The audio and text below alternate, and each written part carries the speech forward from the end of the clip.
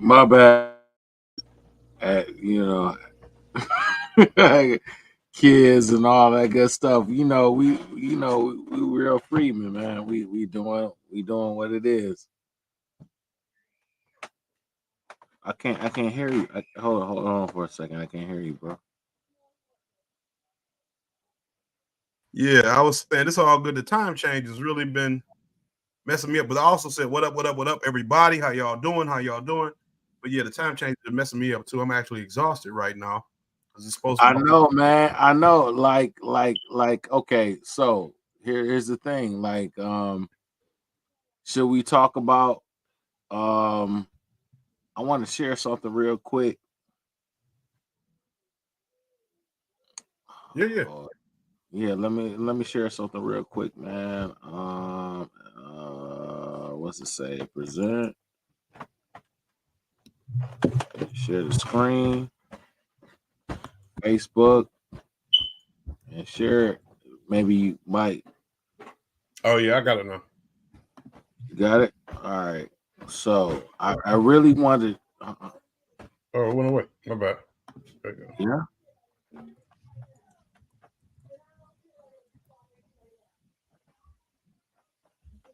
Is not. Hold on.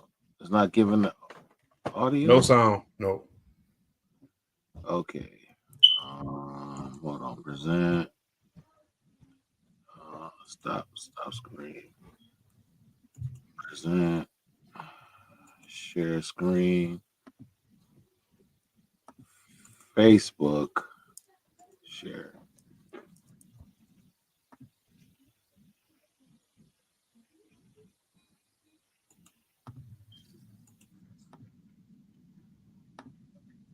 Could you hear that? It went away. Let's see. That's the whole point. They Yeah, are I hear that. You fronts can rewind it, but I heard it. The only reason why they come to Dearborn, for example, and two sides of the same coin, and Hey. that America lost its integrity, and I was going to make the point that America, since its inception, didn't actually have integrity. But Yeah, I feel you. I feel them on that.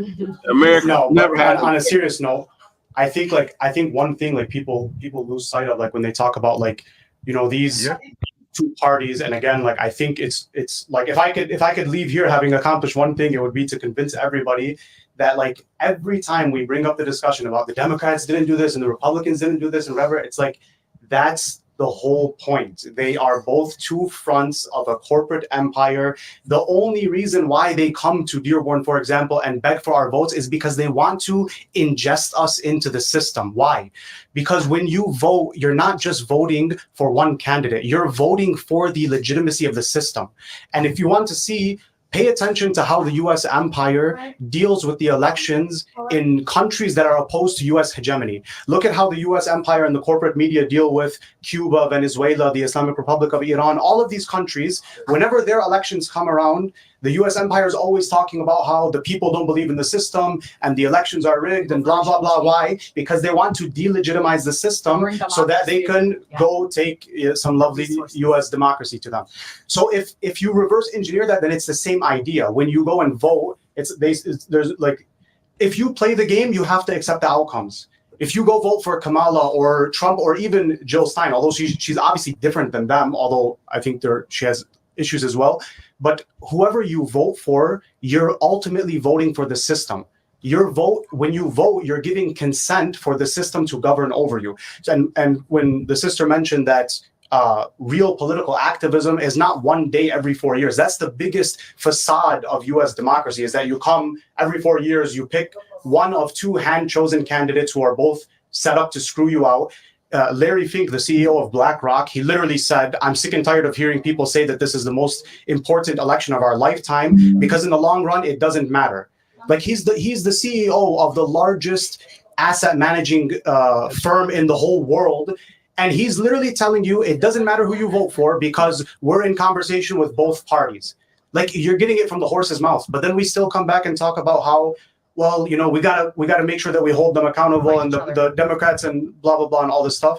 And then just the last point that I want to end with is like it's not that they just devalue the lives of like people in West Asia, so-called Middle East, or like brown people or whatever. These people don't care about black people. They don't care about brown people. They don't even care about white people. They could care less. You're just talking about the opioid epidemic.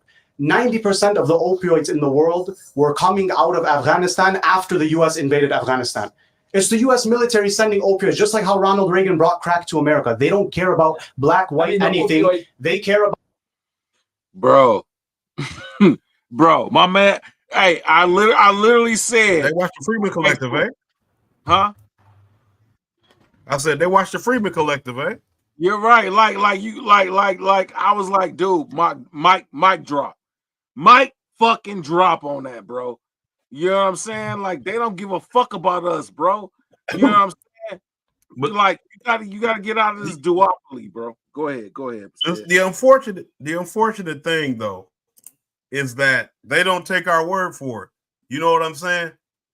Like, we are the canary in the coal mine. By we, I mean, you know, Freeman, the descendants of Freeman. We're the canary in the coal mine. We have been fighting the oppressive U.S. empire.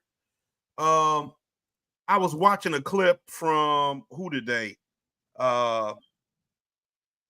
It was Noel. What was his name? Niall Ferguson. He was. Oh, it's this guy. I just saw his video today. You didn't show me the clip. It was a person. It was in a short.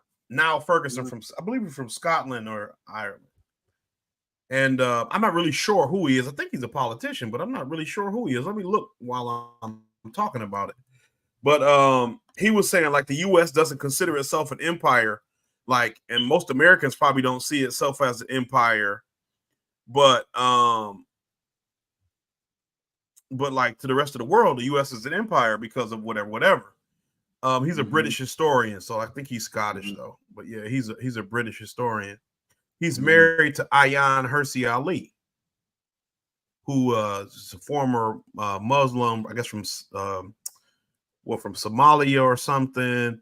And then she was like an atheist for a long time, and I guess she just recently converted to like Christianity, not Christianity, but Catholicism or something. Not long ago. That's wild. That's wild. I think she's kind of an opportunist, honestly. I think that's really her big deal, is that she's an opportunist. But he was speaking about, you know, the US, how it's an empire, and a lot of Americans don't consider it an empire. But like, I think the thing that they don't ever consider a lot of the times is like, well, black people have lived in this and have considered this an empire. We have opposed this country as an empire, and we haven't gotten any respect for it. We haven't gotten any credit for it. Nobody has given us any assistance in that. You know what I'm saying? Right. And I mean, at the international level, nobody looks at us as an oppressed class within this country and looks at the way we behave, or, you know, the social limitations we have, or peculiarities that they might see within the black community, you know, stereotypical or whatever, the generalities that you might see, and think, you know, this is a product of, you know, internalized colonialism or whatever. Right. They don't do that. You know, like Frantz Fanon in this book, The Wretched of the Earth, when he talks about, and I haven't finished it, it was one of those books, like, it was kind of really, really heavy, and like, it was one of those books where the headspace I was in, I couldn't really digest all of it at one time. And so I just kind of set it down. But like, he spoke about violence between oppressed classes and how, you know, you see violence carried out between two oppressed groups because, you know, there's a close proximity, and there's an underlying, I'm paraphrasing, but like there's an underlying understanding that, you know, you can get away with it, essentially, that, you know, two oppressed people, two colonized groups, or members of colonized groups can get away with brutalizing each other. Right. And so we don't see that, you know, even like when we look and say, oh, fascism is coming to America or whatever. And I've said this, and I'll continue to say this, but, you know, black people are descendants of freedmen, and you can look at even Native Americans, or at least certain tribes, and even, you know, poor people generally in this country have lived under fascism. I mean, you know, unequivocally, we have lived under fascism in this country. And so a lot of times what happens with the elites, with the wealthy, the problem doesn't become real until it happens to them. The threat doesn't become a threat. It doesn't become threatening until it's a problem for them. And so, you know, we have these kind of conversations where, you know, a guy who's a first or second generation immigrant, whatever, Mhm. to America, who's been able to live in a community of people who immigrated from a region of the world that is similar to the one he came from or his family came from, speaks a similar language, has been able to carve out a space, an enclave, and, you know, overall have success, peace, and comfort, has had the realization that it ain't peaches and cream over here. And even if, you know, you can say, well, you know, because they talked a lot about the war on terror in the 2000s. Some of them may be old enough to remember Desert Storm. I'm not, you know, I'm not particularly, I don't have a lot of memories of Desert Storm. I remember that shit, bro. I was like, yeah, in middle school when that shit happened. Go ahead. Right. And so, you know, you have a perspective of that, right? You have a certain perspective of that. And some of these people may have a perspective of that, some of the older people, especially. Yeah. But you essentially, you had this idea that we could hard work our way into respect and genuine partnership with the American empire. We can join into it. We can be one with it, and then we can be respected, and we can make change and whatever. And you know, this is the realization that ain't true. You know, looks like I'm frozen. Let me see. But yeah, no, you good. Okay. So, you know, that's the situation, you know, is that you're confronted with that thing that can conflict with your reality or what your perception of reality is. And it's tough for people, you know, like James Baldwin has that when he was in the debate, and he said it a couple times, but he had that, he said when he was debating William Buckley, he said, you know, you grow up and you're watching Gary Cooper fighting Gary Cooper, the Cowboys and the Indians, and you're rooting for Gary Cooper, and you don't realize that the Indian is you. You know what I'm saying? Right. You rooting for Gary Cooper to kill the Indian, and you the Indian. You don't realize it. Right. So that's the situation, you know, because we have always been on the wrong end of oppression in this country. We do have a particular relationship with oppression at the hands of the U.S. empire. We have a particular, what do you call that? Empathy, and not just sympathy, but empathy with that type of interaction, right? So we could be empathetic to the plight of the Palestinian. We can be empathetic to, you know, Middle Easterners or Arabs or Muslims in general during 9/11. We could be empathetic to what goes on in Africa. We could be empathetic to, you know, oppressed people around the world. But when push comes to shove, we never see that reciprocated. Or if we don't, it's never in a meaningful way. When those people come to this country, by and large, they can, when their back is against the wall, they can articulate our suffering because they can articulate it in a way that it, you know, relative to their own, right? They can articulate our suffering because now they can see themselves in it. But when it was just day to day, the drudgery of everyday life, it was hard for them to understand what we were going through, what we were saying. And so, you know, it's difficult. And you know, I commend these people for sticking to their moral convictions, and I applaud them for that. And I wish that, you know, people from our community could have a bit of that too. But, you know, right. It's unfortunate it took this for them to realize they couldn't be a part of the club. You know what I'm saying?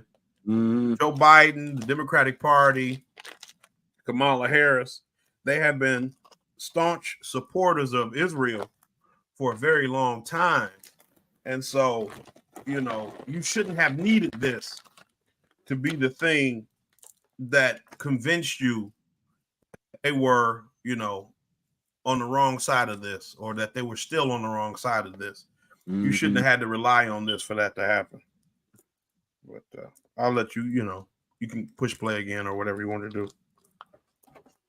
You know, it's out there. We still have a lot more work to do on it. It's getting money out of our politics. I think that is really important. When it comes to who we're, you know, voting for, and like the message I heard, Nadia, you're saying, so some of our colleagues and marching with us, they're seeing what we're doing, and they're still voting for Kamala, and we can't understand it. Like, that's horrific. How are you voting for this genocide? And it's, I think what we're hearing a lot, or well, not a lot, but by some people here, in that we feel like, well, one of these two is going to be president. So we have to, that's where we have to put our vote, instead of thinking like, how do we change the system? And that goes to people saying, you know, you're throwing your vote away if you're voting for a third party.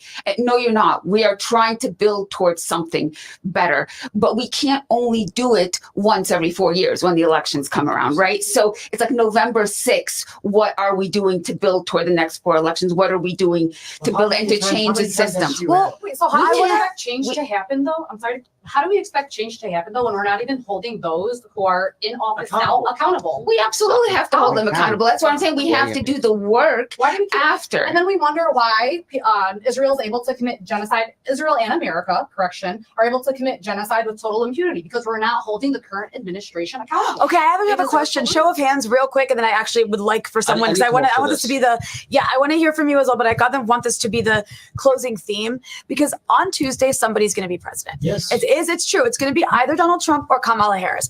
The genocide will still be happening. Mm-hmm. Lebanon will still be bombed. No matter who wins, this is going to happen on Wednesday and on Thursday and on Friday and on Saturday. Our lives are disposable. So I know this goes beyond the purview of why we're having a focus group because this is about who's voting for who and why. But I want to ask you guys, who here is going to continue to do stuff after Tuesday, no matter who wins? Absolutely. Like, or like all of what you've been doing the last year. Like, does that stop does that stop based on who wins, or do you keep doing it? And so for me, you know, the fact that these people are able to contextualize this question, you know what I mean? Like, you know, after you know the vote is had, what are you pushing for your people? Where are you going next? You know what I'm saying? And so, you know, I've already sent you all these clips, and the main thing was, look, it took the Arab community 1 year to realize, well, my people haven't in 60 years of us clinging to this fucking party and not understanding, like, you know, like, bro, like, what are we doing wrong? Like, why are we here? You know what I'm saying? You know, we got, you know, women attacking black men for not, you know, acquiescing to this fucking Democratic Party. You know, still, I'm gonna let you go, bro. I'm gonna let you cook. Just go cook, bro. Well, I mean, I agree with what you're saying, right? And I've heard it hypothesized that because Joe Biden and Benjamin Netanyahu had such a tense relationship, that he's escalated this war and even, you know, initiated it in the way that he did in order to, like, mortally wound the Democratic Party like this in an election year. Mm-hmm. And so, you know, I think that's one of the issues that has really hurt us, I guess, from a political planning standpoint, right? And I don't know. You had, like, you look at the Black Lives Matter protests with because I mean, Trayvon Martin was killed in 2013, so there was no real mobilization, right? Obama had already been elected a second time, so there was no real mobilization. There was no push in the midterms, right? Obama never utilized any of his popularity to mobilize for midterm elections at all, so that he could maintain or gain support in the House or the Senate. Mm-hmm. Hillary Clinton never did any meaningful outreach to voters because she assumed that Trump would be so offensive to most people, or that people would be so afraid of a Trump presidency that, you know, they would vote for her. And she didn't campaign in Michigan. She didn't campaign in Wisconsin. You know, they were talking about, me and my wife were just talking about it. She was talking about Hillary Clinton's going to win Wisconsin. I mean, they were talking about she was going to win Georgia and Texas, right? Mm-hmm. They were talking about she was going to flip red states. And so you look at the pandemic, and so many people were just fearful of 4 more years of Trump and the uncertainty of the virus, that even during the George Floyd protests and I guess it must have been that must have, because they say the summer of 2020, but I don't know, was that the summer of 2020 or was that the summer of 2019? I forget, but it never mobilized into any kind of political action, right? Mm-hmm. We never were able to take that energy and use that to create a political movement that had any type of long-term staying power to benefit, causes for Black people, for freedmen, for descendants, whatever.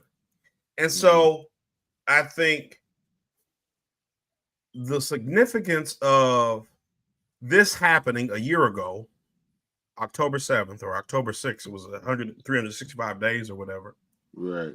And that being the buildup to an election year, and the way Israel has behaved about, bombing, like, let's see, I'll try to see if I can pull up. I want to try to see if I can pull up those pictures from that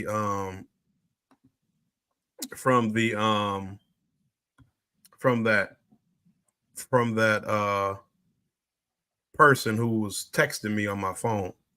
Yeah. So here it says,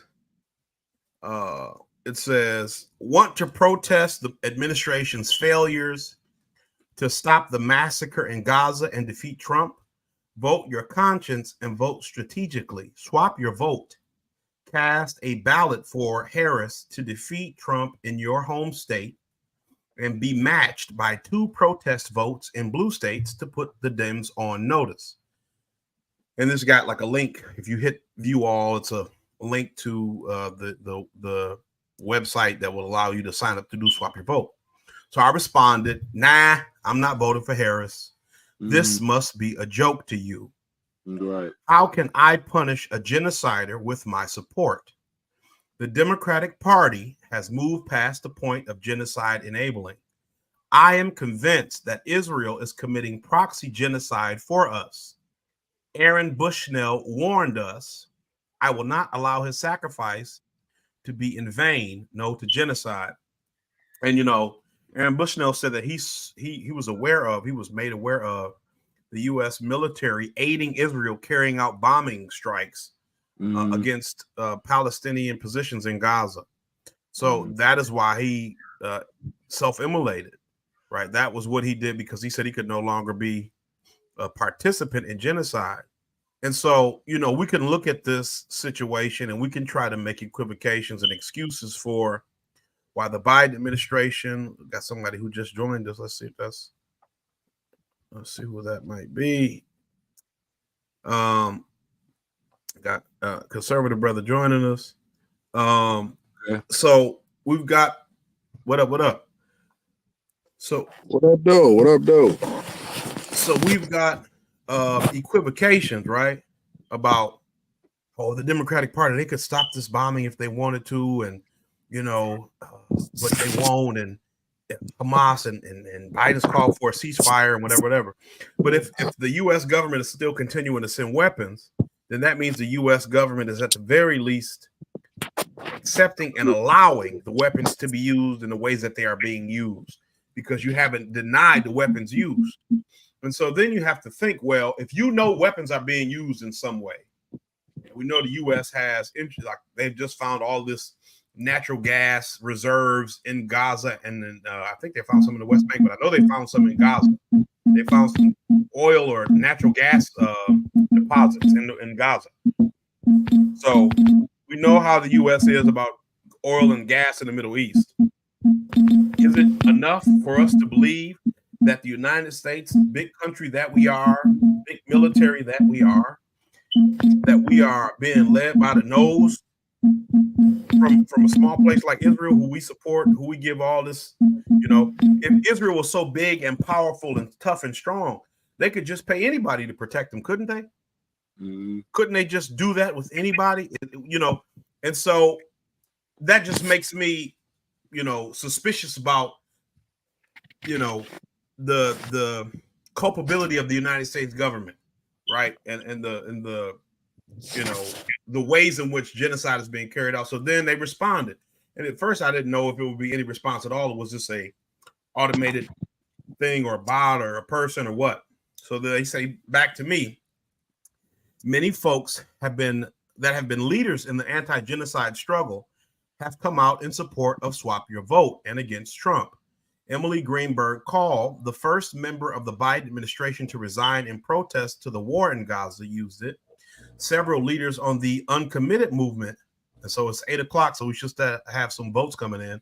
Ruel Rahman voted for Harris using Swap Your Vote, and Abbas Alawaya is calling for voting to stop. Trump's Project 2025 calls for the elimination of all humanitarian aid to Gaza, so plenty of reasons to try to stop Trump. Swap Your Vote allows you to both take votes from Harris and stop Trump at the same time. I responded. The fact that Emily, I don't even know this lady, so that's unimportant to me, but the fact that Emily was willing to serve in the Biden administration at all shows a lack of moral consistency. Joe Biden has been a staunch supporter of Israel, and Israel has been an apartheid state since its creation. There should not be a, quote, struggle, end quote, against genocide, at least not when the perpetrator is an ally that is funded by us. I'm not concerned with Project 2025. And if the Democrats were seriously concerned about it or a Trump victory, they would have had a free and fair primary to select a nominee for president. I refuse to be held hostage by the, quote, lesser evil, end quote. I refuse to have my morals dictated by immoral people. I'll vote my conscience and you vote yours. And so they respond again. I get it. A lot of voters can't endorse either candidate this election. Some folks are using their votes as a form of harm reduction, concerned that a Trump presidency would be even worse for Palestinians, even though the Biden-Harris administration has been catastrophic. And by vote swapping, getting 2 times the votes for third-party candidates that oppose the genocide to register that dissent and try to increase more values-aligned options for future elections. But I understand the despair you're speaking to, and I'll take you off the list. I said Democrats are actively facilitating the deaths of tens or hundreds of thousands of Palestinians right now. How can Trump be worse? What harms are realistically being reduced with Dems in power right now? Israel is killing UN employees, bombing hospitals and refugee camps. What is worse than genocide? That's a real question. If Biden-Harris is catastrophic, how can we in good conscience commit to more of the same? I'll use my vote to support a third-party candidate right now. I'm not interested in this convoluted scheme you all have devised. I wish you all would have put this much effort into opposing the Democrats installing Harris as the nominee or opposing Biden's nightmare foreign policy positions. Thank you for taking me off your list. So that's where, oh, you took your screen share off. But that's where I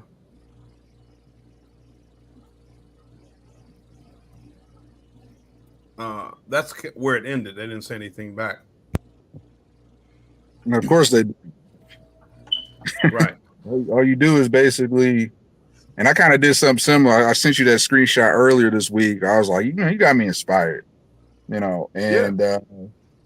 it was some action group or whatever. I was, let me see if I could pull mine back up real quick. But it was like Michigan Vote Action or, something like that. Let me try and pull mine up real quick. If I can find the guy. Yeah. I should have saved the number because it just sort of faded away and just a wave of text. All right, I still need a minute. I'm still looking for it. Y'all can keep going. Okay. I got it is 8:10, so a lot of states have come in now. Got the Free Press website up. Go ahead, Stead. Let us know where we at. Let's see. I saw a post in our group chat. I mean, too early to call. They're already saying like Trump got 23 electoral votes. Kamala got 3, but I think she got Delaware or whatever. But it's just, I mean, yeah, this they gave her,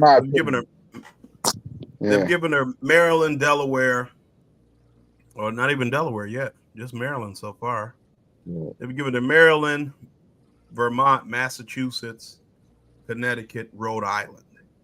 Let me throw up my general prediction. I'm gonna kind of die on this hill unless I see otherwise in the next few days. But my general prediction, and we can kind of deep dive, and I'd love to get Larai your take, and everybody's full on prediction. My general baseline prediction is that they're gonna project Trump as a winner throughout the night, maybe going in early in tomorrow, maybe mid tomorrow. And as those ballots start magically coming in the next few days, whether it's legitimate or they're doing some hijinks, they're going to call Kamala maybe tomorrow or the next few days. Because there's a lot of foolery afoot that we can kind of get into. But that's just my baseline prediction. They're going to project Trump through tomorrow afternoon or morning as the winner. And we slowly going to start to see some foolery. And Kamala gonna jump ahead. That's just my thoughts. But who knows what's gonna happen? I think, it's possible. Anything is possible. But I think, they better, it's people watching now. So they better have everything as legit as possible. There's no COVID. There's nobody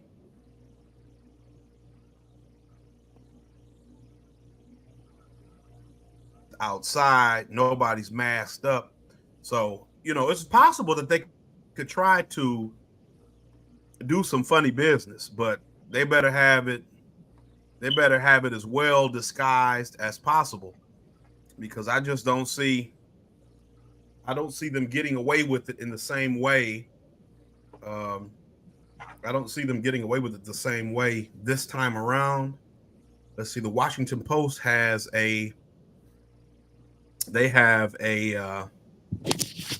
got a map up as well. So I'll show their map, because their map, so the undeclared states, they give you a little bit more detail. So Michigan, they've got, so far Kamala Harris has 72% of the votes with about 2.1% of votes counted. So that's nothing quite yet.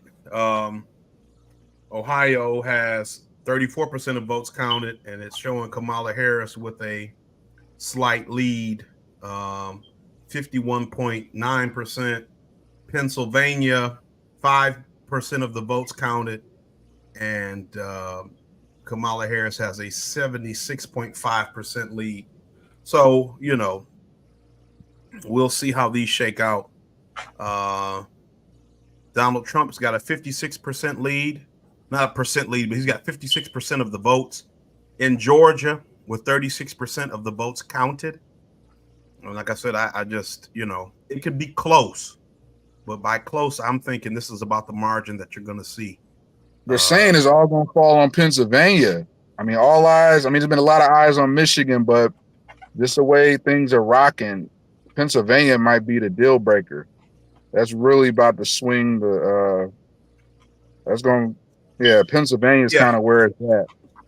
So and Pennsylvania, outside of Philadelphia, I think Pennsylvania's pretty. I mean, I think Pittsburgh is pretty Republican friendly, actually. I think outside of like Philly and some Philly suburbs, because I think even Philly, depending on which neighborhood you go in Philly, because I've been to Philly like 1 or 2 times. And I remember I was at the one of the, they got the famous, I don't know if they're really that good, but they're the 2 famous cheesesteak places, Pat's and Geno's, and they're right across from each other. And I can't remember which one I went to, but it's the one with I would know it if I could remember it. It's the one with it's the flashier one. And the guy has like an Italian flag up, he's got American flags up, and then on the thing it says English only. Like, and I thought that was hilarious because you got this Italian flags up, but you say English only. So, you know, they're a particular breed of people up in Philly. So, you know, we'll see. But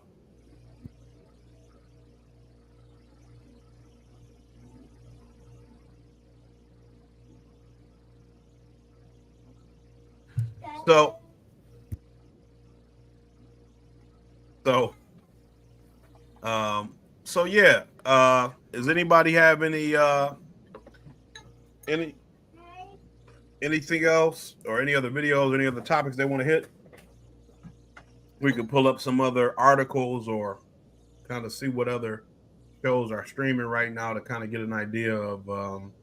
Yeah, pull up some of the latest Google News, you know, election updates. And then, yeah, I would made a suggestion. We can kind of, not that we're going to sit here and be a live stream show just watching another show, but maybe we could hit up RBN. Maybe Nick Cruz might be doing a little live election night. Jimmy Dore, maybe Glenn Greenwald, maybe like pop on the stream, just see what they're talking about. But obviously we don't need to watch their whole show. But yeah, whatever we could, you know, round up. Yeah, it's about to be a wild night. I mean, wild week. I can't even say election night no more. It's like, well, yeah, that's the thing. You can't really. You can't really. You can't be sure now because of the way things went in 2020. Telling you. You know, it really changes the trajectory of how the electoral process goes, because that's what I'm saying. I don't think they'll get away with being able to drag this out like they have done, you know, or like they had done in 2020. I just don't. They better call this as close to, you know, 8 o'clock Pacific time as possible, because I just don't see. I don't see people. I don't see people being okay with.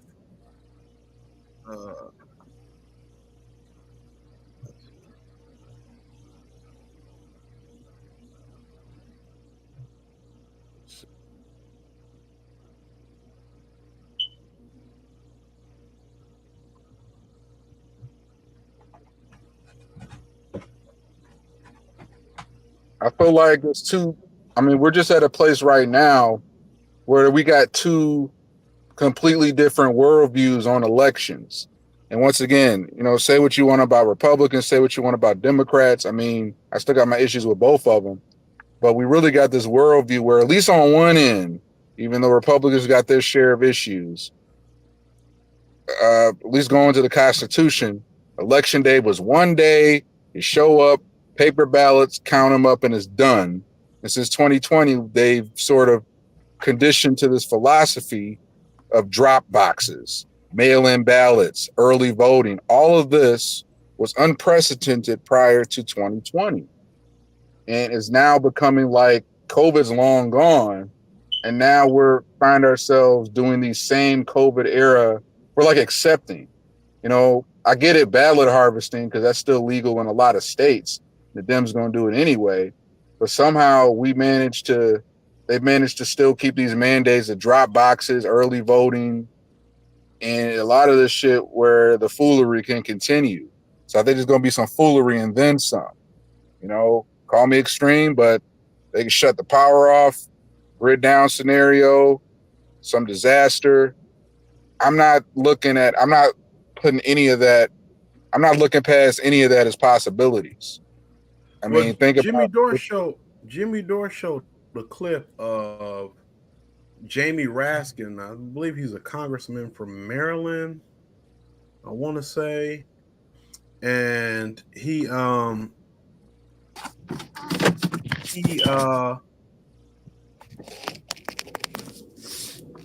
Raskin said basically like he's not worried about a Trump win because They just won't. Congress still has to approve. Congress still has to approve. Hey, I'm on my way to 7 Mile Livernois. There's no McDonald's right at that corner. Because what do you say? Congress still has to what do they say? Certify the election anyway. And so he said he's not concerned about it. They just won't do it. And so, I mean, it's definitely possible that, as he said, they won't. It is not out of the realm of possibility that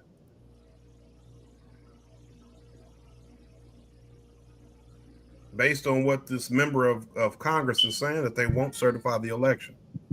So,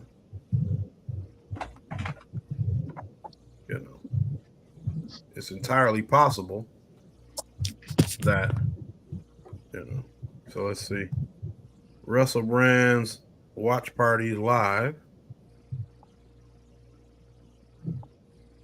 I mean, whichever show. I mean, I'm not particular. I mean, I think those three I mentioned would be the best. Yeah. But yeah, I mean, whatever you guys want. Good to be back. My second episode on the Freedmen's Collective. Yeah. Appreciate it. Can you hear this? No, I can't hear it.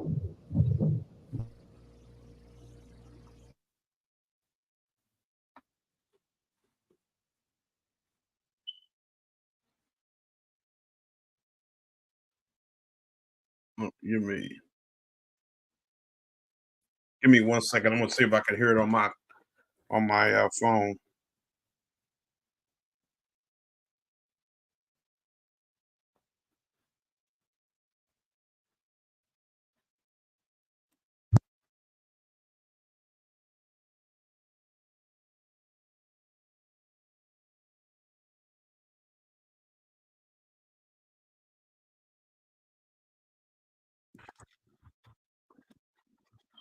All right.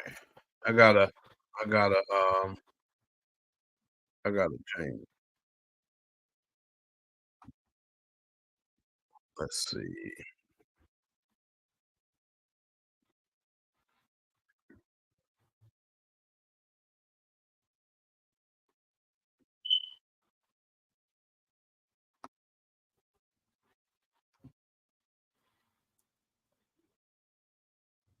Terms of just pure hope of that this thing will whatever what goes right means to you, that it goes right and that we can get out of some of this. I'm so easily. The That's problem with Dave me is I'm Rubin a on pretty Russell Brand. impressionable person. Like, so if I like sort of look, if I'm going through my X feed and I sort of see you being optimistic and then see Tucker being optimistic, then I'll be like, oh, okay, yes, right. But then if I watch something else and I see like people that believe that Trump is a monster in the manner that you just described, saying, yeah, we've got this, and look, their rallies are crap, I start to get concerned, because I truly believe, I watched your videos, a brilliant video where you appealed to liberals and said, like, if you just look at the facts now, look at the people that are aligned with Trump. This is not Trump of 2016. Look at what's happening with surveillance and censorship and the degree of control that's being asserted in the name of protection. Look at the shallow vacuity of these cipher candidates that they're putting up before us. I thought it was a brilliant video. If we did a great job of that. Do I feel hopeful?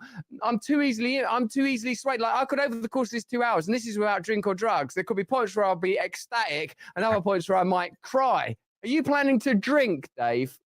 Well, there is a little tequila here, and in the 30 seconds we have remaining, do you want to tell people what happened when you were at my house a couple of weeks ago involving a glass of tequila? I was hanging out, fool that I am, open-minded gentleman that I've become, with Dave and his husband David, and I was so excited to eat food. I was really hungry, and in my mind I was thinking the food's coming. I was preparing some steak, and I was like, "Oh yes, this is going to be so sick." Hey, Stephen, a conspiracy, bro. I got a comment. Maybe you can. Oh, yeah, I was gonna say you can still keep on playing.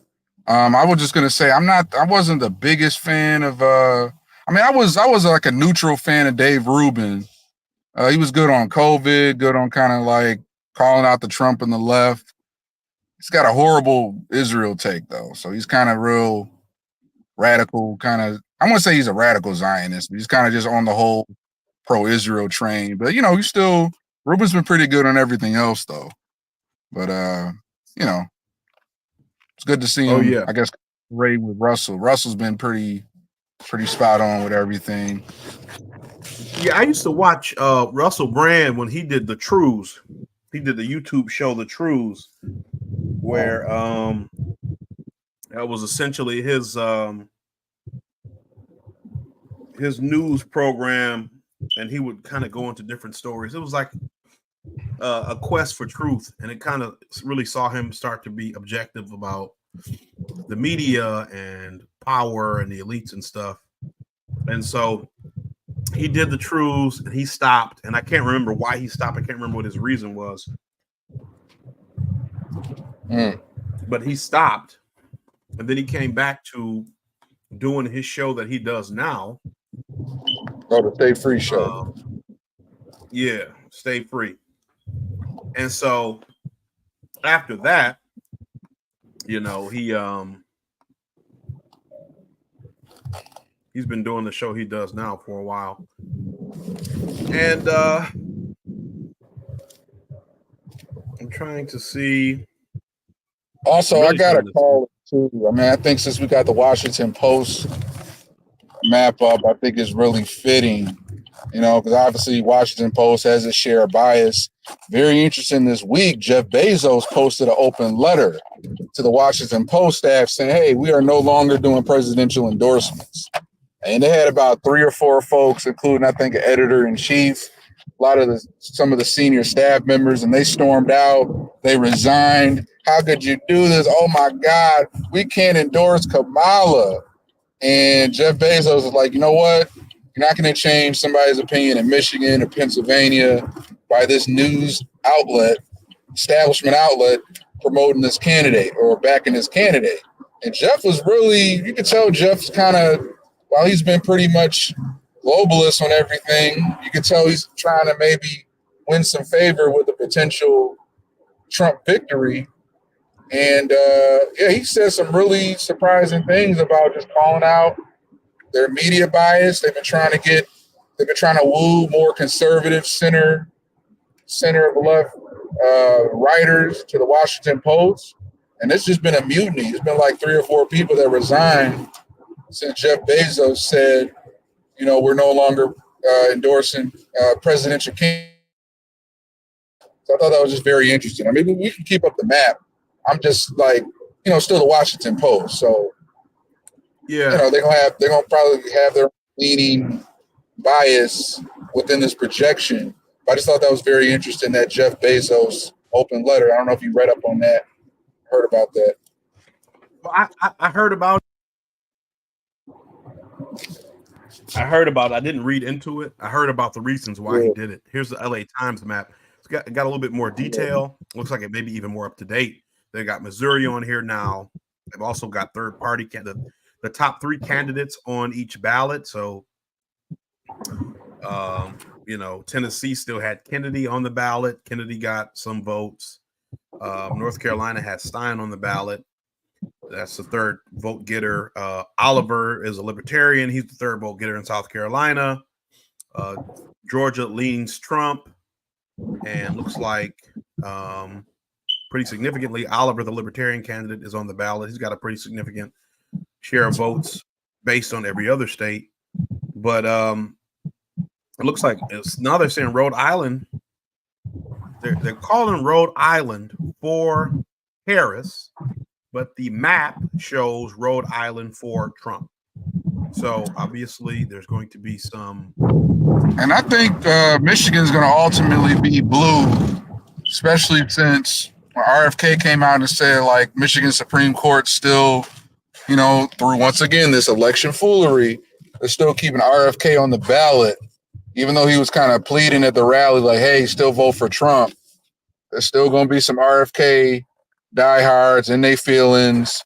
You got your leader telling you vote Trump. They're going to be like, no, I'm still going to vote RFK in my mind, in my spirit. So that's why I think, I think Michigan ultimately going to go to Kamala. But, you never know. But I think it's the way it's looking.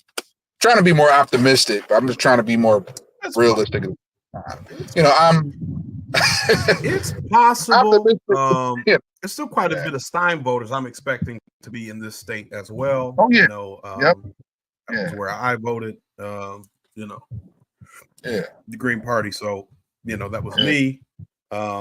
Looks like they got some more. Arkansas has been called for Trump already. So Arkansas, Kentucky, West Virginia, Tennessee, Mississippi, Alabama, Florida, South Carolina, Oklahoma have all been called for Trump. Texas, obviously, is leaning Trump. North Dakota leans Trump. Missouri leans Trump. Georgia leans. Ohio leans. Maryland is leaning Trump now. Virginia is leaning Trump now as well, but it's a very close margins. Jill Stein's getting quite a bit of votes in Virginia too. She's got 14,000. That's the most I've seen for her so far. But Trump's taking Maryland with pretty sizable numbers. They called Maryland Fort Harris, but at this moment, Trump's got 2/3 of the votes so far. So we'll see what happens. So, anything is possible, but it's I think Michigan is going to be difficult because of the Arab and Middle Eastern population. It's going to be significant. I think that also is going to make Pennsylvania pretty interesting because Philadelphia has a heavy Muslim population. And so, we'll have to see kind of where they go and what they are going to do. They're either I feel like they're gonna split. It's either gonna be, as far as like the whole Dearborn Arab American base, is gonna splinter a bit. Because I know one of the last rallies Trump did in Michigan, he brought out some of the Muslim leaders. And once again, the Muslim leaders are from different organizations. You can't really tell how much sway they have. So I feel like it's gonna go. It could probably go maybe. It could either go like 1/3 Trump, 2/3 Stein, or it could go like 1/3 Trump, 1/3 Stein, 1/3 like undecided or non-voting, or they'll just stay home. So I feel like it's either gonna be 50-50 Stein Trump, or maybe like a third split Trump Stein, and then undecided. What do I know? I'm just a hunch. Well, I think the margins for the Biden win in 2020 were so thin, and I think he got overwhelming Middle Eastern and Muslim and Arab support that he's not going to be. The Democratic Party will not be able to get a win without significant vote share. Same with black votes. If black voters, if Trump can get 15% of the black vote, I mean, you could pretty much call it a win in Michigan. They've been calling it. They've been projecting he might get up to 20. I mean, 25 is. I think that's pushing it. I think they get a little overconfident, but I could see him getting at least 20% of the black vote, and then maybe about 30% of black men, maybe. I mean, I think it is entirely possible, just because I think the Democratic Party have done a pretty good job of kind of turning people off, and even here, you've only got 5% of the vote in Michigan right now. So even though Harris is 57% of the vote, outside of Wayne County and Washtenaw County, you're really looking at, for the most part, Republican. Macomb County is Republican. Kent County, which is Grand Rapids, that's fairly Republican heavy over there, and everywhere else in the state is pretty much Republican. You might have some pockets of Democrats around college towns, but in those cities, but not the county-wide. So I'm expecting these numbers to, at the very least, get tighter, if not to change drastically. I'm trying to look at the free press to get a breakdown for Michigan, but let's see. Personally, I couldn't vote for Elizabeth. What's her name? Alyssa Slotkin. She worked for the CIA, and that would be against my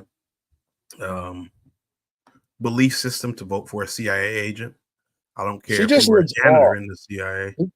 She just looked off. I'm not trying to judge her. Oh, I'm sorry. Hold on a second. I got a call. Okay.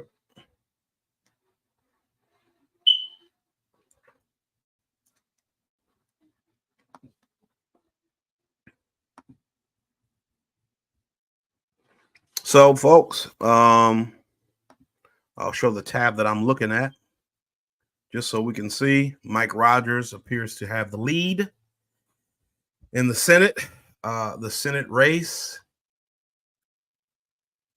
Let's see, full election results.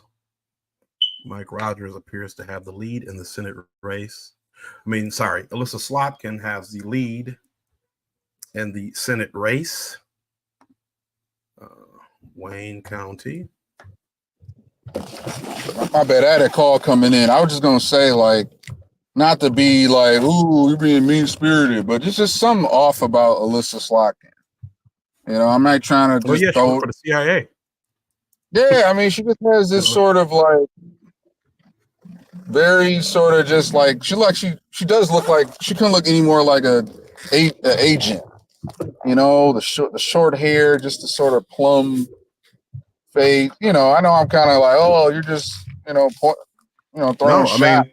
It's just a vibe about her. It's just like that expression, the banality of evil. She fits that, pretty well to a T.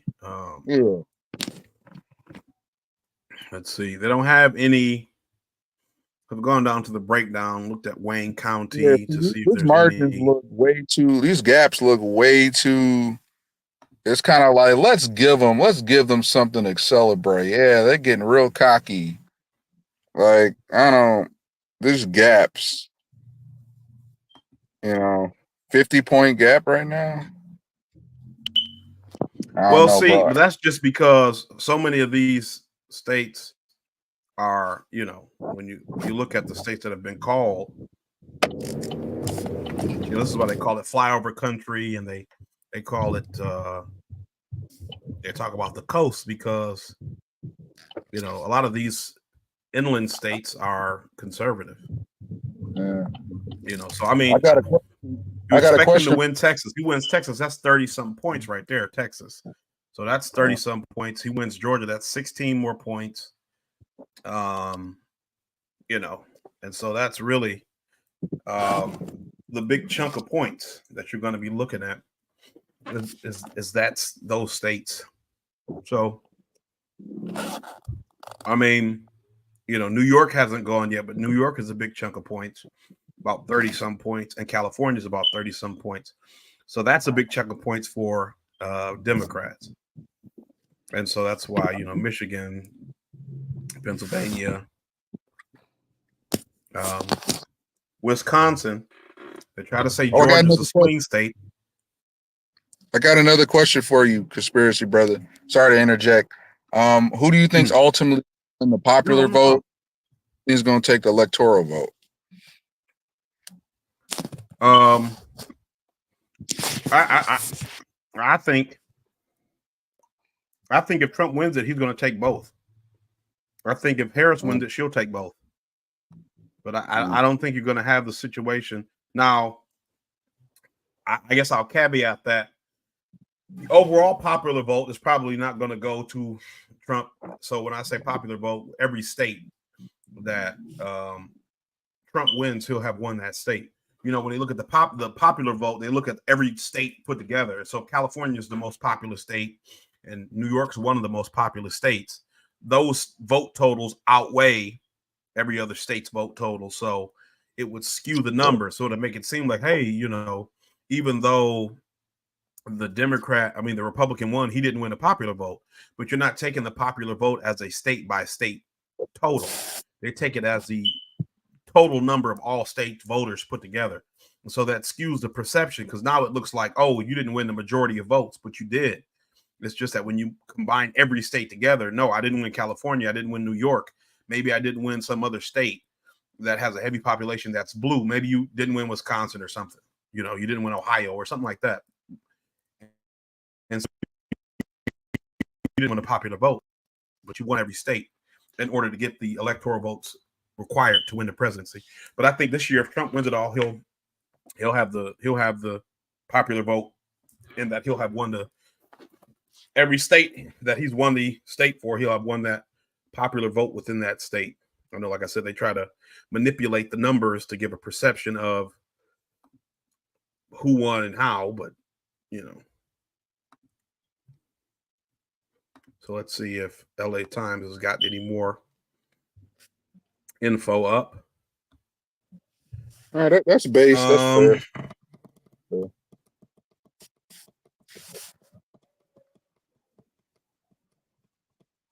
So nope, no. I'll go over here to this tab. So nothing new. Pennsylvania and Michigan are still blue for now. Michigan's got about 6% of the vote in, or 7% of the vote in. Pennsylvania has 10% of the vote in, and Harris has about a 2-1 lead in Pennsylvania over Trump. Or a little better than 2-1. Because right now it's 70-30. So, and it's 55-42 in Michigan right now. But again, I said it's 6.5% of the vote in Michigan and about 11% in Pennsylvania. So not enough to call the election yet, but enough to give the impression of a big lead. Yeah, New York has 28 electoral votes. California has 54. So okay, that's a lot. I got to step away real quick. I'll be back. Okay. This has 40 now. California has 54. Florida has 30. So as the demographics have shifted in the country, the numbers have shifted as well. And so I think, because I remember the last I remember, you know, Texas had 34 or 32 and California had 35. And so I think this might be one way too that California works to influence the presidential election. If they, because you think about it and you say, well, it's just one state. How can having really relaxed voter laws and relaxed immigration laws have an impact on national elections? Well, this is how. If they have really lax voter laws and immigration laws for the state of California, then you would have a higher proportion of voting eligible people. And if they can increase for the census the amount of the population within that state, you give yourself more congressional districts and more electoral votes. And so you can ensure that the Democrat can make up for losses to Republican states. You know, if Georgia isn't a swing state, let's say you lose 16 points because Georgia's not a swing state, it's a Republican state now. But if you gain 20 points with California now, because it used to only be 5 points, and now it's 54 points, approximately 20 points, you've made up for that loss. And you've kept it in a solidly blue state like California. So, you know, it's a pretty. They've called Illinois. I know a lot of people in Illinois who were specifically a lot of Black Illinois. I don't know what you call them, Illinoisans, I guess. I don't know. We're talking about flipping Illinois red because of the influx of illegal immigrants to the state. It doesn't appear that that has worked. So we'll see what the vote totals end up being. Kennedy was still on the ballot as an independent, but he looks like he only got, at this point, about 1% of the vote. And so unless it is significantly closer than this at the end of the vote total, it doesn't appear that it will have much effect on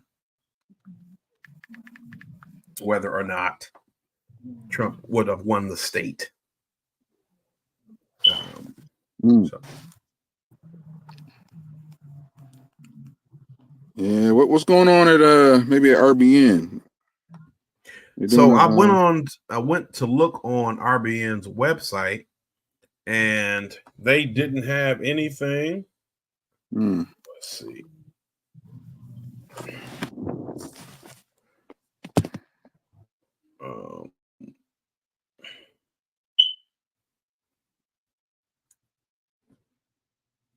Yeah, I went on YouTube to look at RBN, and they didn't have anything. Jimmy Dore's not doing anything tonight,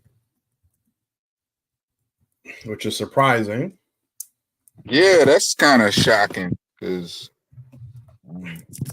usually they're on top of that. But maybe we can hit up Glenn Greenwald. I know he brings the receipts. He's definitely got some great insight. But yeah, I don't mind hopping around between charts and maybe a live show. Yeah. Let's see.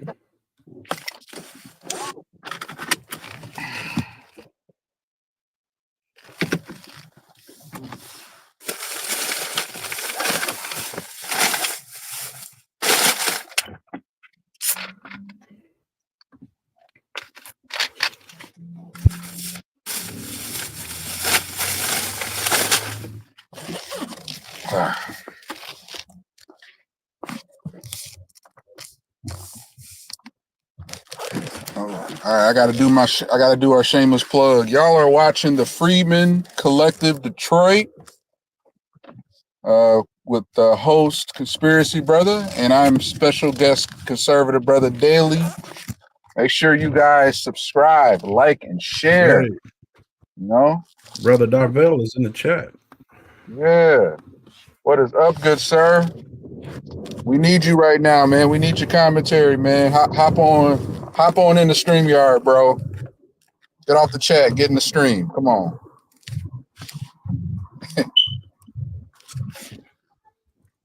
Let's see. Appreciate the love.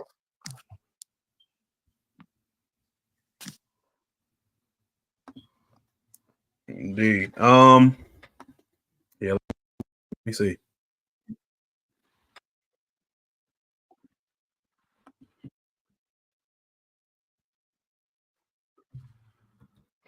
Actually, I don't know. Maybe we could, in between the charts and the projection maps, if we could hop over to Andy Frisella, Real AF. If you look up Andy Frisella, Frisella, then Real AF. Is it on? Is he on YouTube or YouTube? YouTube, and we can just look up one of his videos. Really good stuff.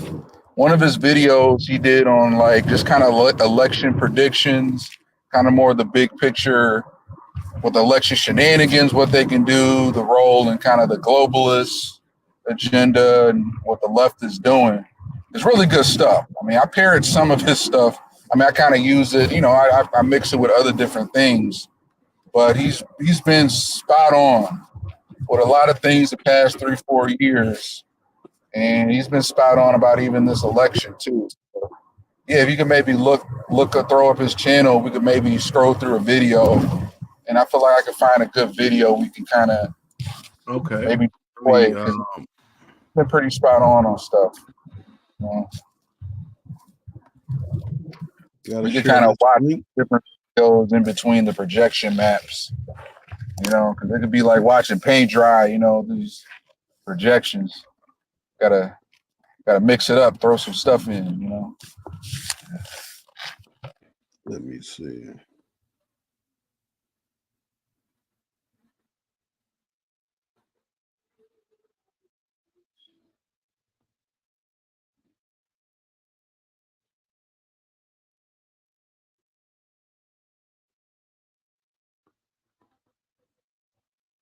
Can you see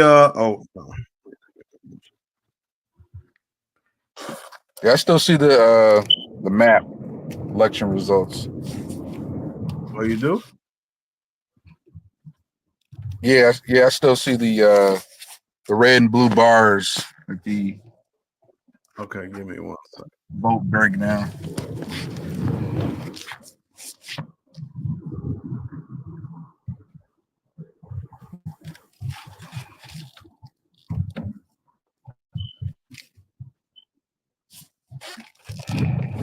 I gotta get this link for Darvell. Yeah, Darvell, you gotta hop on, brother.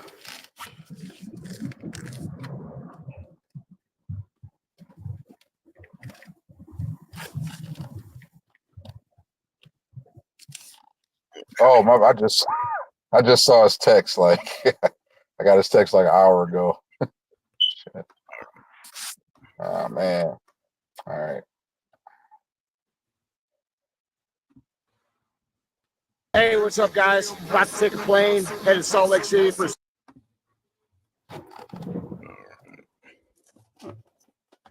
Let's see. I hate YouTube because it's not. Okay, there we go. All right. It's under his videos tab. Yeah, yeah. Let me scroll through and is LeRod coming back on? He had to dip. I think he had to step away. Okay, all right, start at the top. Okay, let me I do watch a lot of their content. I listen to most of it. So there should be a smaller clip. Okay, nah, that's too long. Well, keep scrolling down because I know they got smaller videos. Maybe we could play some of a smaller one. Ain't trying to play Would the it be whole like thing. under oh no shorts.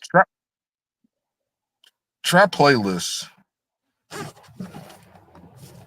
feel like they got smaller chunks. Real AF playlist. No. Cruise the internet. Playlist. Well, I want to play the whole thing. You can kind of look. You can see what's.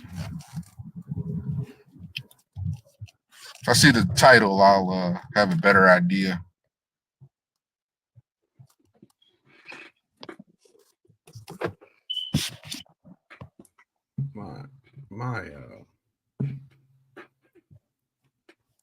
Give me 1 second.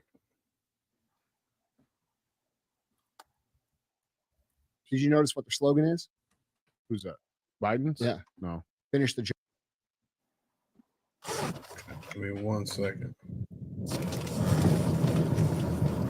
I am just closing down some tabs that I kind of zapping some of my. Okay, so let's see. Biden caught. What does this mean for America? Why a box office success for Sound of Freedom is sending. This is what they're planning to do with us next. How will we restore? Yeah, these kind of look like full episodes, but I've listened to a lot of these. Why don't we, just for fun, let's look, because usually these episodes start with him doing he'll do like a really good portion that they put in the front, like a really good nugget, and they'll put it in the front. So maybe just click on how we'll lose America, the communism. I know you don't, I know calling Kamala communist isn't quite what a lot of people agree with, but I think he makes a good point on just a lot of writing on the wall. So maybe click on that one, and then it's like the first 5 minutes to kind of hear what he's saying. And then we can kind of jump around or go back to the projection map. All right, we'll check it out.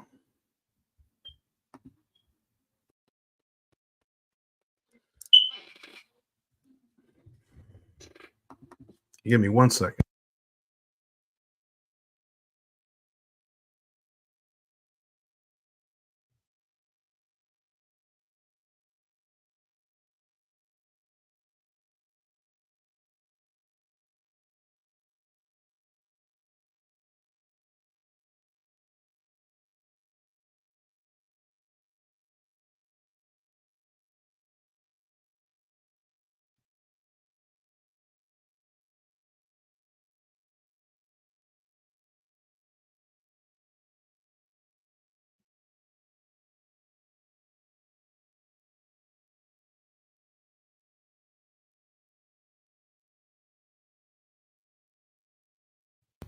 A huge portion of the migrants coming across are Chinese Communist Party nationals of military age, without families, without women, without children. They are invading our country right here, right now, because you guys won't speak up because you're afraid to be called racist.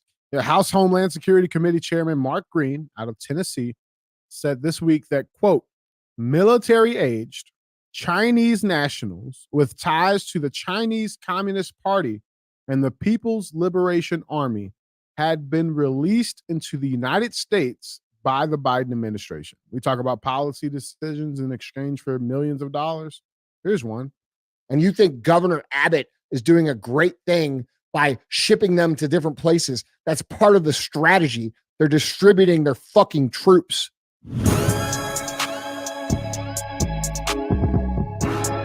What we got? Yeah, what's going on, brother? Nothing, man. Dude, so one thing that I do, I try. Oh, what? It's been, Okay, so been a minute. now they're gonna like open up. It's been a minute. We need it. So I mean, I'll try and look for some other clips, but say it again. I guess usually now they're gonna kind of get into the full show.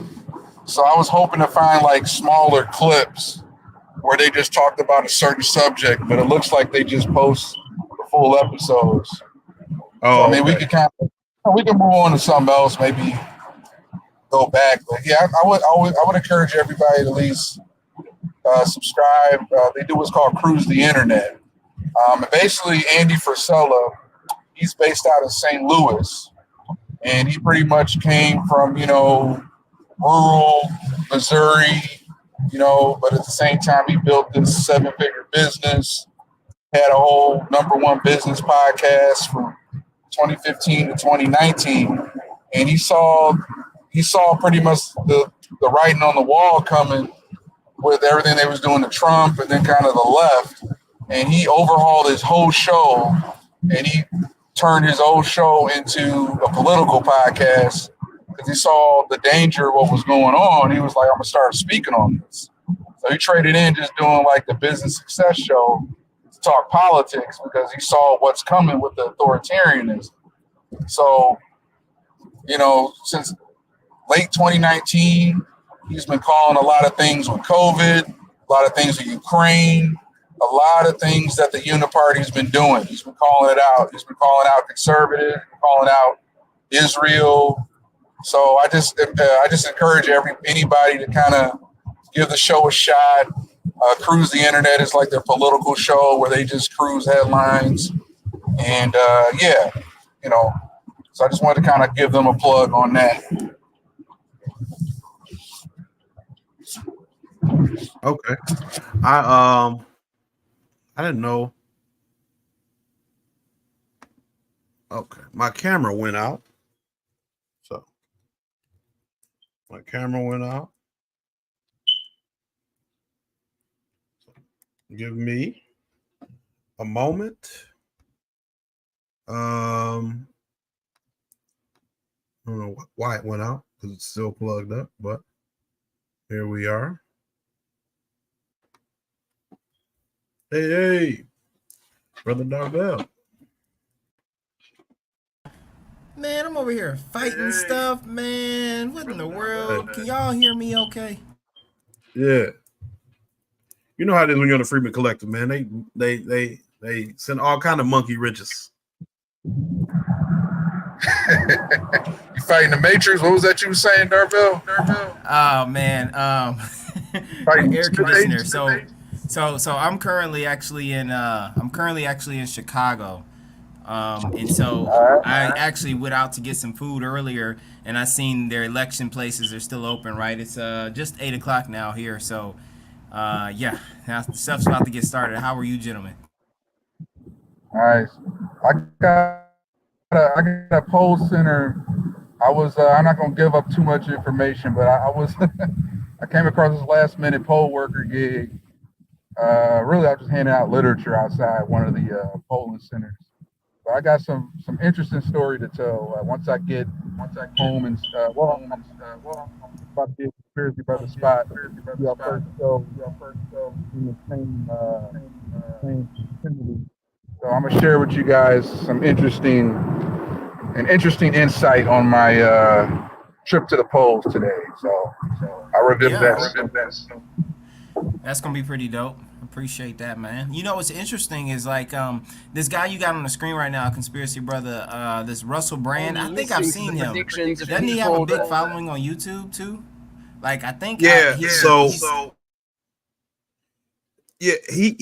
does have a big YouTube following, but he's switched more to Rumble because some lady in the UK essentially Me Too'd him. And I don't know, I don't know if it's credible or not, but I know that she Me Too'd him, said that he either, sexually assaulted her or something like that. And so like YouTube demonetized his videos, which is kind of unprecedented. Like there's no investigation. As far as I know, there's no like court case or anything. Essentially just based off accusation, they've demonetized. This was about 8 months ago, at least, and maybe even a year at this point. And so he's kind of been exclusively on Rumble. He does post on YouTube because he drops a lot of his Rumble traffic from YouTube. YouTube is still kind of just the inescapable entity still. So, but yeah, so that's kind of where he is. He does a Rumble show, a Rumble exclusive show, but he still posts clips of articles and things, episodes on YouTube. So that's kind of where he is. I see. But yeah, I wanted to, as far as Russell Brand goes, they pretty much did the same sort of try to, cancel him, Joe Rogan style. January, February, they came after him pretty hard, them allegations. And just like with Joe Rogan 2 years prior. And it always comes down to right after they did some interview, after they did some sort of calling out a big pharma. It's mainly, he's been calling a lot out about big pharma. He's anti-war. But yeah, they're doing the same treatment. The only interesting thing about Russell is that, like, he was a comedian, star out in Hollywood for a while. He was in quite a few movies. He was in the Jonah Hill movie, Get Him to the Greek. Coincidentally enough with Diddy. Diddy was actually in that movie too. So that didn't age well. Russell got some explaining to do. But yeah, I mean, he's been super speaking out on a lot of anti-establishment stuff for the past few years. But they really hammered him heavy, like earlier this year, with the whole allegation. So, yeah. Matrix at it again. I wonder why Wisconsin hasn't started sending votes in, or Minnesota.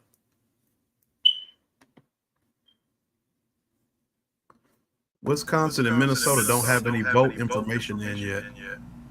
Wisconsin and Minnesota, huh? Are you surprised by so let me ask this question. Are you surprised, Mr. Conspiracy Brother? Are you surprised by the Pennsylvania being blue right now? Not necessarily, given the amount of votes that are in right now. I think, Philly is going to probably be pretty solidly blue as a city. And so if you get a lot of that in the Philly suburbs, I think Pittsburgh is going to be less blue, but still probably significantly blue. And so getting those centers in are probably going to affect the perception of the state, just like Detroit, where you're probably, or Michigan, where you probably get a lot of like your population centers in first, and then you're going to look at a lot of those downline places coming in as the night progresses, which will affect the overall perception of the state. Like with Georgia, Atlanta's not really, like I was saying earlier, Atlanta, in Atlanta, the city proper, they might have 500,000 people now, and that's just with population growth. But the metro area had like 2 to 3 million when I left. And so that's still a significant area, but it's not a lot of people when you consider the perception of Atlanta being this big city. Like 400,000 people is not a lot. Detroit still has 600,000. And it's, a lot of empty spaces here. And so Atlanta's just a smaller city. And, it's more tightly packed. But I think it's possible that she wins Pennsylvania, she wins Michigan. It's possible she wins Wisconsin. I'm curious to see how it plays out, because if you look at the map for Michigan, for example, it's about 10% of the vote in. Jill Stein's get about 4,600 votes. Trump is losing by 40,000 votes. With 10% of the vote in, it's pretty close still. There's about 7% difference between Trump and Harris. And don't know, if the west side of the state's really been taken care of. I mean, the majority of people do live in Metro Detroit. You have about 5 million people in Metro Detroit, so that's a significant portion of people. But Macomb County is pretty solidly red. You have a lot of people who live in Oakland County who are going to be voting red. Livingston, which is where I believe that's where is Livingston, Michigan State, or is that Ingham County? I forget. But all that. Livingston might be where Howell is, which is kind of notorious for being the home of the Klan in Michigan. So that might be Livingston is Howell. But so Kent County, like I was saying, where Grand Rapids is a pretty red area in the state. So, I think as those places start to roll in more, you get more than 10% of the vote in, and we'll get to see what's happening. Because you have some places where on the map, they're showing a color opposite of what is projected. So, the map still shows them hash, meaning that they haven't been called, but they have been leaning one way or the other. But if you click for more information, they are called. So I know Maryland was doing that earlier, where it's like, so Maryland is red with hashes, and Trump is in the lead with a 2-1 lead over Harris with 61% of the vote to her 35%, but it's still checked for Harris, even though it's red at this point, because it's only 0.89% of the vote in. I don't know why.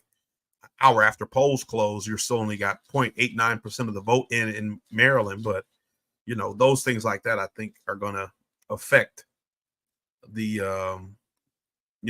what ultimately determines who wins and who loses, as the votes roll in and we actually see. Yeah, this is wild. I was actually looking at Pennsylvania, PA. I was trying to figure out if Philadelphia, what their reporting percentage was. Like, I was trying to figure out who's reporting in is the question, right? Like, if we have it already going blue, I'm looking at a PA map, and the map is mostly red.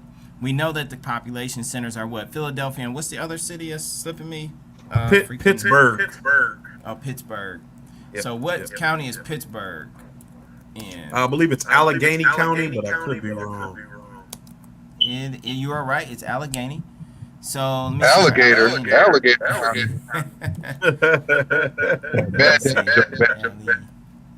So Allegheny is like 40% in, whereas Philadelphia County is only 20% in, and we're already leaning blue. That's wild. That's already wild. Mm-hmm. So I think that state's gonna go to her. I hate to say that, but I mean, I think that's what's gonna happen, because this is what I'll be honest. Go ahead.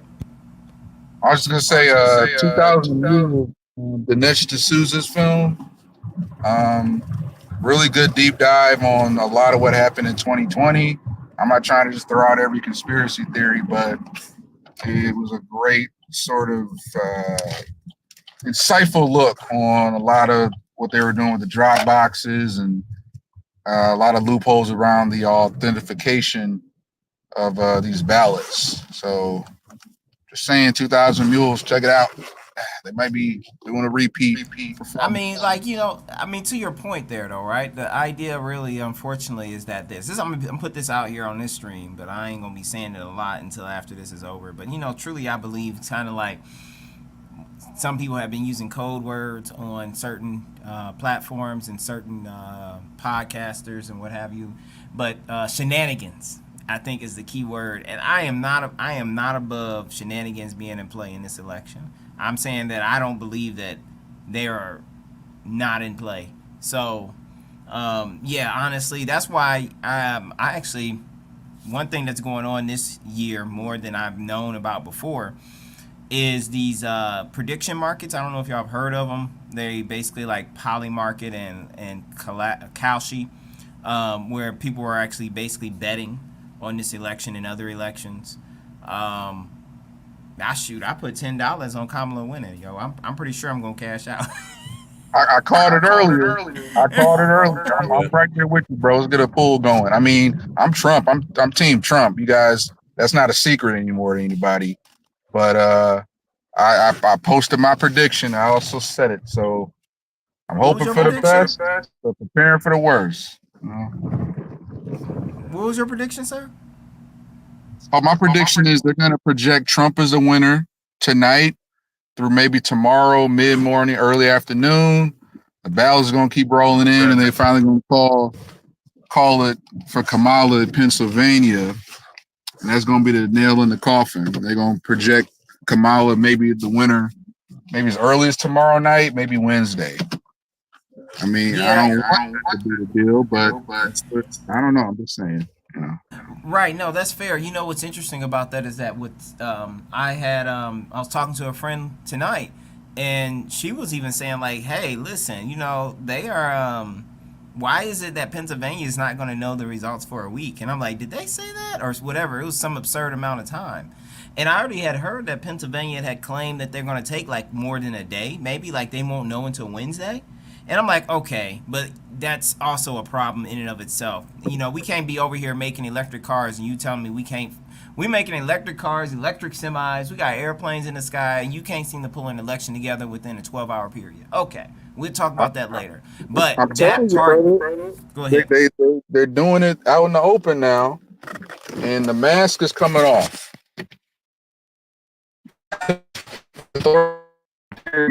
Coming off where we just did it, so what? And all right, hold on, I gotta switch. I'm about to transition the camera real quick. All right. Sounds good. So I just talked to the people while they're doing that. I know Conspiracy stepped away. Conservative is getting himself reassorted. You know, the thing here is this, right?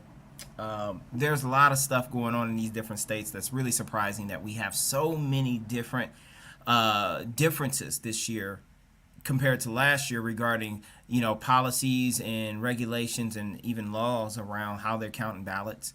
And that's been a hyper focus this time around as we were leading into election week. People or states have come out with statements. Attorney generals have started posturing. Election officials have started, you know, waving certain flags saying, listen, you're not going to get the results in a certain time frame. You know, we got to double check this. And, you know, we're going to have election integrity as our number one concern. And they're trying to get ahead of this thing of essentially people calling foul when the results come out that don't seem like they're fair or there seems to be some fishy business. So they want to try to, you know, nip that in the bud up front. The reason is that many on the left, Democrats truly believe, or they want you to believe, that there absolutely has not been anything, you know, untoward or unfair or otherwise suspicious that's been conducted during these elections. These elections have always been 100% clean. I think that leaves us in a space where essentially, you know, it leaves us to question, okay, the fact that anyone is able to question it is still an issue. This is not people who just make stuff up, in my opinion. I think they have somewhat reasonable concern based on how we run the election system. You can't really, you know, you can't really decide very clearly from the outside if it was fair. So they have these integrity inspectors, they have third parties, and these people that they especially had in Detroit back in 2020. And it just becomes a lot of mess, you know, and then nobody trusts anything. You know, the media's not doing us any good. So you got these officials, these inspectors, these election integrity people, and, you know, why are we hand counting anything? Like, this stuff has gotten way out of control for such a modern first world nation to be doing stuff on paper to a degree where you got people able to even count stuff by hand. But you know what happens also is you go into the digital age, you're not necessarily guaranteed safety and security there either. I mean, we talk about cybersecurity. That's one of the hardest things to nail. So you think, let's go back to the old way of doing it, paper and pencil. You can't mess that up, right? Until they start deleting ballots by burning up ballot boxes, or they start coming in with extra ballots that never even were to register voters. Who the heck knows? I mean, I know that sounds crazy, but the end game really is that the end result is that people are suspicious of the process. And yes, these people may be rebel rousers, naysayers, and otherwise contrarians that really want their candidate to win, because we've never had these questions before. But at the same time, we've never questioned it before. So I think that what's happening this year is somewhat of a middle ground step in the right direction in improving transparency in the election process in terms of counting on a state level. But I think we need to have a larger conversation on a national level about how we run our national elections, especially for the White House, if not just really generally elections across the board for local, state, and federal positions. I think that stuff is just too higgledy-piggledy, and it reminds you of the states' rights, right? States can do however, whatever, whenever they want, whatever they got to do, as long as it's not controlled by federal law, right? But does that really mean that they should be able to just, have totally different systems in every state for a federal election? I don't know if we need to give that much freedom for something super, super agitating to the public, But we shall see. What up, Doug? All right, you back. You got my using my Wi-Fi? Oh. Yeah. Let me hold on. Over the line.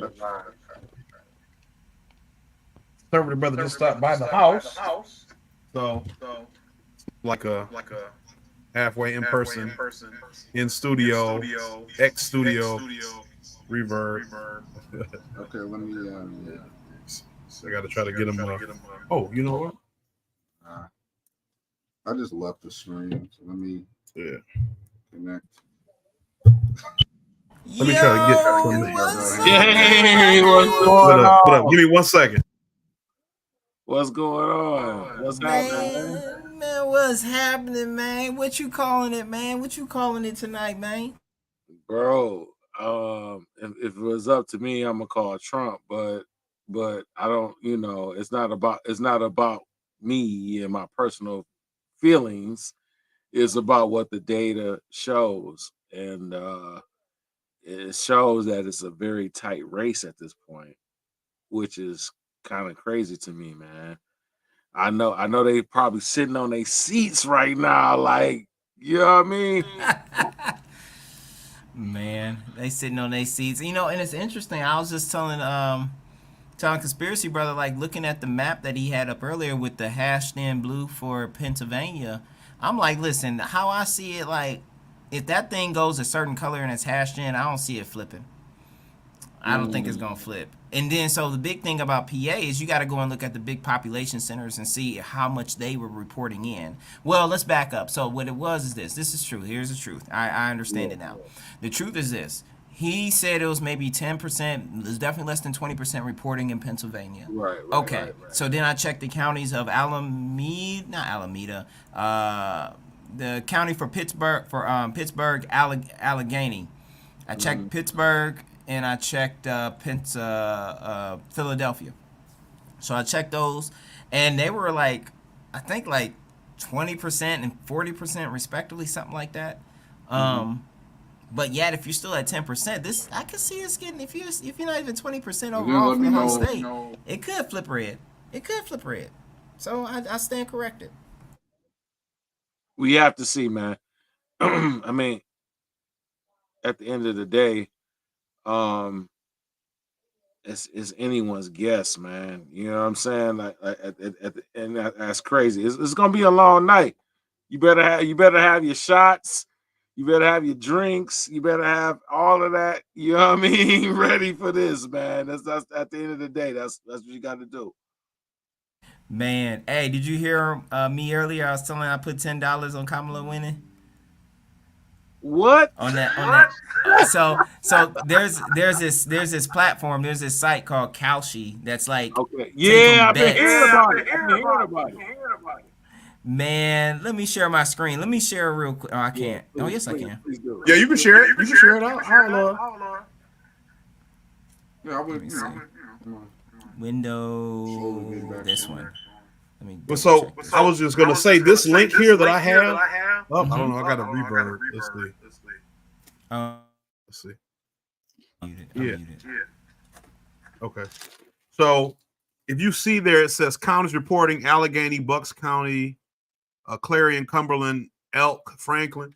So that was saying plus 52,000 votes, 42% for Harris, 58% Trump. Harris leading. So I don't get what that is actually saying. Because I'm trying to understand, you know, like when I clicked over here, it says Harris leading at 9:07 p.m. plus 52,000 new votes. Harris 42%, Trump 58%. And in all of these categories, Trump is leading. Trump is leading. Right? But Harris is the leader on every one of these. Damn. All of these Harris is the leader. So I don't get how that, like, I don't get how she has amassed such a lead so early that she's the winner or the leader, not winner, but leader at this point, when all of these polls or, you know, new votes coming in show that Trump has a portion of the winners disproportionate. He's got a 76% of the new votes here, 59 here, 42 here, 64 here, 36 here. So this is the first one Harris is winning. But this is only 180 votes. Because they're doing it again, bro. They doing it again. I told you. So, I knew. See, I'm telling you, like, this is the problem. All right, so let me ask this question: do they have the overall? Do they have the current running total for Washington Post?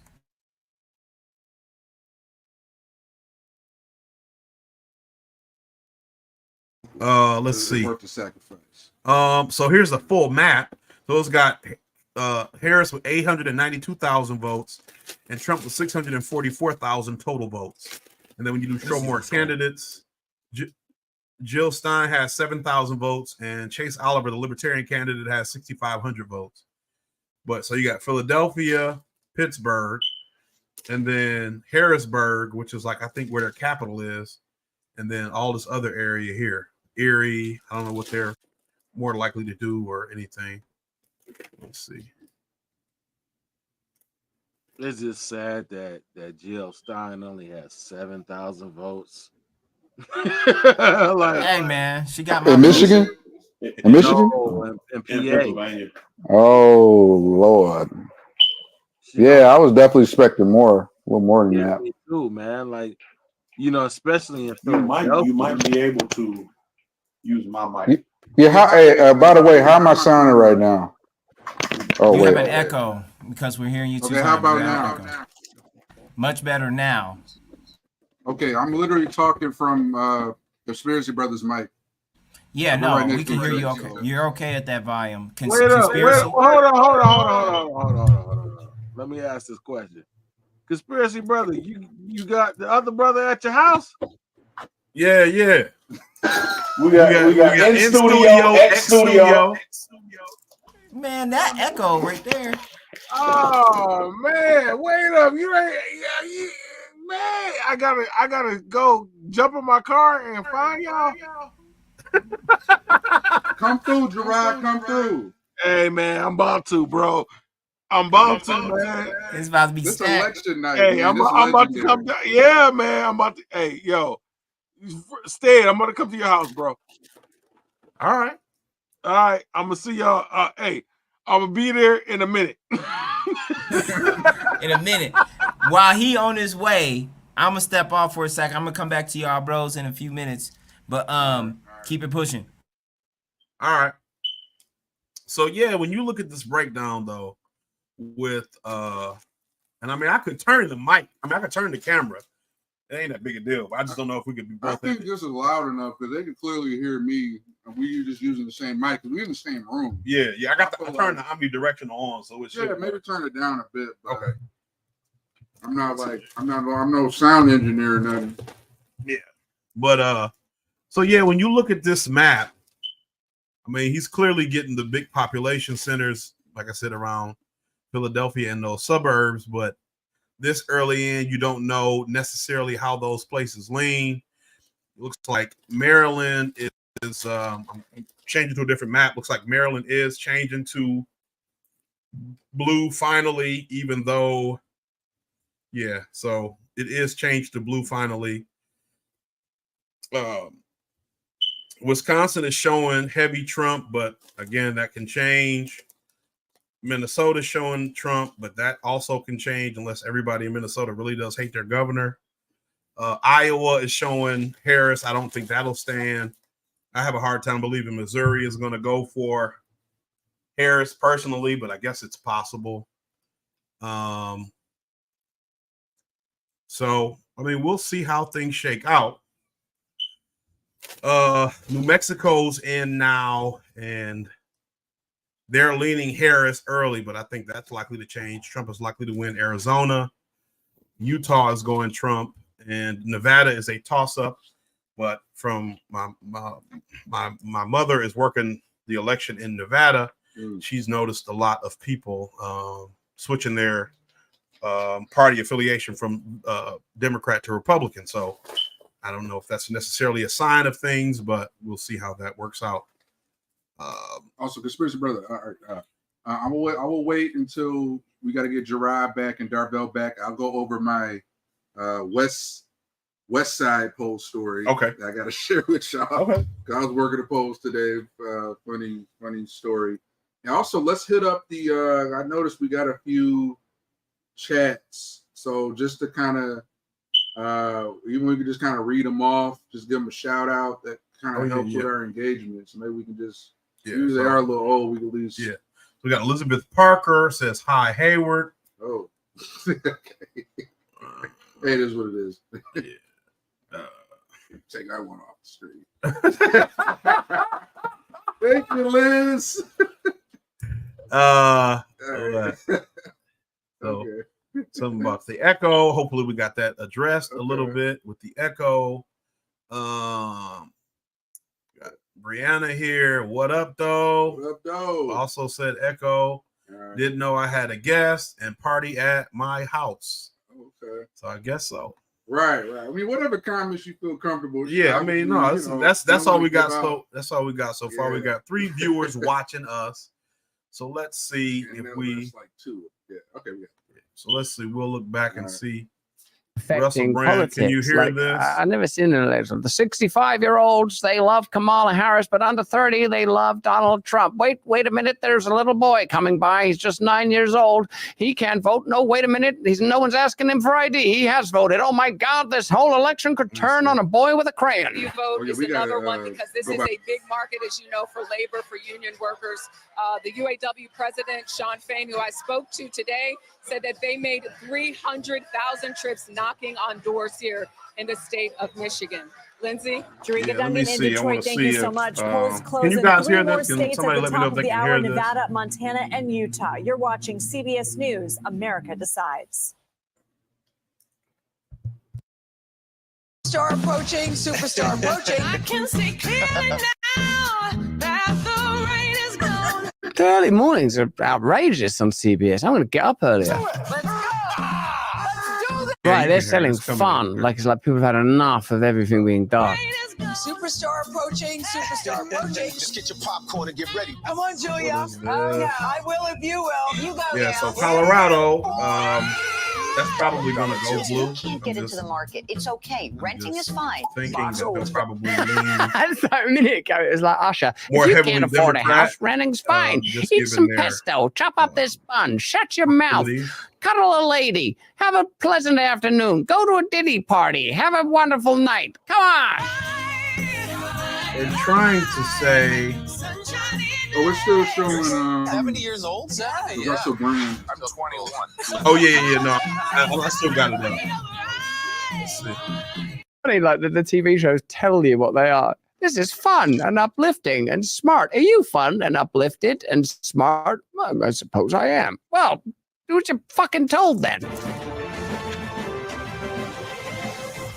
Welcome back to CBS I'm wearing purple to make a point. America Decides Campaign 2024. We are sharing some of the striking I voted stickers that have caught PRI. Take a look at Michigan. It shows a werewolf pulling apart its shirt while howling at the sky. The image was actually created by a 12-year-old from Grosse Pointe, What? Michigan. It was That one was of the a chick winners in the who tried state's to first cut off ever JD Vance, sticker and he had design to- competition. There's been a sticker design competition. The minute I say like the society's about to fall apart if you don't vote for the right candidate. Yeah. Also, though, this boy's remember. designed a werewolf sticker. In the East, 630 in the her West. anymore. And in the race to 270, Donald Trump has 162. Kamala Harris, 62. Like you would think that's game over, no? But then like California's got like 50 electoral college seats. So don't worry, I read a book. It was a children's book, my children's book, and so I understand the electoral college a little. Let's go to the Sun Belt. Also, toss-ups at this Also, hour. toss-ups. Nevada, the I don't Sun think Belt, Georgia's a Nevada does toss-up. not I don't think close Arizona's a until 10 toss-up. p.m. Georgia Eastern, may so be a we'll check toss-up. in there as well. CBS News projects I mean, Donald not Trump Georgia. will Nevada win may be a toss-up. Louisiana. Georgia is not a Voters toss-up. in the Bayou State have chosen a I think you're about as Republican close for as you're gonna president get. since 2000. CBS News projects Rhode Island for Harris, and CBS News Island? projects New York.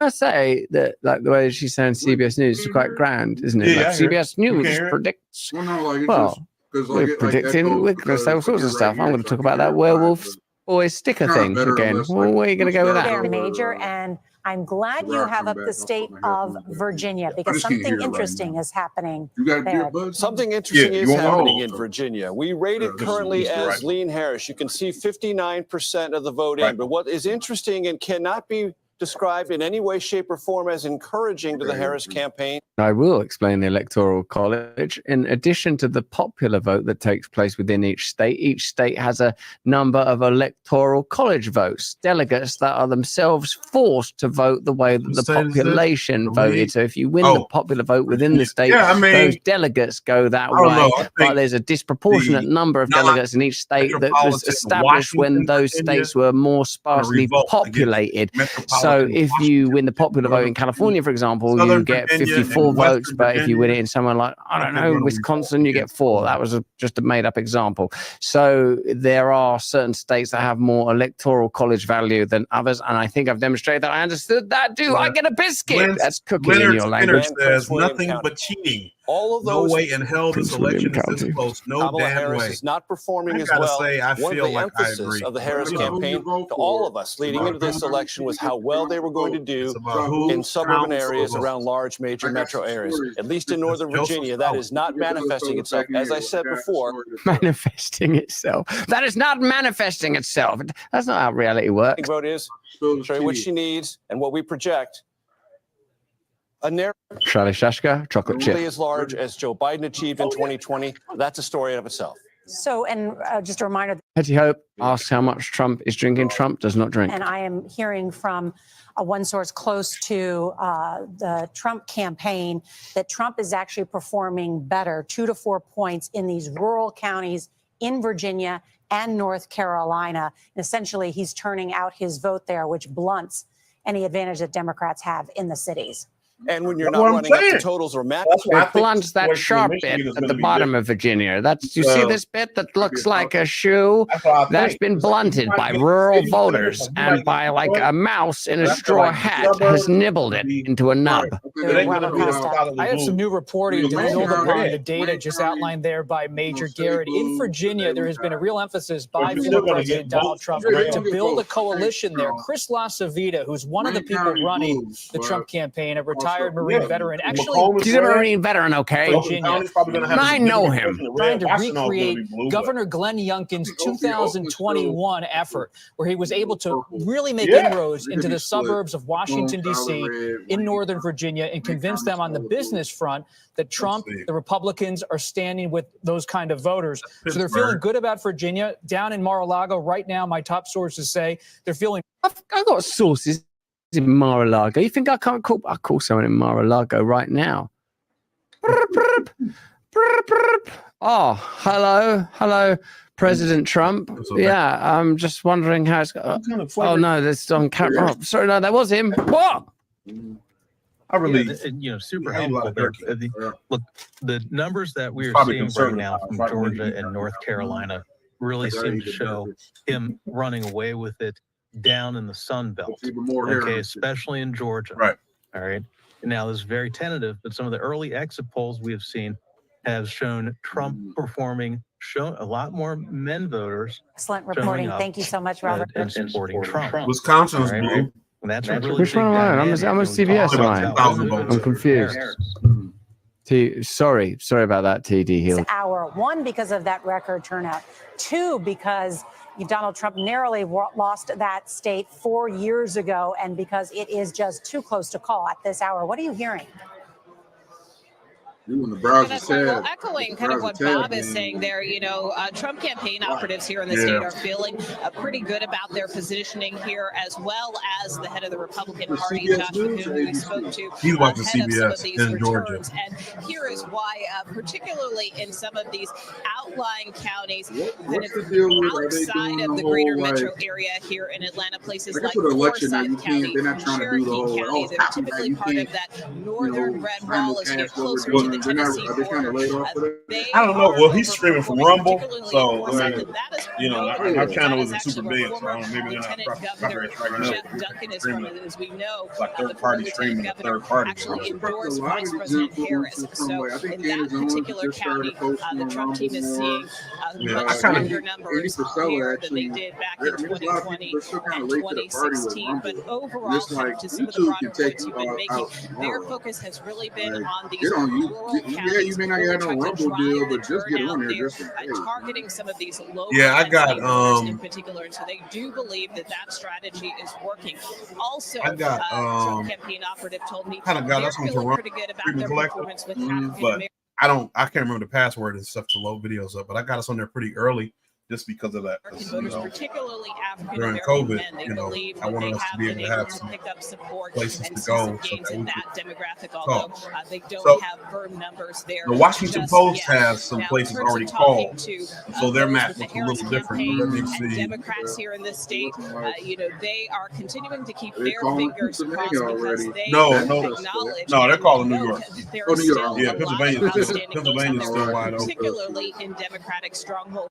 Right, like sort of now, this has a particular timbre and tone, doesn't it? Do you think there's going to be a bit like in a few hours where it all goes really mad, or a bit in 24 hours where it goes, oh, them voting machines, all them voting machines are on the blink? Is that going to happen? Because everyone's sort of perfectly reasonable and calm. Well, there's a black man in Delaware who seemed to be behaving in this way. Children, some of them up to 9 feet tall, are pulling plants off of rooftops and using those to vote. It also seems sort of quite whimsical and merry, but I've got a feeling it's still going to go, or is it not? Is it just going to be like, oh, Trump won, well done? Washington, D.C. on Howard's campus, every time the announcement comes of a state won by Kamala Harris, there are huge uproars and applause. And of course, when Donald Trump, in fact, wins a state or projected to win a state, there are boos. But we should know. They boo that. They are very clear that they like Kamala Harris and they dislike Donald Trump. That I've been observing them, scrutinizing them. One fella, I looked up his trouser leg, and he had waxed his shins. They were all excited about the turnout as we've gotten deeper into the night. Some of those states didn't hit the projections they wanted to see, only by a couple of percentage points. And so the black vote, while it turned out, I'm offended, but I'm not a black person, plainly, but I'm offended by the term the black vote and that's people aren't behaving like that, are they? My kid, we went on a Universal ride, we went on a Minions ride at Universal. It was pretty good, actually, because some of the Minions said hello to me. Memories of happier times. And like my kid, like the ride tells you that you've been turned into a minion. You're all minions now since this thing's happened to you. And I saw my daughter look at her hands to see if she was a minion. Like just Peggy, to see if she'd been transformed. Oh my God, I saw her do it. Anyway, really, we are limitless consciousness created by a Heavenly Father, occupying temporarily physical identity. Jill Stein has 57. And in eternity, there is no male, female, or minion. There certainly is no sort of black Wisconsin voter or over 65s in Delaware. Us Let's start first with the blue wall, if you will, there. These I are was the waiting to states see- that the Democratic see what I'm Party believes saying? if they win How all many 3 of places them, don't have and the results? numbers show Kamala Harris would become the next You know what I president of the A lot of United these States. places At I'm this expecting hour, to be CBS red. News ranked Like, all 3 not of those just, you know as what I'm saying? toss-up. I'm expecting them to They're a be red toss-up. places. I went to school for journalism, and they're This is toss-up. Wayne County. Takes much Again, longer like to I said, count. Oakland County. 4 years ago, we were Wayne all and here Harris, until Saturday. They were Washtenaw saying it would be County. quicker this year, but But we don't know Macomb yet County is gonna because be we know Donald the polls are still open in Oh, yeah. And Pennsylvania Wayne County- because there were Wayne long County lines showing Donald today. Trump right Now let's take a look at those They've got less Sun than Belt 1% of the states. votes in Wayne County. And there you see They've got less than 1% Georgia, of Wayne County votes. a toss-up, still that So- vote coming in, although officials had told us that we would have a live posting, and I'm going to get to David Becker in a minute don't on even know what that. that looks like. And then in North Carolina, where I am hearing from a source close to the Trump campaign that he is doing well in the rural areas in North Carolina and Virginia. And so that is making them feel optimistic. And a reminder, North Carolina is the only of the 7 battlegrounds that Trump won 4 years ago. David Becker, tell us where we stand now in terms of these battleground states and the vote count. So first of all, we should just mention it's only 2 hours and 40 minutes since the polls closed in Georgia, so there's a lot of votes to count. They know I this think is we may want to call it up again to shoestring show how many budget votes have been operation. counted so far. I did the quick Right. math. I think it was about 4 million of a little more than 5 million out there. So they're doing a pretty good job. Remember, those polling places were ordered to stay open late in places like Fulton County and DeKalb County because of bomb threats and other issues. No, you can do So it. You can do it, but yes, it looks like about 4 million have been counted and reported out so far. So I think they're actually doing a pretty good job, and I expect that we're going to see that lion's share from the Atlanta metro area come in shortly. And as you noted, in Pennsylvania, it's a little different because we've got those mail ballots, those 2 million. Darbell joining us again soon with Gerard. Yeah, brother in Gerard. person. He's supposed to be coming in person. Yeah, he was going to have a in studio, like in studio, ex studio show. So as we can see, Michigan here. The vote totals for Michigan. Wayne County has less than 1% of the votes in at 943. So that's interesting to say the least. So can the audience hear both you talking and then like the Russell Brand videos? No, only we can hear it because it's in the headset. Oh, okay. Yeah, I switched the tabs already. Okay, cool. So yeah, since I switched the tabs, it's not. Okay, let me. Oh yeah, I guess it's good. We have like I feel like I'm at a news station now. Oh yeah, you got somebody in your ear. Yeah. So yeah, when you look at the map here, like I was saying with Michigan, Kamala Harris does have a significant portion of votes at this time. However, if only 1% of Wayne County votes are being counted, you know, there are portions of Wayne County who are still going to vote for Donald Trump. I'm expecting some pretty significant portions of Wayne County to vote for Donald Trump. Also, you look at Western Michigan or West Michigan, Northern Michigan, Central Michigan.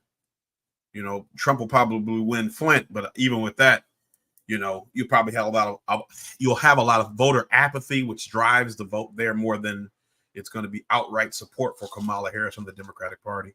But you know, we'll see how things work out.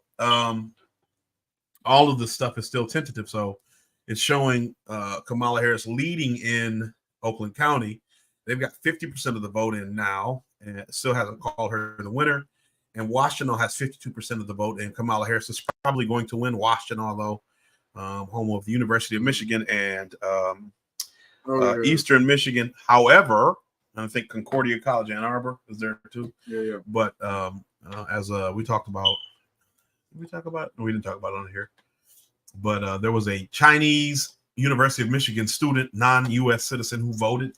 So, I mean, you know, significant issues with voting in this country. And the left just celebrated him. Well, Hey, you know, no, don't leave it alone. they claim because of the nature of our voting system, where you have this blind ballot system, there's no way to remove his ballot from the you know, the voting process. So his vote will be counted, and I mean, we have no way to know which way he voted, one way or the other. However, the fact that this individual voted, who is not a U.S. citizen, he used his University of Michigan ID and his temporary housing to establish residency, or at least a place of residence. So this is the problem here. You know, we should have certain stricter requirements when it comes to voting in this country, because it makes us look like jokes when we don't do that. Yeah, and I think also it will be there's a couple different cases we can kind of talk about, just different sort of stories of just election shenanigans going on this past few weeks. Some stuff broke a couple days ago, other stuff's been a couple weeks. There was that Dropbox, I think I know there were like a bunch of fires. A couple of them, There were a couple of fires that got set out in like Seattle or Washington, one of those areas. There was another guy, Post Millennial, broke that story a few days ago. This guy went up to a Dropbox trying to like shake it, break inside of it, and the guy was like, "No, I was just trying to make sure it was secure." You know, so that was I think Andy Noam over at Post Millennial broke that one. I think also there was, I think Andy Frisella's show covered that, where it was literally like a county, may have been in Michigan, where electronically they were trying to click Trump and it wasn't letting them. Oh no, it was in processing. Tennessee or Kentucky or something. Yeah, and then like they took a video, literally like they pressed Trump and it would just go to Kamala. Yeah, I was like, oh my god. And it's crazy because that reminds me of this Clinton. I mean, not Clinton, the Simpson joke, like what Homer. Yeah. Where Homer did that, he was trying to select. I think he was trying to select John Kerry, and then it selected George Bush, and then like the voting machine like grabs Homer and like sucks him into it and like kills him or whatever. Yeah. And so I mean, again, the Simpsons seem to have some kind of like time machine or something. And also, too surprisingly, you ever watch Ozark? No. Yeah, that was a show with Jason Bateman, Laura Linney. It's kind of like where this guy was the Chicago financial advisor. He gets caught up with the cartel.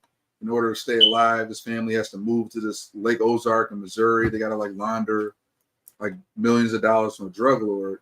So they had this storyline even leading up to the last season where they went into politics. Detroit still only has less than 1% of the votes in. Or Wayne County has less than 1% of the votes still. Yeah, there's something going on, man. It's almost 10 o'clock. This is the Washington Post projection map. But it's almost 10 o'clock. That's almost 2 hours. Election week, election month. I mean, you know what I'm saying? 2020, bro. When we were kids, it didn't take this long. You had a president by this time. I'm just shocked that there were so many things from 2020. Once again, the drop boxes. I talked about this before. The drop boxes, early voting. Obviously, ballot harvesting was a thing for a long time, but there wasn't anything that could strike these things down because it's not COVID anymore. Yeah, you know, so shenanigans continue. I think we talked about the RNC who recently sued the city of Detroit because there was something about super unbalanced with these poll workers they were hiring. So I think I may be off by the numbers by 10 or 20, but it was like maybe something like 50 Republican workers versus like 2,300 Democrats. Okay. I'll go deep. I'll go a little deep. Like once just Gerard, right? Yeah. Gerard and Darvell get back on just sort of what I witnessed today at a certain poll center in Detroit. That's all I'm gonna say. West Side is all I'm gonna give up. You know.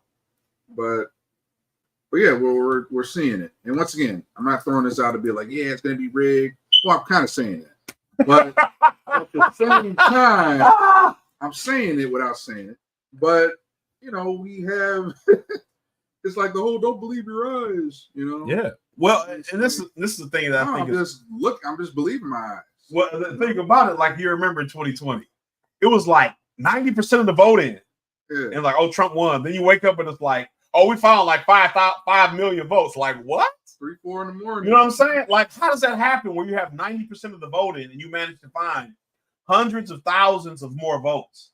You know what I'm saying? It wasn't just like a small amount of votes for 90% of the vote to be in. 2,000 mules. You watch that yet? No, I've heard about it. Let's pull up the trailer right now. So this is election night. We're cooking. We could throw up a lot of stuff. You know, we could talk, look at the map, you know, all night, but let's pull up. Go to YouTube, look up 2,000 Mules, the next D'Souza's trailer. And then hope this entices enough people. Y'all want to know what's going to happen this week. Watch this. You know. Probably not even allowed on YouTube anymore. Didn't they have to sue or something? One of these, no, I think it was one of the COVID. I think it was one of the COVID. Yeah. Oh, wait. I think I remember looking at a post. I think he had a post where he was thanking Elon Musk a few days ago. I think they put it all up on X for free. So we don't have to watch obviously the whole thing, but just look up the trailer. Put in 2000 Mules trailer, and then I think I have the link to like the whole film.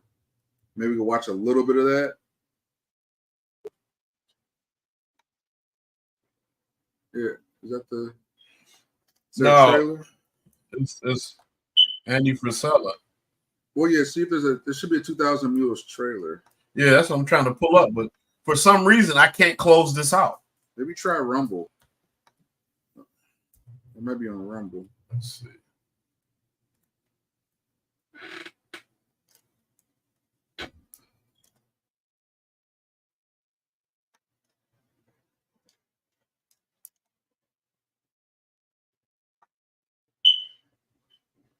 I hate the new YouTube, man. I really hate what they did.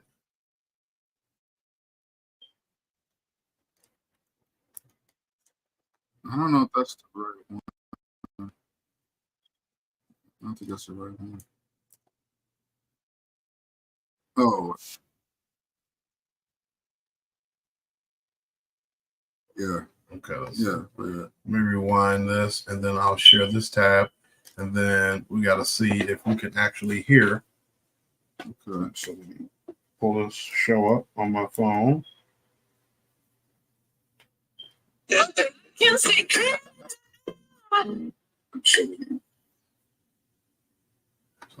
We have put together, I think, the most extensive and inclusive voter fraud organization in the history of American politics.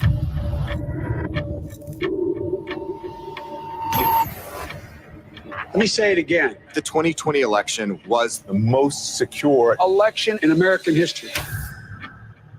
Let me begin by asking a very simple question. Do we know the truth about what really happened in the 2020 election? I think millions of Americans know something went wrong, and they have little pieces, and no one's really put it together. I'm agnostic on this question, and I am awaiting more information. If I believed the president were a Nazi, I might steal an election. Bold accusations require bold evidence, and they haven't seen it. We have been working on something big. Show me the money. Can we meet? I've been working with Greg Phillips. He has a deep background in election intelligence. True the Vote has the largest store of election intelligence for the 2020 elections in the world. No one has more data than we do. We identified in Atlanta 242 mules that went to an average of 24 drop boxes. But Philadelphia alone, we've identified more than 1,100 mules. What is a mule? Person picking up ballots and running them to the drop boxes. This is not grandma out walking her dog. Bad backgrounds, bad reputations. They are interested in one thing, that's money. And in no shape, in no way, in no time is that legal. This is organized crime. Do you have video evidence? 4 million minutes of surveillance video around the country. What you're about to see is disturbing. So this is 1 o'clock in the morning. Don't we all vote at 1 o'clock in the morning?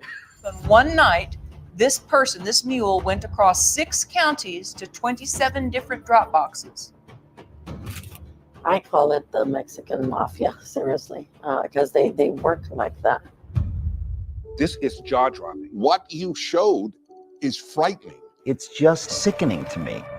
Now we come to the most important question of all. Was the magnitude of vote trafficking enough to tip the balance in the 2020 presidential election? It's not a leap to say this would have made a difference. They have ruined Election Day in the United States of America. That's provable. And that's enough for me to fight the left with every fiber in my body. Without free and fair. I just need to say, for the sake of clarity and whatever, that Dennis Prager is like a Zionist, unabashed, and so I just need to say that for my, not that doesn't discredit whether any of this is factual or not. I haven't seen this documentary. I've heard about it.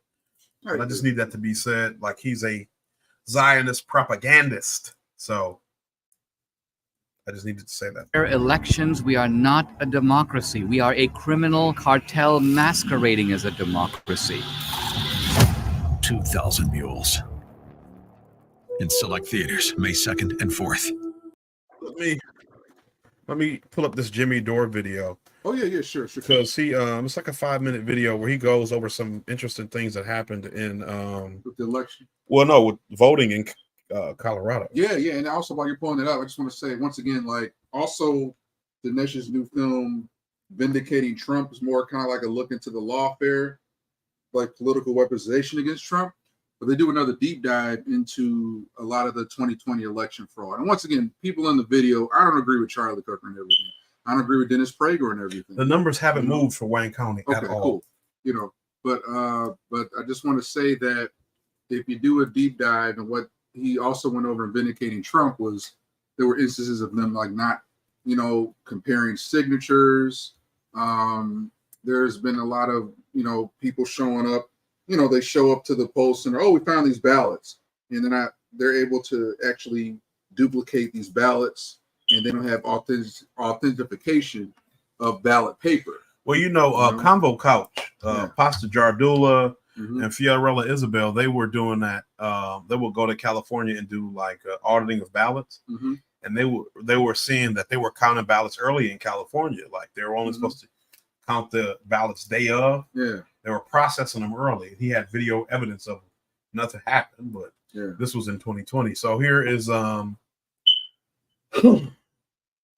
see, I'm already showing this one. So they released the Hey, come see us on tour. We're going to be in Los Angeles, Columbus, Ohio, Dayton, Cleveland, Cincinnati.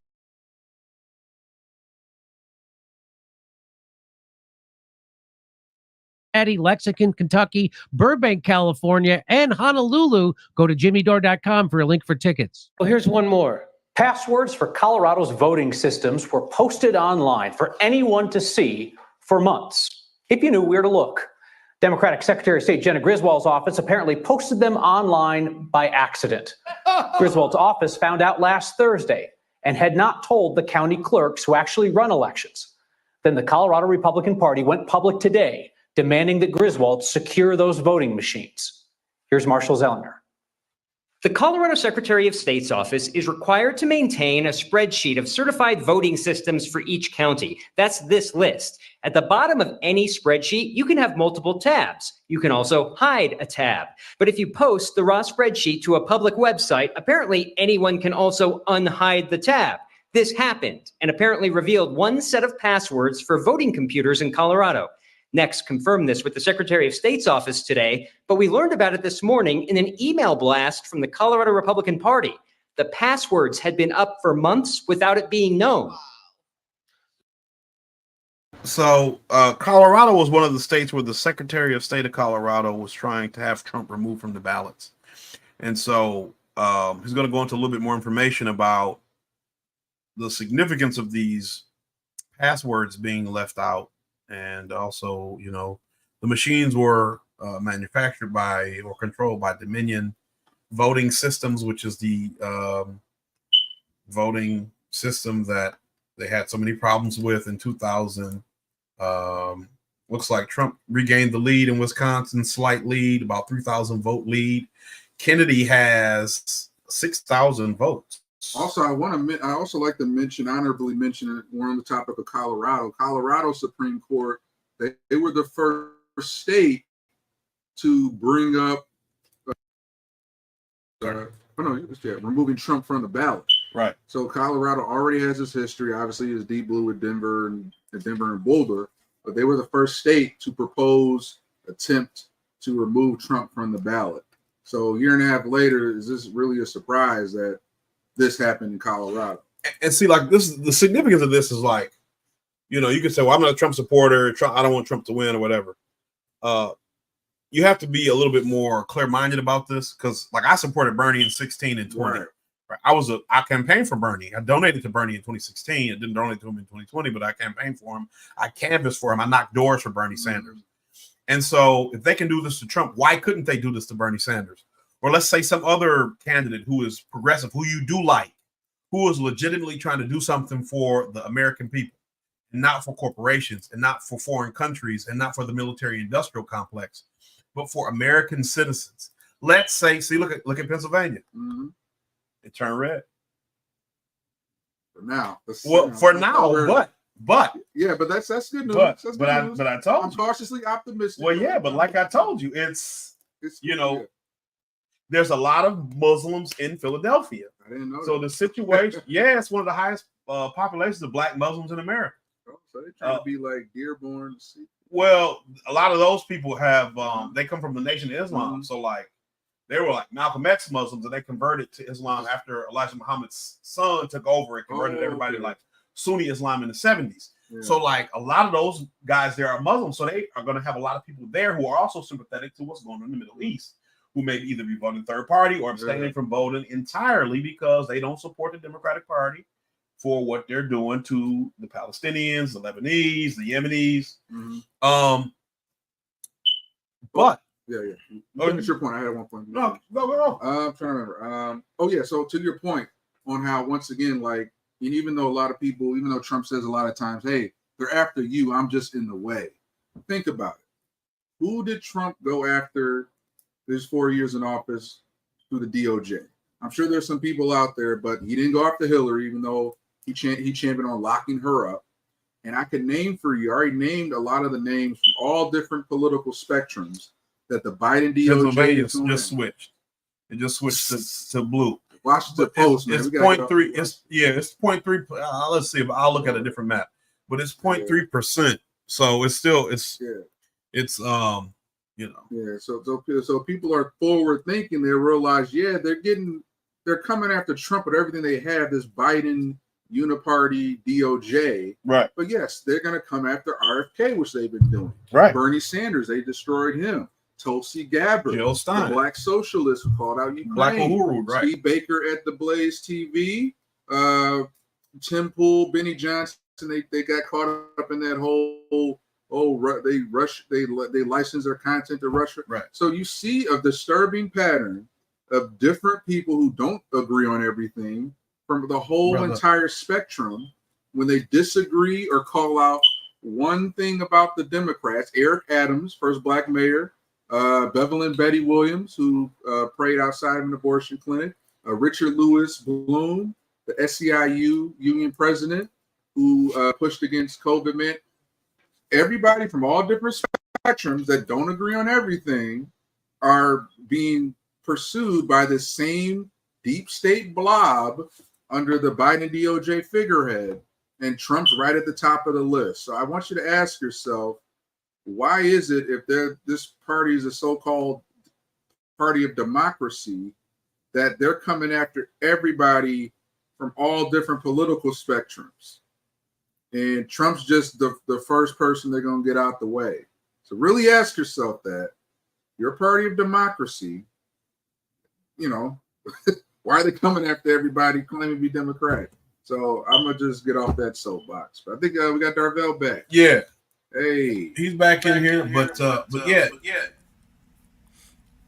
Oh. Hey, buddy. Sound like you typing. Yeah. Wait a minute, you can. We can hear you now. Yeah, I can hear you. Hey, what's up, guys? What's up, my guy? Hey, listen, man, it's me, Mr. Telephone. I'm back in action. Listen, I'm putting more money on Kamala. How much put on money? I ain't even done it yet. I'm talking a mess, man. And then I need to. Yeah, it's Monopoly. I'm about to go in there and do 5 more. I called it. I've been calling it, but we'll see. We gotta wait till morning. The Washington Post still hasn't updated the numbers for Wayne County yet. Are these the same people who got all those? I'm sorry, I was just saying, wasn't it the Washington Post that had all them incoming vote counts in favor of Trump, but still had Kamala leading? Yeah. to be fair, I'm not even a Fox News fan, but we got to at least who's another location that you can think of? Another like outlet, maybe the Hill, maybe I'll check it Intercept. But look how red this map is. Because this is Washington Post. No, this is LA Times. I know they're doing the projection. Oh, Trump. Whoa, But I'm saying there's no way Georgia is still this tight. Go to sleep with your little red wave. There's no way Georgia is still this tight. President. There's no way Georgia is still this tight. Yeah, I'll give you maybe North Carolina. I'll give you Virginia. There's no way Georgia is still this tight. It's 80% in, bro. Okay, there's no way. Let's see. I'll look at the Hill. Who's running the machines? Right. They said Trump has 205. They projected Trump to have 205 votes already. You hear that? CNN has him at 172 compared to Kamala with only like 80 something. So I got to see what this, because this is I pulled Fox News up just to try to get to see a variety of ideological positions. Still got to see the who's Jimmy who. Dore video, but it's playing a different video. Yeah, let me see. I'm going to try the Hill right quick. But yeah, Fox News has Trump with 205 votes and Kamala Harris with 117. So 2020 vibes. Like I said, I know I should be a little more optimistic. No, I mean, I think realistically, you have to be realistic about what the likelihood of things happening. Mm-hmm. So let's see. Here's the Jimmy Dore video. We'll see to finish this up. Okay, no biggie. It's just weird. Just weird. It's an accident. Yeah. Will that be in all the swing states? I think so. I think it's funny that where to look. I don't know. I don't even know where to vote. Right. So, Darvell, just so I could kind of set the scene. So, Jimmy Dore is just reporting. This is 9 hours ago that this was posted, but he did a live show, I think a couple days ago, where he was saying like the Secretary of State had released some passwords for the voting machines in Colorado, and they've been up for months. So the voting machines are unsecured, and they were like posted on a spreadsheet. And so all you had to do was, like, if you open the spreadsheet up, all you had to do was select unhide, and you could see the passwords on the spreadsheet. So yeah, I heard about that. And then there was a guy, maybe conservative brother knows. There was a gentleman who interviewed that particular Secretary of State and asked her, "Listen, you've had so many gaffes. Why haven't you resigned?" Oh, I remember the answer to this. She was just like, "No, well, I don't maybe remember her answer to that. Remember they kept pressing like, well, if you guys knew about this, why didn't you just? Why haven't you revealed this in the last few days?" Like, no, we're still investigating. We're still investigating ourselves. So she just kept repeating that answer in the press conference over and over again. Like, why haven't why didn't you release or discuss this or inform the public when this was first discovered? Because we were still investigating. We had to make sure to keep investigating. And I just do right there, like, oh boy, yeah. We're going to investigate ourselves, right? And we found nothing wrong. I mean, I don't know if that answered your question, Darvell, but at least on that aspect, I remember kind of hearing that. What was her name? Griselda or Greta? Something like that. The lady who was behind the leak. We're talking about the leak in Colorado. Yeah. They say it, but there's a woman who actually called it out, and she's been sentenced to prison behind it. I think she's sentenced to 8 years.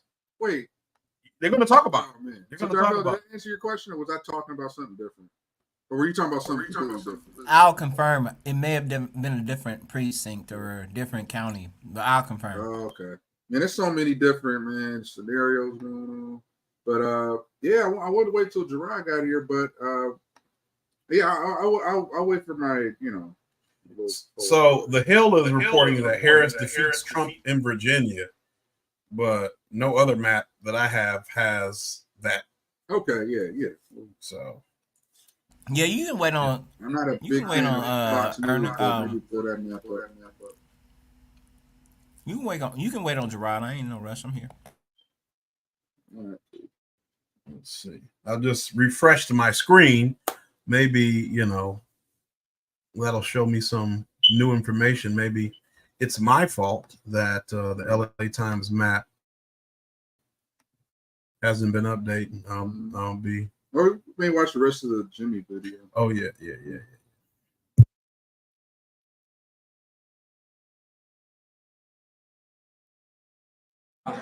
Okay, just so you know, another weird coincidence. Colorado and continuance of government dictates this. Like if Trump had been shot and died, Yeah.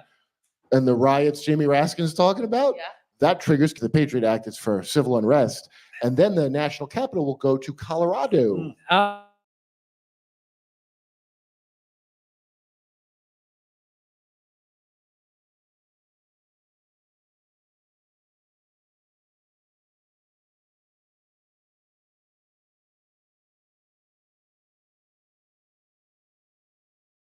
Am I missing something, or things get jumpy and I ain't hearing no audio no more?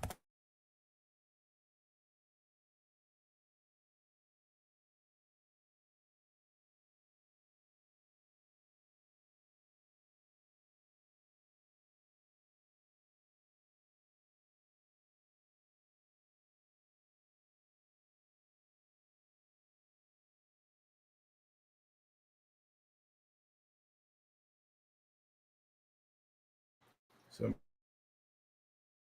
okay, can you hear me? Sorry, Darvell. You repeat that. No, the audio from the video, the audio from the Jimmy Dore video was glitching and jumping around. I wasn't sure if it was me. Sorry, go ahead. Please play it. I'll just rewind it. Okay.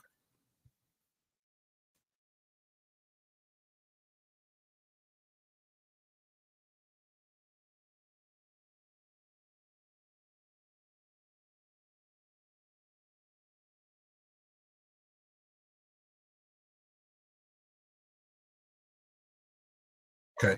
Now, breaking news. Breaking news from Epoch Times: Jim Justice flips Senate seat in West Virginia.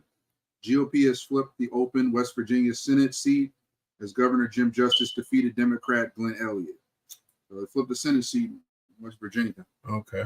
So breaking. So Epoch or Epic, I forgot how to say it, whatever.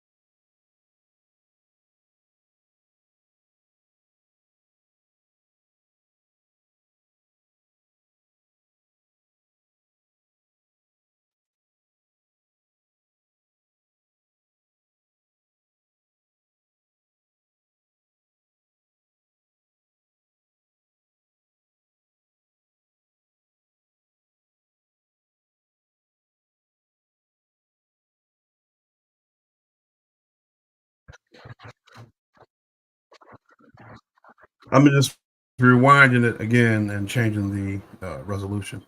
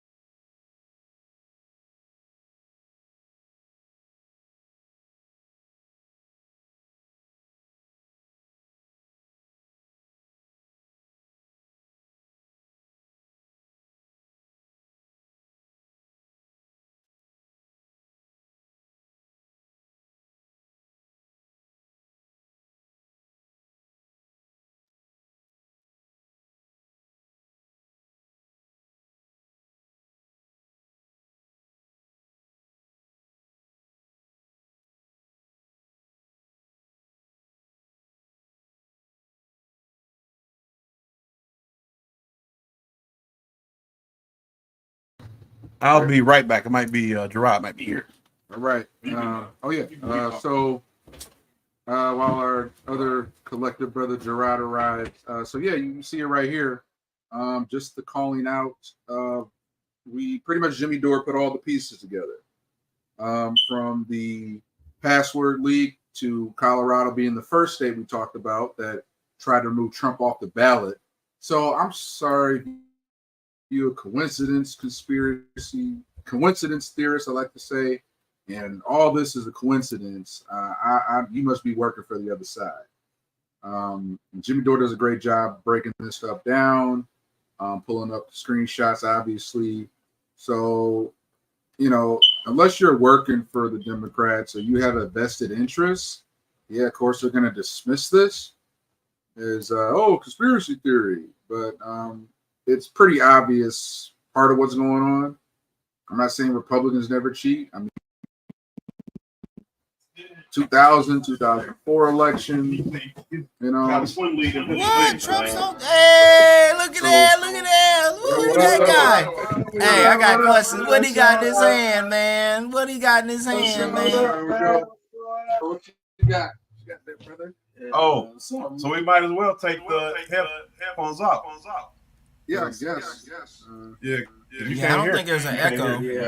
I haven't seen an echo. Just use one mic. You on camera, right behind it. Yeah. All right. You're right there. Cool. So should I just? I mean, you can if you want to use your headphones. It don't matter. We can still use one mic. Yeah, as long as we can still hear this Darvell. Yeah, can you hear me okay? Y'all good? Darvell, where you at? I showed up, son. Man, I see that, man. What's going on? I see you. Man, I'm over here listening.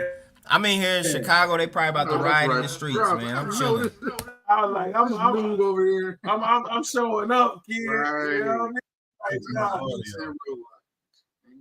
got all these tabs open on my computer, acting like a turtle again. Let me close. Alphabet Boys is on the line. You talking too much truth, conservative brother. The Alphabet Boys is messing up his internet again. Yeah, man. Yeah, exactly. You know what I mean? I mean, like this is very important right now. Yeah. Be very interesting. History in real time. Hey, listen. Hey, CNN got Trump up, so I don't know. We gotta get that camera back, Darvell. Oh, I know. I'm just a telephone right now. Okay. Yeah. So Brianna says that was a wild film. Yeah, but this is what we're talking about. So essentially, let me finish. Just like a couple more seconds, as you can see from the clip. It's a couple more seconds left. But the lady got arrested for bringing this up. She worked for the state of Colorado, the county, whatever. She brought this up. She went to prison.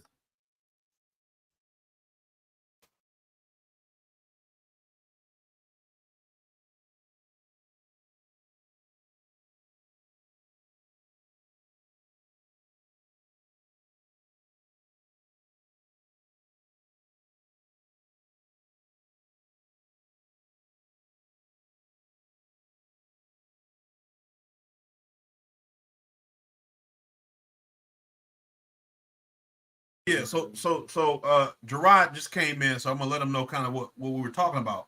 But the Secretary of State of Colorado have released the voting machine passwords, and they've been up for like a month or two, couple months on online for anybody to get all the passwords for the voting machines.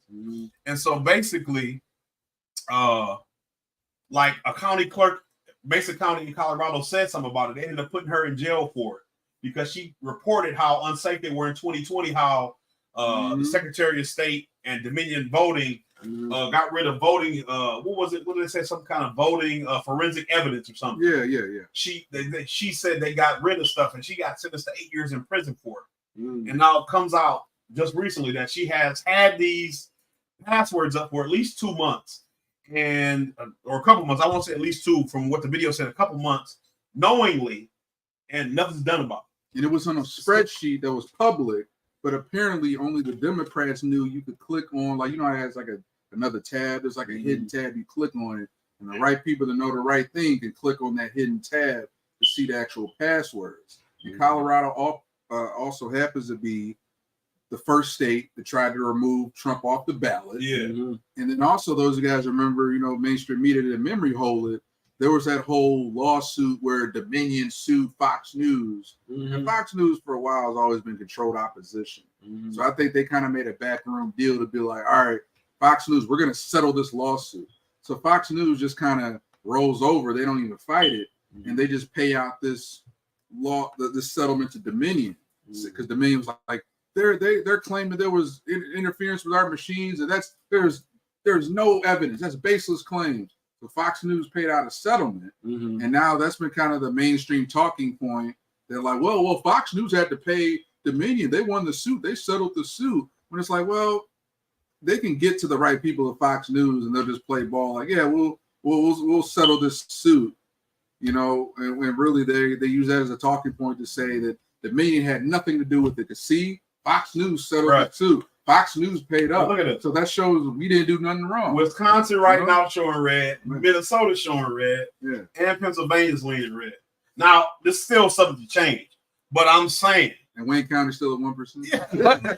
Wayne County been at 1% for like 3 hours. What percent is PA reporting right now? That's shady. Let me look. Wayne County ain't no one. It's gonna shoot up to 90%. Let me see. It should have been 90% blue. Yeah.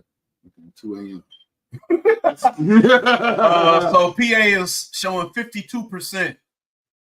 And the Libertarian got 17,000 votes. So the Chase Oliver. So I mean, if that's 0.5% of the vote. So got jerky, Doritos. Yeah, but so far Trump has got a lead. He's got about a 1.5 point, about a 2-point lead. Just about a 2.1% lead over Harris in Pennsylvania right now. So he's got a lead in Wisconsin. It's a slim lead, about a 1.1 point lead. Oh, you can see it. Yeah, you can see the map. I got it up. And so in Michigan, I'm trying to see.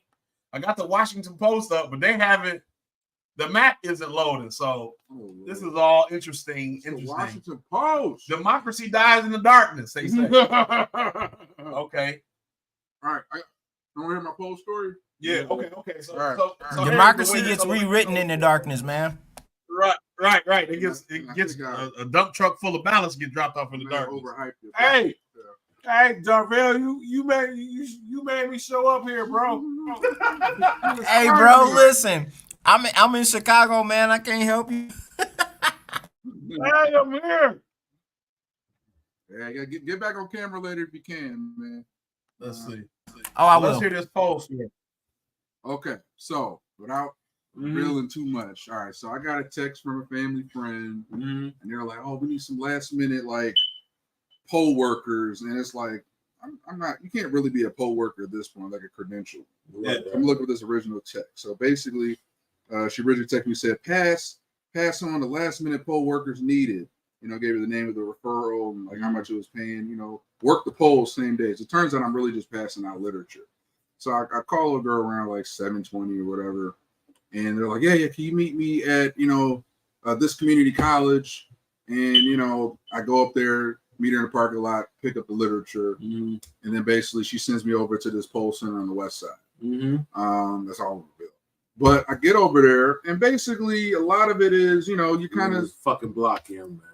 What's up? Come on, bro. Go blue. Hey. Fuck both of y'all. Oh, we got a spark. Hey, here go. fuck both of y'all. Look. Spark, dog. This is the room right here. Anyway. So basically, I'm passing out literature for this candidate. I don't know. Yeah, I'm getting paid. Yeah. I had the day off, and I was gonna make you do a little side gig. Yeah, right. For today, but that came up, and I just, and we are a nonpartisan sports zone. So basically, I'm there most of the day, and there's 4 or 5 other people there passing out literature, and it's kind of one of those things where I had to be like a reverse chameleon, where you can't. Trump's pulling away because yeah, it's like so many. He's pulling away with Pennsylvania. Yeah. He got 51% of the vote. She got 48.1. And it's like basically, Yo, what's up? Come on, man, I got a story to tell. man, go. I'm listening. I'm sorry. Yeah, Go ahead, I just wanted to say anything about Pennsylvania. No, it's good. That was it. Okay, Keep going. I got to wrap up. So basically, you just, I'm just sitting there, just kind of like being the default. Let me channel back to my default liberal sort of mind, because I'm biting my tongue and like, well, you know what Trump, they talking about, Project 2025, and they hear him say that, like, Trump said that he loves like beautiful white skin and like every little what just everything I've heard. You're right. Stuff where it's like, man, we are in such a split reality. And I shared in the group chat about that that Facebook post, like the fear mongering, like that's another subject. Right. And basically, at one point, there's this poll worker kind of comes over. He's an official poll watcher. He got the credentials and all that. And he's talking about, yeah, man, that they got these Republican poll workers. And they were over at this other one on the east side, but they ran them out of there. They're like, ran her out of there. What happened? I'm just kind of being like, when I'm asking these subtle enough objective questions. Right. They don't know where I stand. And he's like, yeah, because she was trying to do too much, Like, what do you mean they're trying to do too much? Yeah, she was trying to overpoll or ask questions about how to work. And it's like, yeah, you're supposed to just sit there, let us do the job. Somebody else said, y'all running out poll workers. Yeah, so it's like 3-4 of the white folks in there. We're going, I'm working on it right now. And I'm like, interesting. So basically, I was talking with him, and basically, for the most part, this is a lot of, it just really helped me kind of get the mindset of like, because we can even be in our own echo chamber, even though we're awake. Like, I kind of suspended my belief of like, oh yeah, I was sort of on that autopilot for years. I was just sort of being like, go to the polls, vote Democrat. And basically, it was just very interesting just seeing how they're talking about running the Republican poll workers out of there, and Trump's getting paid to do what he's doing, and it's just all this sort of blue anon stuff. And just for the life of me, it just kind of made me realize, like, Kamala just might win the race is going. You think so? I mean, once again, I could be a little more optimistic. Yeah. But just sort of working those polls. I can't believe that Kamala's gonna win Michigan, bro. Yeah. I cannot believe that she's gonna win. Michigan is still at one. Wayne County's still at 1%, bro. The same exact numbers as it's been almost 3 hours. Wayne County is at the same.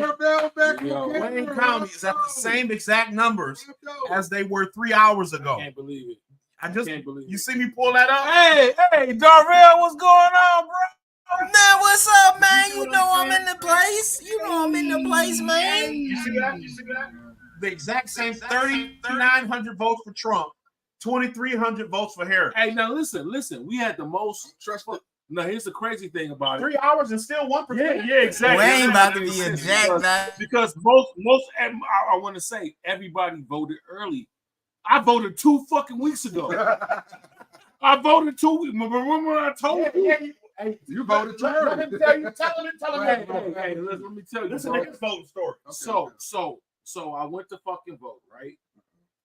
Listen. Day one, October 19th. I fucking went to go vote.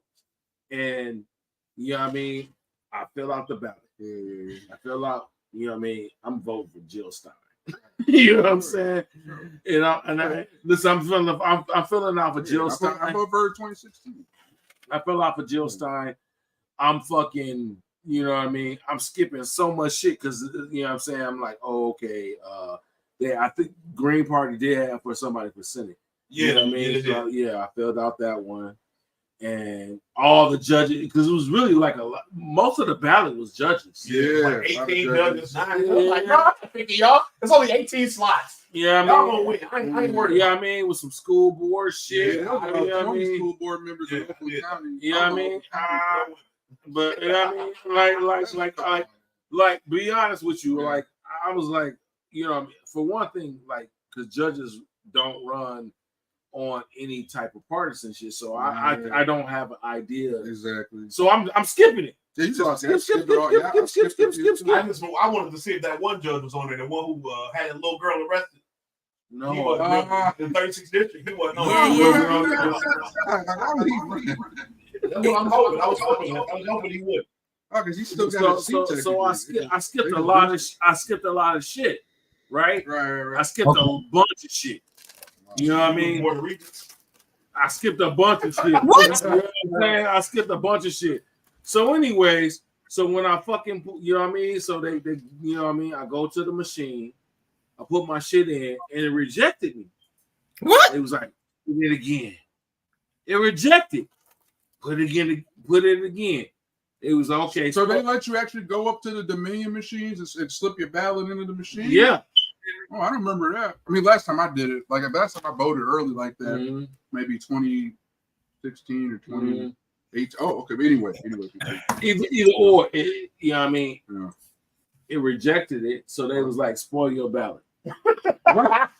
Spoil your ballot? Yeah, get a new one. I did it again. I voted exactly the same I did the first time, and it still rejected my fucking ballot.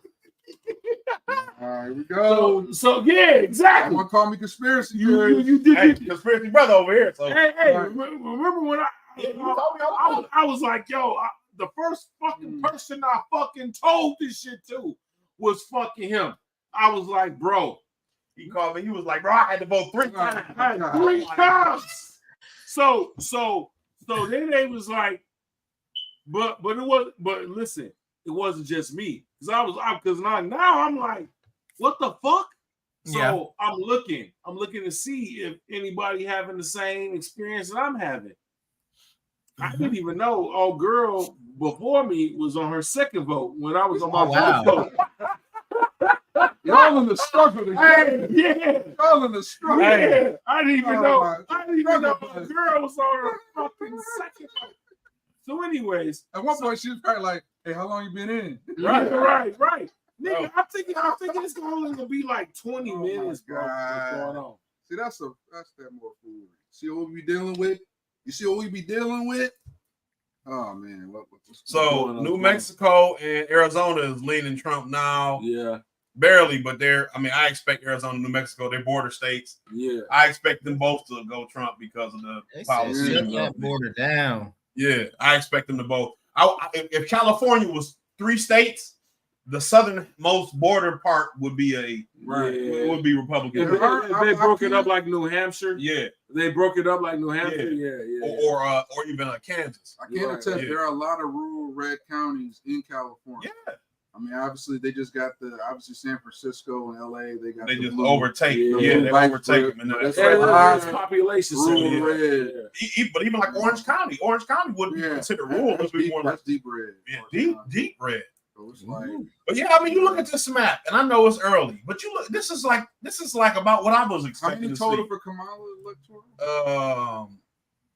So it doesn't give me the breakdown here, but let me see if I can see it over. Doesn't give the full. I think it's going to continue. Wait, go back up. No, this is Senate seats. Oh, okay. 48 Republican, 36 Democrat. All right. At least those are a little more accurate. We could count on like one. So it's this is House seats. Oh, House seats. Okay. This is House seats, but it's still maybe it's doing it at the very top. Okay, 198 Trump to 112 Kamala. All right. And they're being generous because Fox News had him at 206 or 205 already. Stop calling it so hard. It's going to be. See, now that New Mexico's back blue again, but my mom is working the election in Nevada. She says a lot of people in Nevada switch their party affiliation from Democrat to Republican. So that might be that might switch too. Okay, I got another fun little thing. So I posted that message, this fear-mongering message that I got in this group chat. And it just goes to show it's kind of like it's kind of like similar vibes to like early COVID pandemic. Where it's like, y'all, you know what? Like it's like you could tell like it got screenshotted 3-4 times, especially share this message where it's like, hey, the cure for COVID is, boil up some hot tea with some mint lemon and make sure before you go to bed to pour it on your chest. It's like all this sort of remedy shit. Yeah. So basically, this had a similar like vibe, like somebody just poured the shit out of it, everybody. It says, urgent, hey everyone, I received this from a friend's daughter that lives in Georgia. Oh, Please yeah. share. Hey ladies, I just received this from a friend, and they're repeating the same shit, who works in the Gwinnett County Sheriff's Office. Be on alert. Last night, a deputy told a family that local white supremacist KKK members originating out of Lexington, North Carolina, are planning to attack from now until the inauguration. They are plotting against blacks, especially black women, because in their eyes, we are easy targets. Please be vigilant. Try not to do anything I heard alone. y'all gave up Michigan to Trump. After dark until inauguration day. This is not a hoax or a rumor. The deputy showed paperwork that the police department has. In their words, That we they're didn't post. taking the country back. Hey, it's really scary. that we didn't post. And please take what I'm telling you seriously. We have to continue to live, but just be careful. Watch your surroundings. This is happening everywhere. Stay safe. Take care of yourself. So make sure y'all don't try to do anything alone, especially after dark, until the election. So I was gonna say when you put that up, Until inauguration. I was gonna say they must have heard that black women was the backbone of the black family and knew how strong and tough they were. So they was gonna hit the head of the black family because they knew black men ain't nothing. Wait, There's blacks. I didn't realize that there was a thing in there that said not to do anything after dark. That's diabolical work, to be honest. They're gonna get us, y'all. So look, so it was a number. I wish I would have saved it, but this would have been like 15 years almost at this point. But it was a number you could call, and when you call, swear this number said you reached the loyal white knights of the Ku Klux Klan. They was planning a rally in Georgia when I lived down there. I can't remember what part, but it would say, "Hello, you reached the loyal white knights of the Ku Klux Klan." Whatever. And it's like, bro, you ain't down there, bro. If you go, you live in Florida. You go down to rural parts of the South, they don't have street lights, they don't have sidewalks. So it's just a whole bunch of parts. When I lived in Georgia, bro, I didn't go. I drove from Atlanta to Birmingham, Alabama, to Tuscaloosa, Alabama. Hey, at nighttime, dog, I'm on the road. I'm on the road. But to your point, it's like you gotta go out your way to get lynched nowadays. It's like you gotta go out to that town. Anybody want coffee? Coffee might be good. I ain't got none though. Yeah. Hey, I got some Evan Williams. Huh? Yeah, I take cream. Thank you. Appreciate it. Yeah, I take some. Yeah. Coffee break. Thank you. So, Huh? Oh, I mean, I don't know. Kind of got my adrenaline up now. Yeah, so it's like you have to go out of your way. Yeah. When you drive to this rural town, where they want to be left alone more than anybody else. Get out. Yeah. Like go to their bar. Oh, you're not gonna serve me while I'm here, right? And it's like you have Don't to worry, go out I of don't your wanna way be to get linked. I don't want to be served. I don't want to be It's here. like I don't belong here. Like, we stopped at a Taco Bell, right? Yeah. It was nighttime. I went after work. So I'm wearing all my Detroit Tiger shit. Right. Pardon me, Dad. I'm wearing all my Detroit Tiger. I got my Detroit Tiger shirt, hat, everything. We stop at a Taco Bell. There's black people there. Taco Bell. So I go in, and at the time I wasn't eating Taco Bell's meat. Now I don't eat Taco Bell at all now. But I wasn't eating their meat. So I said, let me get, whatever order, no meat. Just give me bean. Whatever, just give me extra beans. Whatever you, and like, when I tell you, like 3 or 4 people came to ask me what I was, like, you don't want no meat? And I said, no meat, just beans. And then somebody else came from the back, like, you don't want no meat? Like, no, I just want beans. They Straight got up. offended. Like, our meat ain't good enough for you, boy? Like straight up. But that was it. I said, no, I don't eat meat. And they was like, oh, okay, you don't eat meat? Oh, okay. Like, you know what I'm saying? Like, it was almost more like, oh, we don't meet a lot of people like you down here. Because they was black. They was black. Wow. But it was like, oh, wow, you don't eat meat. Right. Yeah. I went to South Carolina because we left Georgia, we moved to Virginia, so we drove up. We was in South Carolina at this Chick-fil-A. So it's a little white girl standing in line real close to me. After I got our food, my wife was sitting in the car. She was still pregnant with our oldest daughter. Personal space. Real close, bro. Oh, So I get the food and turn. I hit her. She looked at me, and now this was kind of like a little Chick-fil-A, seemed like it was a bit of the sticks. She had a Clemson Tigers sweatshirt on, purple sweatshirt with the orange paw on it. I hit her. I didn't hit her on purpose, but she was close. You know, I got my food and my hands full. We about to drive to Virginia. Northern Virginia from Georgia, bro. It's a drive. I got a pregnant woman right here. I'm trying to get in the road. She looked at me, and the whole place was white. I got in my car. I'm getting out of here. We good. I was like, you forgot something. I'm like, look, we out of here. We getting out of here. We getting back. You know what I'm saying? But like what you're saying, you have to really go out of your way. You have to, or be in a real bad. I'm not saying like you can't get jumped or what, but like you have to have. It's a certain level of I'm not paying attention to my surroundings that you got to have to get hemmed up in the South. Because I still was down there almost 10 years. And you know like, what I'm saying? Like you mentioned, go out of your way, and then all of a sudden, like get in the agitated state to go to that town, go to some bar you're supposed to be in, and then kind of like how people get pulled over by the police instead of having to talk. Hey, yes sir, yes ma'am, no ma'am. Here's my wallet, and like on the wheel. Instead, it's like, well, why you pull me over? Right, you want to act like it's a source of pride that you don't act like that. It's like, look, you either want to live to see tomorrow, or you want to have, you know, your dignity today. Live to see that day in court. So that same mentality of like, instead of doing the talk, instead of be like, why'd you pull me over? You're gonna go all the way to this little white town, this KKK bar, and do the same, like, oh, why are you talking to me? Like it's the same mentality where you gotta go out your way out of pride to like get your ass killed in Mississippi. So what's it showing? So it's still showing him leading in Pennsylvania. It's showing him leading in Michigan now. Yeah. 49 to 48. I'm telling you, can't win Michigan. Hey, I'm telling you, guys can't win Michigan. And Washington Post still got 1% of the vote in Wayne County. But what was I just looking at? LA Times got. I told you this about to be a red wave, because I was telling Hayward with Pennsylvania, with Philly, it's a lot of black Muslims there. Yeah, you know, and like I said, they're old school converts to the Nation of Islam. Right. Elijah Muhammad's son. Right, exactly. Yeah, everybody to Sunni Islam in the 70s. Right. So like they're not feeling this either. Right, bro. That's what I'm saying. Like she can't win motherfucking Michigan, bro. She cannot win Michigan. Right, I do. But what they have said, the last like 3 or 4 elections, Michigan, Wisconsin, and Pennsylvania have all voted the same. Right. They have all 3 voted exactly the same the last like 3 or 4 elections. Right. And that's all. Whatever it was. Because Michigan voted for they didn't vote for Bush.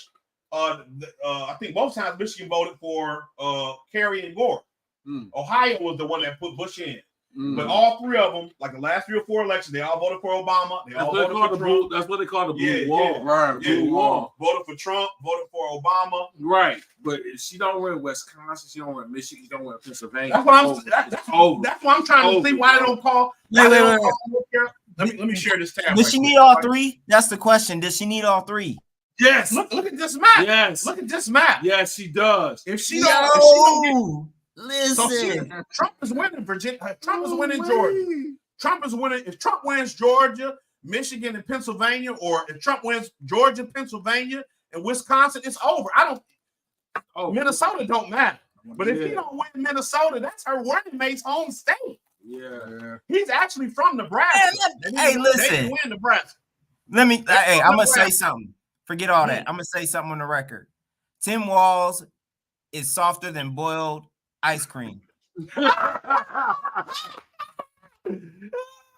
Oh man. Hey.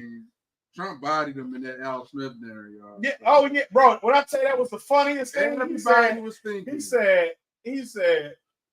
He said, well, you see what Tucker Carlson said just recently? He said, I think Tim Walz is gay. And there's nothing wrong with that. I don't know why it's wrong with it. But he said, I think he's gay. Come out, bro. I mean, it's like, what's really crazy is that she about to get massacred, dude.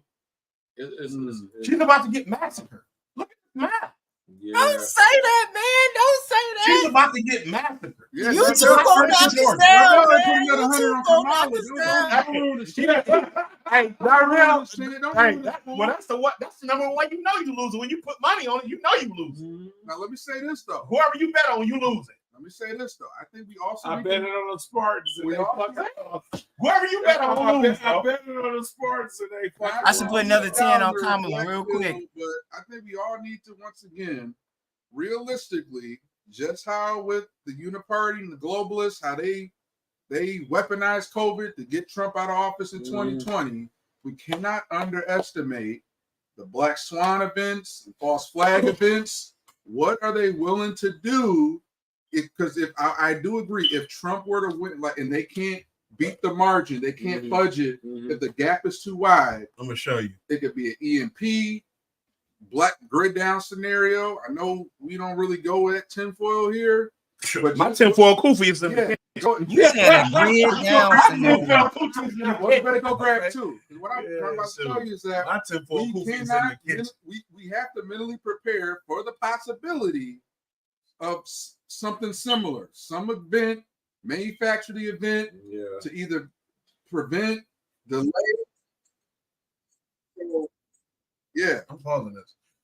Well, yeah. So this is what since you said that, this is what I was thinking. So you preppers out there, we'll see. they're gonna be the ones laughing. We'll see what's going on if she don't drop out when this is called. If these states is called for him, if Michigan, if Pennsylvania, if Georgia's called, she don't have no shot of winning as called, and she don't concede, then we'll know something. Or Biden has another accident. He's in You see what I'm saying? Or Hey, Biden she has ain't gonna another never accident. concede, bro. She ain't gonna concede. That's gonna be. That's what I'm interesting. saying, because that's what the Democrats have talked about this whole time. Oh, Trump's got to concede. Are you going to concede? Is she going to concede if this Or don't work out? if they croak Biden and like, oh well, Kamala's a temporary president. Let's just finish the job, y'all. Yeah. Let's make it official. Because they could do that too, because they don't care about Biden, bro. But here, hey, since you brought that up, Because I'm I've talked talking about about many times before. a Black Swan event. This Jimmy Dore, he's talking to. This is Jamie Raskin, member of Congress, I believe from Maryland, who already talked mentioned, about like- this early. Yep. I know what you're doing.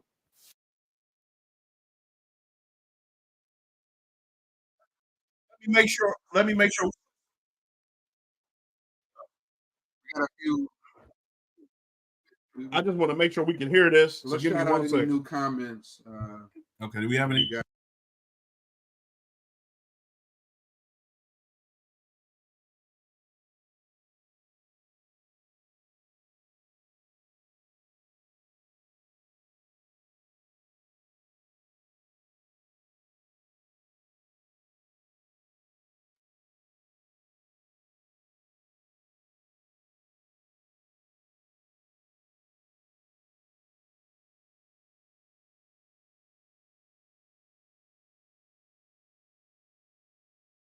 You couldn't hear that, pardon me, but I will bring it back up so we can hear it. Start it over.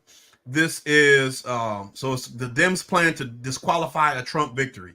So this is not conspiracy theory. This is a sitting member of Congress, Jamie Raskin, a Democrat, saying this publicly at looks like a Busboys and Poets, which is like a bookstore cafe in DC. Saying the quiet part out. Hey, come see us on tour. We're going to be in Los Angeles, Columbus, Ohio, Dayton, Cleveland, Cincinnati, Lexington, Kentucky, Burbank, California, and Honolulu. Go to jimmydore.com for a link for tickets. This is going to sound crazy, but it's not. This is actually real, that the Democrats have had a plan in place to not let Donald Trump become elected president again for a while.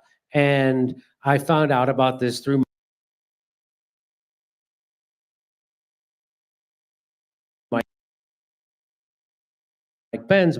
so first of all, they're going to use the 14th Amendment.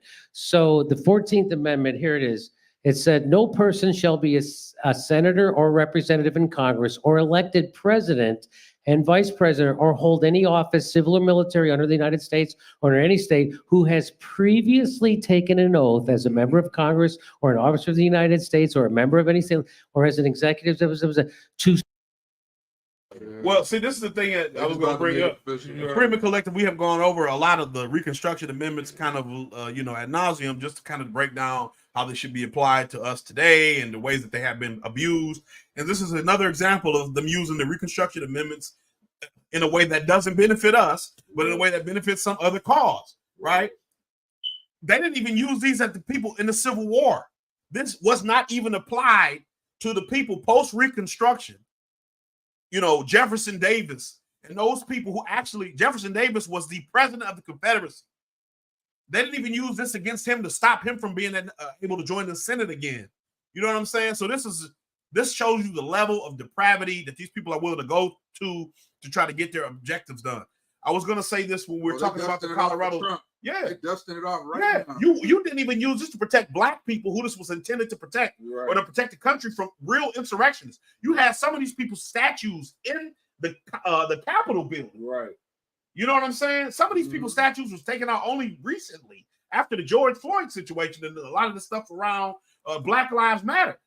And you're willing to use this for somebody who, you know, no court has upheld that he really caused any insurrection at all. And you've got people that you still revere as national heroes in this country who had armed rebellion against the United States. That's weird. But the second thing I was going to say is when you look at the situation with Colorado, the situation, whenever they have these kind of mistakes with the voting, the password, it never goes the other way. It never goes to Trump's benefit. It always goes to Trump's detriment. It always goes to the Democrats' benefit, to Joe Biden's benefit, or to Kamala Harris's benefit, or whoever the Democrat is running. It never goes in Trump's favor. Right. When he, like Malcolm X said, when the House always wins, and when the House was winning, it's because the House is cheating or something like that. I'm paraphrasing. Yeah. That's what it is. You know, and so for a lot of people, what they see in the persecution of Donald Trump, his success is not tied to their success because they understand that they're two different people. You know, for example, I'm not Donald Trump, but what they see is the ability to live vicariously through Trump, the ability to say that Trump represents me in a way. And so by him succeeding, I am thumbing my nose or giving him the middle finger or sticking my thumb in the eye of the system. And this is what the elites cannot understand about his appeal. Your disdain for Trump fuels the support for Trump, right? It is that makes people like him. It is his, you know, the very thing that turns you off, his frankness, his crudeness, whatever you know, his uncouthness. That's what people like. They like somebody who speaks their grievances. And so the more you persecute him, or the more it is perceived that he's persecuted unjustly by the establishment, you know, because you look at Dick Cheney and Kamala Harris and the Democratic Party coming together to form a coalition, that should tell anybody with a conscience that if Dick Cheney is supporting your candidate is bad, right? If you support Dick Cheney, or you support someone who supports Dick Cheney, or you support somebody whose last name is Cheney supports, that should let you know that who you support is bad. Dick Cheney he oversaw a torture program and was proud of it. They asked Dick Cheney if he would do it again, and he said yes. Dick Cheney was responsible in the Bush administration for the Patriot Act. Dick Cheney was responsible for the ability through the Patriot Act, the suspension of habeas corpus, right? So we have to understand this. Tapping your phone lines, warrantless searches, warrantless seizures, indefinite detention. This is Dick Cheney. This is Bush. This is that administration. Millions of Iraqis dying, right? Afghanis dying. Young men in my generation, our generation, died, PTSD, damage for life, for a lie about weapons of mass destruction. So these are not good people. And if you think that Kamala Harris is a good person and simultaneously she can keep their endorsement, you need to really reevaluate your own this one. Oh, hey. All right, Darvell, you go. I got a screen I'm sharing. Okay. All right. Throw it up. Oh, okay. Yo! Oh, they gave him Michigan? They gave him Michigan? Listen, this is Polymarket, though. You know, Polymarket, I don't trust these kids. They out here, but people throwing money on this right now. They got him in the lead on that 87. Listen, I don't even know where they're getting that data from. Let's look at Kalshi. Kalshi straight up, listen, this is wild. They got her at 6%, yo. Oh, that's Georgia. Hold on. I'm sorry, bro. Hold on. Let me pull this back up. Before the 3-4 a.m. flip. Man, they trying to do that overnight. You said, oh, this ain't no better. This ain't no better. Look at that. That's what I'm saying. There's no way they really thought she was about to win. All the little Trumpers in the front row drove like, yay, red wave, we go to bed. We won. Trump got a 3% lead over her right now. All right, I do believe that. Where? Michigan. Yeah, there's no way. CNN got him on. There's no way she won Michigan, bro. No, I'm saying because the red counties, less people, quicker to tally. Right. So of course Wayne County, we ain't gonna know about that till like Wednesday. But what I'm saying, Thursday night. Everybody in Wayne County ain't voting for her. No, bro. Well, yeah. I'm working for Trump. Yeah. Oh yeah, I'm familiar. You know what I'm saying? What I'm saying is those people live in Wayne County too. It's a lot of people in Wayne County that are either not voting for her or are not voting for her and voting for Trump. Right. There's no way she won Michigan. Yeah, you ain't gonna see this on mainstream There's media. no way she won Michigan, bro. It's Poly Market, bro. Yeah. Oh, let me see. You ain't gonna see this on mainstream media. But also to your point, well, we gotta get back to the Jimmy video. But to your point, conspiracy brother, we got to psychologically realize like these elites, what they did through COVID, what they're doing to Trump. You got to think about it from their end. What are they willing to do to get away with it, to not get accountability? Because they're either getting jailed, they're on a level of treason. You got to think about these elites. They're not thinking about what's in the best interest of the country, black people, or any general American. Yeah. So what you got to psychologically prepare yourself. Like, what are they willing to do? They're willing to shut down the country, weaponize a virus, push a president out the way. Right. What are they willing to do to keep Trump out of office? Because that's the only level of accountability. If he gets back in with Elon and RFK and them going to be opening an investigation, possibly the CIA, the JFK files getting opened up. What are they willing to do? He said he gonna open the JFK files up day one. But he think said about he's what- gonna do that day one. They gonna kill that man immediately. What are they willing to do? We have to mentally prepare for that possibility. Oh yeah. All right. And like I said, EMP. Well, But I guarantee you, when California opens, it's gonna close immediately. Another to give her that 54 votes. It's gonna open and close immediately to give her that. we might get a sequel to the '97 tornado. What happened with Chicago though, bro?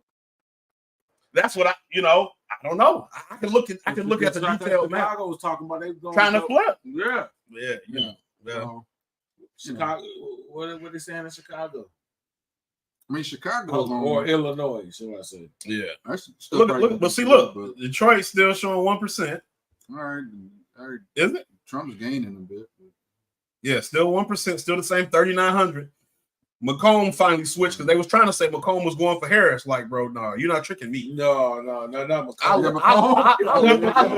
Not Macomb. You got a better shot. You got a better shot of Washington. I'm going. Right. Yeah, Yeah, not Macomb, bro. No. Yeah, the Macomb County ain't going fucking. But this is about what I expected. Grand Rapids, Kent County. Yeah, Marquette up there, the whole UP going blue, and yeah, then Macomb going red. Right. But we'll see. But yes, the Jimmy video. Yeah, let me see. I'm pulling this up. So here you go. Support the Constitution of the United States shall have engaged in insurrection or rebellion against the same. And so that's why it was so important for the FBI to instigate January 6th. And that's why Nancy Pelosi made sure there wasn't any National Guard or security there. So when the FBI instigated and those people and the cops at the Capitol shot flashbangs they were inciting them, and the rest of the cops took the gates away and the fences away, and they swung the doors wide open, so that's what this was all about. And we have the video, we showed it on our show earlier, of Nancy Pelosi going, oh, they're trespassing on federal property. This is exactly what we wanted. That's because they were trying to make sure Donald Trump could never run for president again because they feared he would win. And that's what the establishment doesn't want, a guy who they can't control. And so they're going to use the 14th Amendment. What makes me think they're going to use the 14th Amendment? Well, here's Mike Benz talking about it on PBD's show. Listen to Jamie Raskin. Jamie Raskin in Congress has said, let people vote for Trump if they want. We're not going to certify his election anyway. So he may be elected, but we're not going to let him be inaugurated. When did he say that? So here he is saying it. When did he say it? Here he is saying it, that they're going to use the 14th Amendment, and it doesn't matter if Trump wins the election, they're not going to certify it because they're going to invoke that clause from the 14th Amendment saying Trump incited an insurrection. Here he is saying it. It's going to be up to us on January 6, 2025 to tell the rampaging Trump mobs that he's disqualified. And then we need bodyguards for everybody in civil war conditions, all because the 9 justices, not all of them, but these justices who have not many cases to look at every year, not that much work to do, a huge staff, great protection, simply do not want to do their job and interpret what the great 14th Amendment means. And I'm glad that Sherilyn's creating her new center. So if you listen to what he says, up to us on January 6, 2025 to tell the rampaging Trump mobs that he's disqualified. And then we need bodyguards for everybody in civil war conditions, all because you went against the Constitution and inserted your pre-chosen candidate. That's why you're going to need bodyguards, and that's why there's. I want to just pause here to kind of give us a chance to digest what we just heard and what was said and everything. So this is why, when we look at and talk about, so Trump is leading Michigan. An estimated 27.3% of votes have been counted. They still have not added more Wayne County votes, but this is kind of fugazi to me, but see, look at, I told you, California came right in. And Washington State came. What that's going to do is it gives a perception, it's a tighter race, because that's 50 votes right there for California. Take them 50 votes off, and she's getting murdered right now. But you put California, she won, and then Washington is like 12 votes. So now you give her 60-some votes. She was just at 109 votes, let's say. You just gave her 60-some votes. Right. So that's all it is. They're trying to play an optics game. I don't know why when the game is already over, because everybody who on this side of the state, on this side of the country, has already finished voting. You really? What do you think? You really think Michigan and Pennsylvania can both go blue? I mean, it's possible. Pennsylvania got almost 70% of the vote in. Trump's got a 3% lead. It's stayed around 3%. It's gotten as low as like 1.5. Stayed around 3%. Go to CNN, man. I have to believe they're gonna fucking. What they talking? They're gonna over. I feel like they're gonna over. So they gave Trump North Carolina. I don't know if I got that on here. That's over, bro. It's over. Yeah. If you got North Carolina, it's over, bro. Because that was the Hill. So the Hill gave Trump North Carolina. So Trump is a projected winner in Georgia and North Carolina. So they've got. It's over. It's over, bro. It's over. It's over. So Ohio, they lost. So I don't know if it's Sherrod Brown or who. Let's see. Oh yeah. So Republican businessman Bernie Moreno has defeated incumbent Sherrod Brown.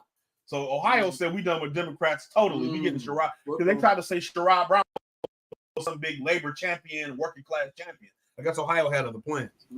Okay. So the Hill is more up to date because they called Virginia a while ago. Okay. Yeah. They called Virginia when it was still leading red. So the Hill looks like they're pretty on. Let me see. I got to do my girl Brianna Joy Gray. Yeah. They did her dirty. Let's set her up. I don't know if she's doing a show. Let me see. I'll see. Yeah, definitely. Sabby Sabs. Ooh, yeah, they did. Yeah. Sabby Sabs be coming in heavy, don't she? I don't even watch it every time. No, Sabby Sabs up to. Yeah, let's go to her YouTube. Yeah. Sabby Sabs bring the fire. Yeah, she do. Bro, if North Carolina's gone, it's gone. It's gone. It's done. It's done. It's showing solid red. Yeah. On the Hill it says it. So Schiff won the California Senate race. Fantastic. Good, not the other Schiff in California.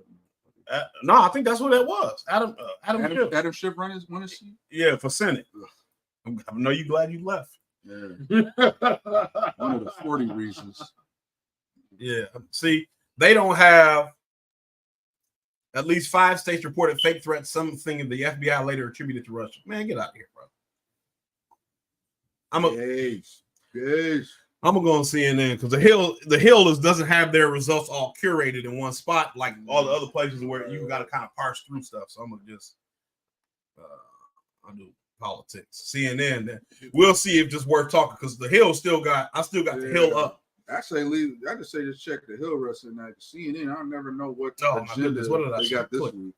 Yo, CNN. Hey, dog, listen. Kamala done jumped up to 145 versus Trump at 211 on CNN. If you want to know what CNN talking about, I got him on the tube. But that's what I said they would do. Okay, I got a question. How far ahead? But maybe we could Google this. How far ahead was Trump in 2020 to where all of a sudden there was a flip where Biden took it? What was the gap? Is there a way we could look that up? It was real narrow. It was real narrow. It was more narrow. It was more narrow than this. But it was like 90% of the vote in. It was way more narrow than this. Okay, so we got a much bigger gap versus. Yeah, you got a much bigger gap for how much time is left. Yeah. Hey, bro, though, listen, but though, for real though, if them passwords was leaked, then they could just call that whole state. Yeah, they could just flip everything. Trump, a lot of family members gonna be mad at me. Hey, some high schooler hacked it. Shit, I didn't do my part. You did your part. I did my part. You exercised your rights as a free American to vote who you wanted to vote. I didn't do the part the way he wanted me to. So, but yeah, it's looking good. You know, I'm more and more cautious. There's no way she won Michigan. We got to make some merch that says I voted my conscience. Right. There's no fucking way she won Michigan, bro. No way. There's no way she won Michigan. I still gotta get my I Survived California shirt. You go. Hey man, listen, I'm watching Google. I feel like they can't fuck it up. They're not allowed to. So they got Trump at 214 and Harris at 179. Google got some big tech sort of, they got a little. We'll see. But they got PA and Michigan pink. Yeah, and Wisconsin too. Minnesota too. 270 to win. Man. But when did they call it for Biden last year? Was it a few days later? No, they called it like overnight. Like we woke up, we went to sleep, and we woke up at or I stayed up because I can't remember. It was like 3 a.m. and it was like, Biden won Michigan. Before we went to sleep, it was what? Biden, Trump, what was it? It was like they were like within 10 of each other. Within 10 points or 10? Oh no! What was it? Was the gap wasn't this big. No, it was real close. Within 10 or 20? 10, 20? It was like within 2 percentage points or something. Like point something percentage. So like 179, 180. Well, so let's say the number here is 51.6%.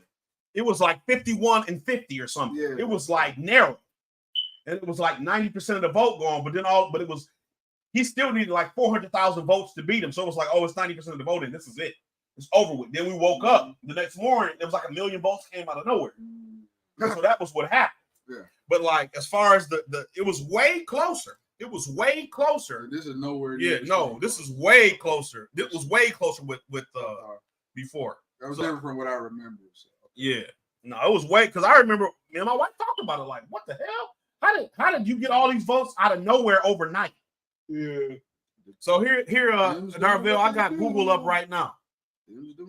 Since you brought it up, Tim Walz is not even winning, at least at this point, 2-1. Or Tim Walz doesn't win. 2-1. He's not even winning Minnesota. He's from Nebraska. He's actually from Nebraska.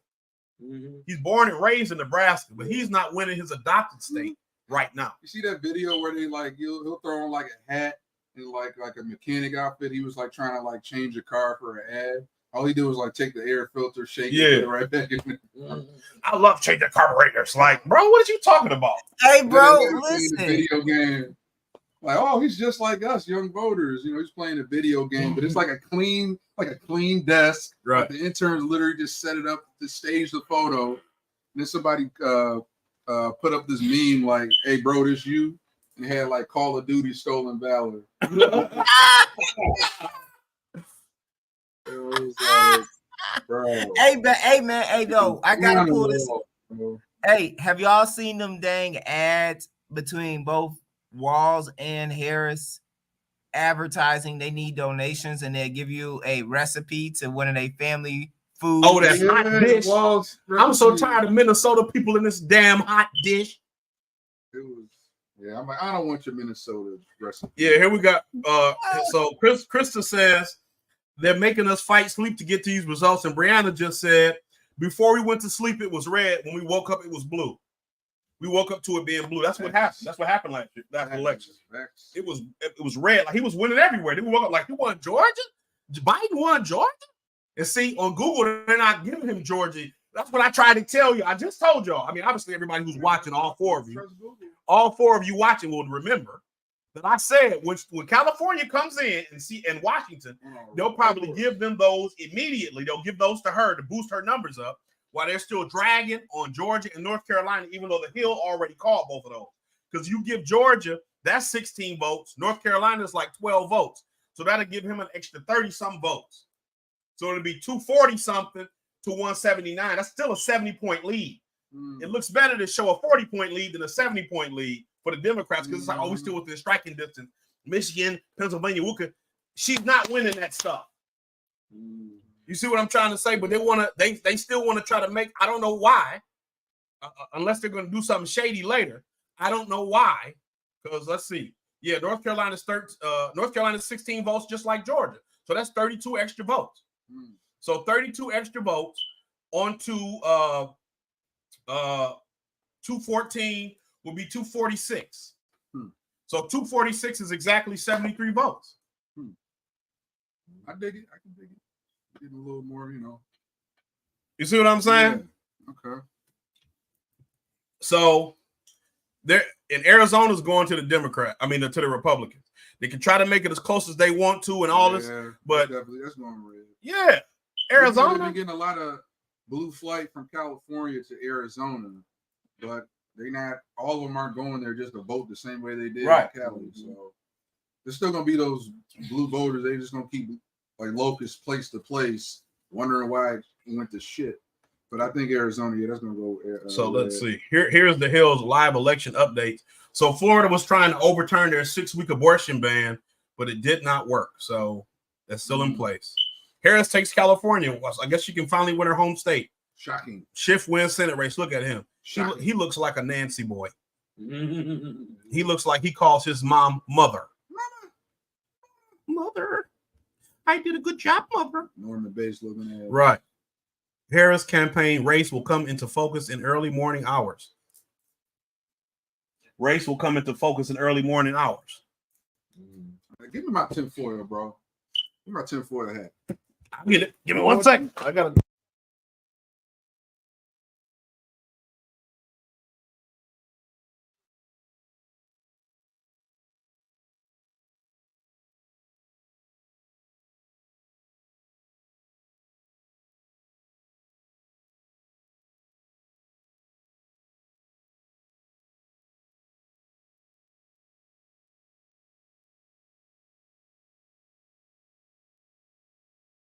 Yeah, I can't hear y'all.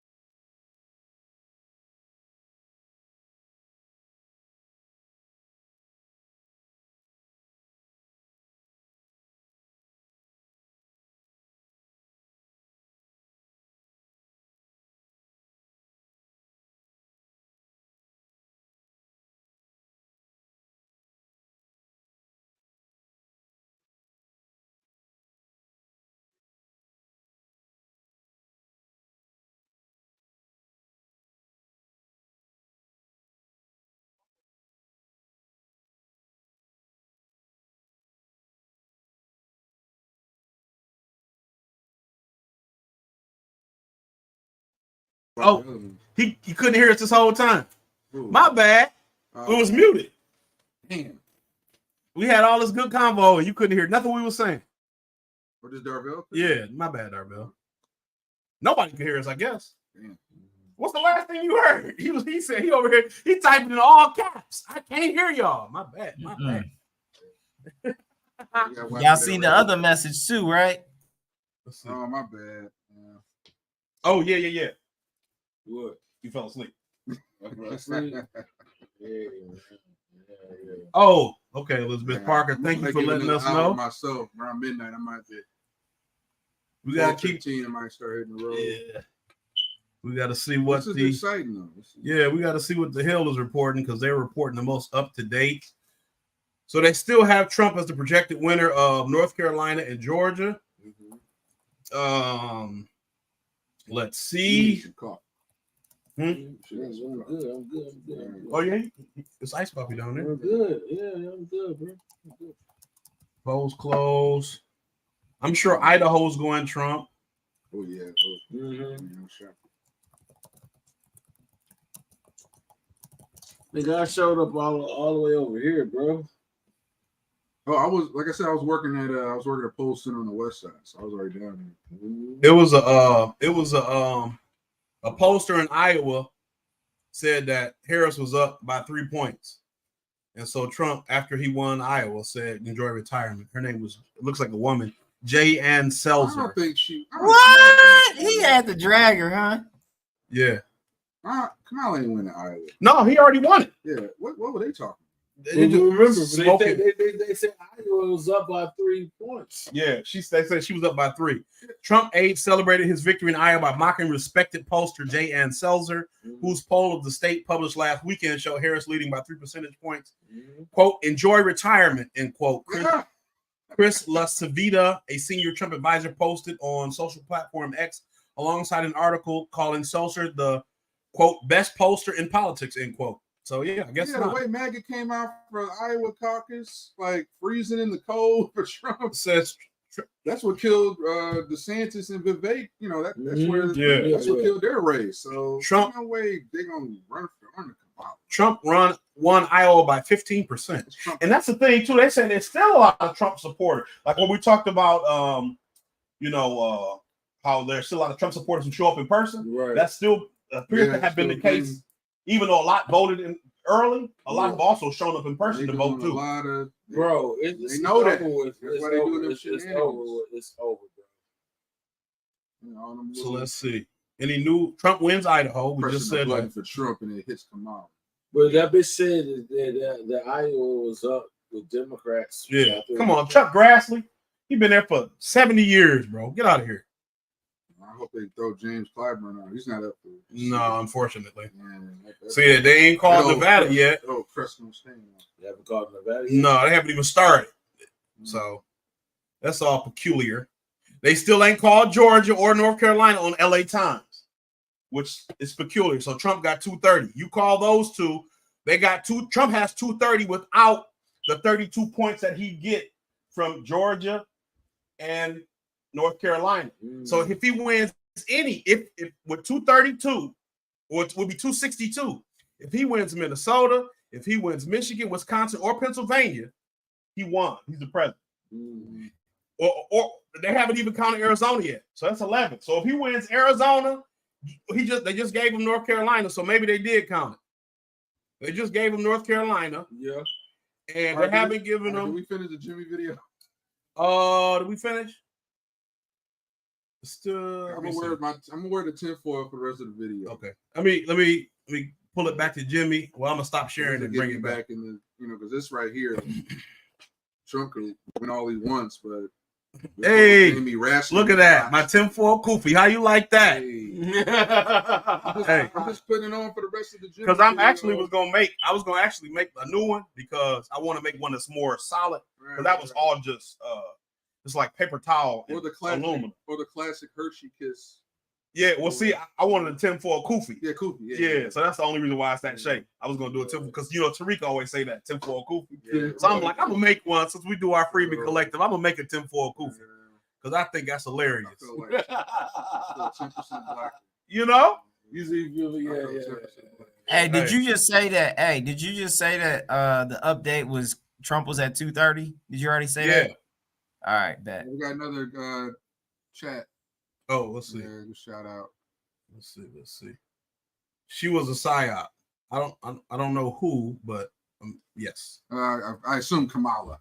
Oh, correct, correct, Miss Parker. Kamala was a psyop. Hillary was a psyop. Yeah. I mean, really, it was their original 16-year plan.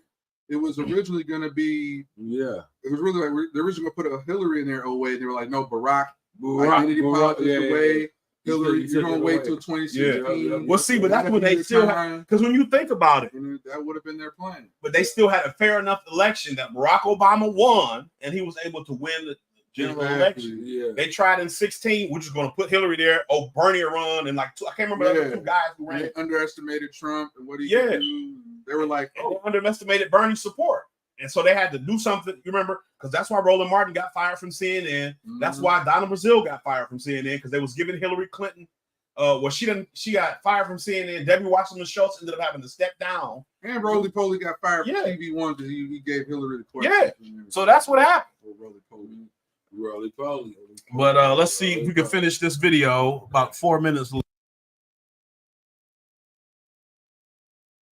Going to be a civil war because you motherfuckers are undermining the Constitution like you've done since 2016 when a guy who wasn't pre-selected by the war machine and the deep state won the goddamn election and you didn't see it coming. That's why he's a tool of those exact same establishment, war machine, Wall Street, establishment, deep state motherfuckers, and that's what he's planning on doing. I'm not making this up. Did they have this plan? When did they have this plan in place? Here's Mike Benz to tell you.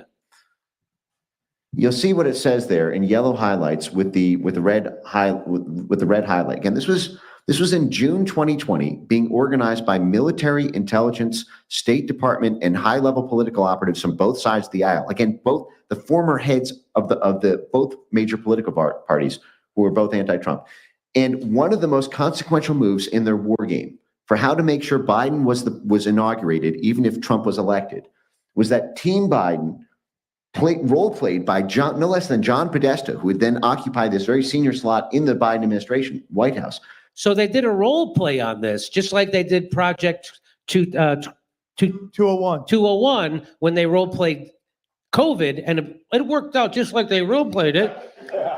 They did another role play of how they would deal with Donald Trump winning re-election. And one of the most consequential moves was that Team Biden on January 6th provoked a breakdown in the joint session of Congress by getting the House of Representatives to agree to award the presidency to Biden based on the alternative pro-Biden submissions sent by pro-Biden governors. This is what they're planning to do. They're going to make the argument that Donald Trump is disqualified under the 14th Amendment because of January 6th. And then they're going to reinstall. So back then it was Joe Biden. This time it's going to be Kamala Harris. This is exactly what I've been telling people when they ask me, who do you think is going to win the election? And I, just like my friend Russell Doppler says, if Donald Trump is allowed to be inaugurated as president, I have to rethink everything I've thought about the deep state, because they're going to do shit like this, shit you didn't see coming. January 6th, nobody saw coming, that they would try to instigate something like that so they could do something like this. And believe me, they're thinking about other stuff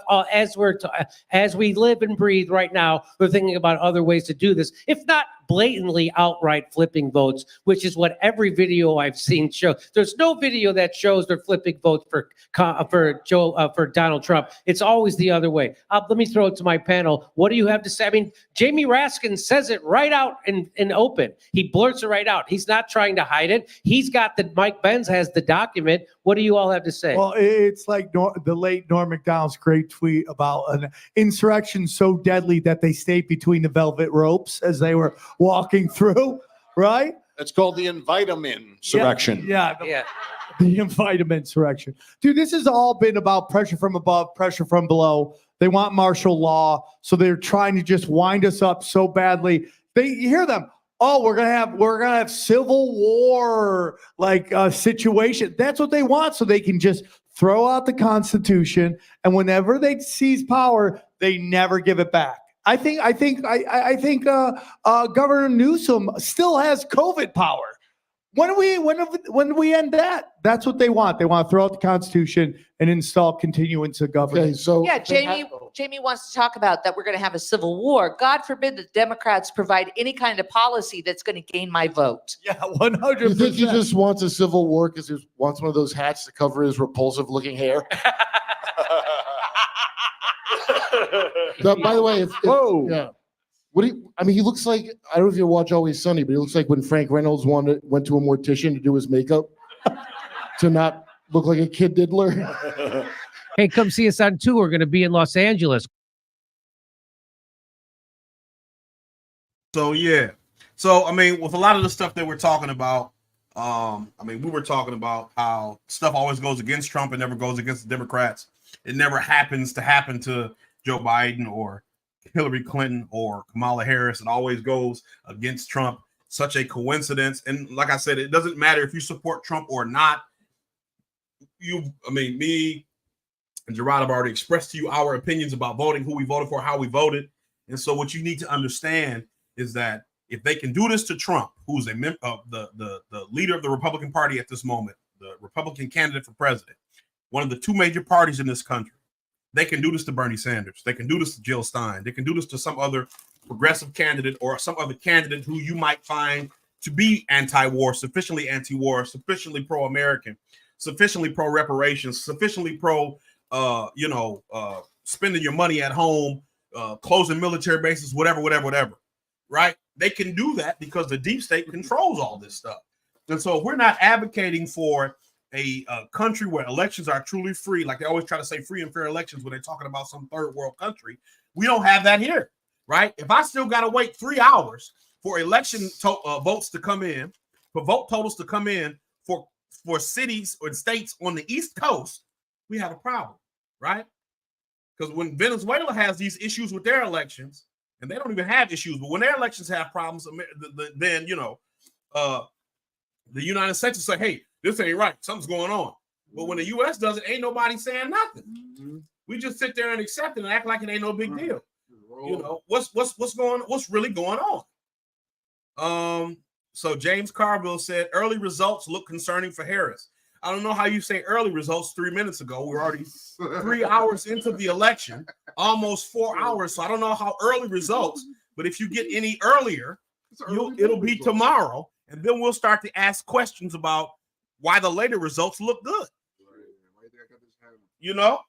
Again, this is the Freedmen's Collective.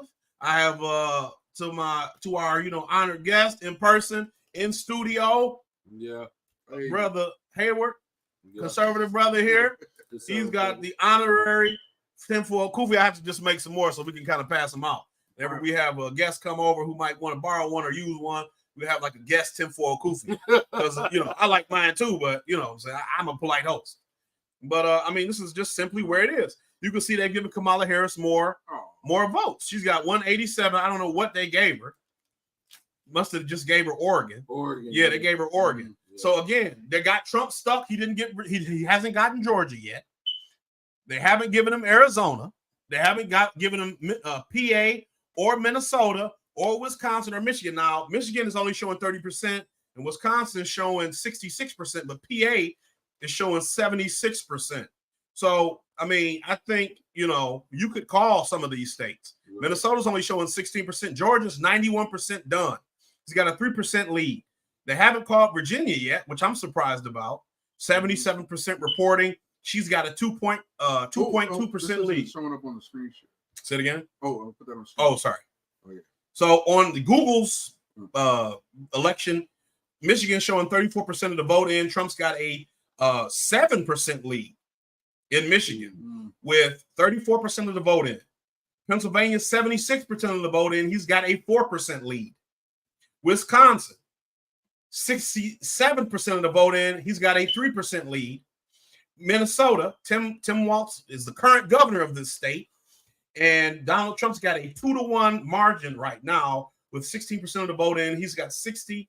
I was saying percent leads. It's not percent lead. He's got 61% of the vote here in Minnesota. He's got 50. I was right. I was saying he's got a 30% lead, essentially about a 25% lead in Minnesota. He's got a 3% lead in Wisconsin. He's got a 7% lead in Michigan. He's got a 4%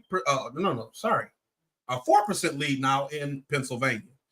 And he's shown a 3% lead in Georgia with 91% of the vote. Arizona, he's now looks like a 0.2% lead with 50% of the vote reporting. So we'll see how things go. Nevada's still not showing anything. Who would have guessed the mob-controlled Nevada isn't posting results yet? Who would have thought? In the words of Negro Damas Paul Mooney, how do we know that Saddam Hussein has weapons of mass destruction? Because we have the receipts. Right. You sold it to him. Right. Oh, classic. So let's see if the Detroit Free Press has any pertinent information. Nothing. Try to see. This is just. Also, let's do a little wild card. Just go to Google News, see which publication. Let's see. She there's no way she won Michigan, bro. No. So I'll share this tab. I agree with that. So the Detroit, Pennsylvania. The Detroit Free Press. She didn't win that either. The Detroit Free Press has her leading in Minnesota, which I'm not going to say that's impossible. Her running mate is the governor of the state. He's a sitting governor. We'll give her that. I would be surprised if they lose it, but if they lose it, that is definitely going to be a bad look. Even Walter Mondale won Minnesota, or McGovern. That was the only one. McGovern. He only won like 2 states, and one of them was Minnesota, and one was like North Dakota or South Dakota. Karma, because she missed out on the Al Smith dinner.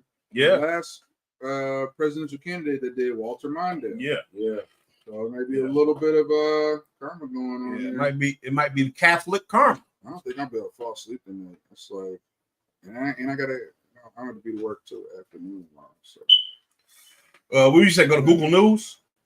Yeah, just a little wild card roulette to see what outlets pop up, see what they say. Just go to like someone Google now. Go to Google again. Just go like election updates. Jill Stein got 0 electoral votes, but she's got 400,000 total votes, and so does RFK. That's impressive.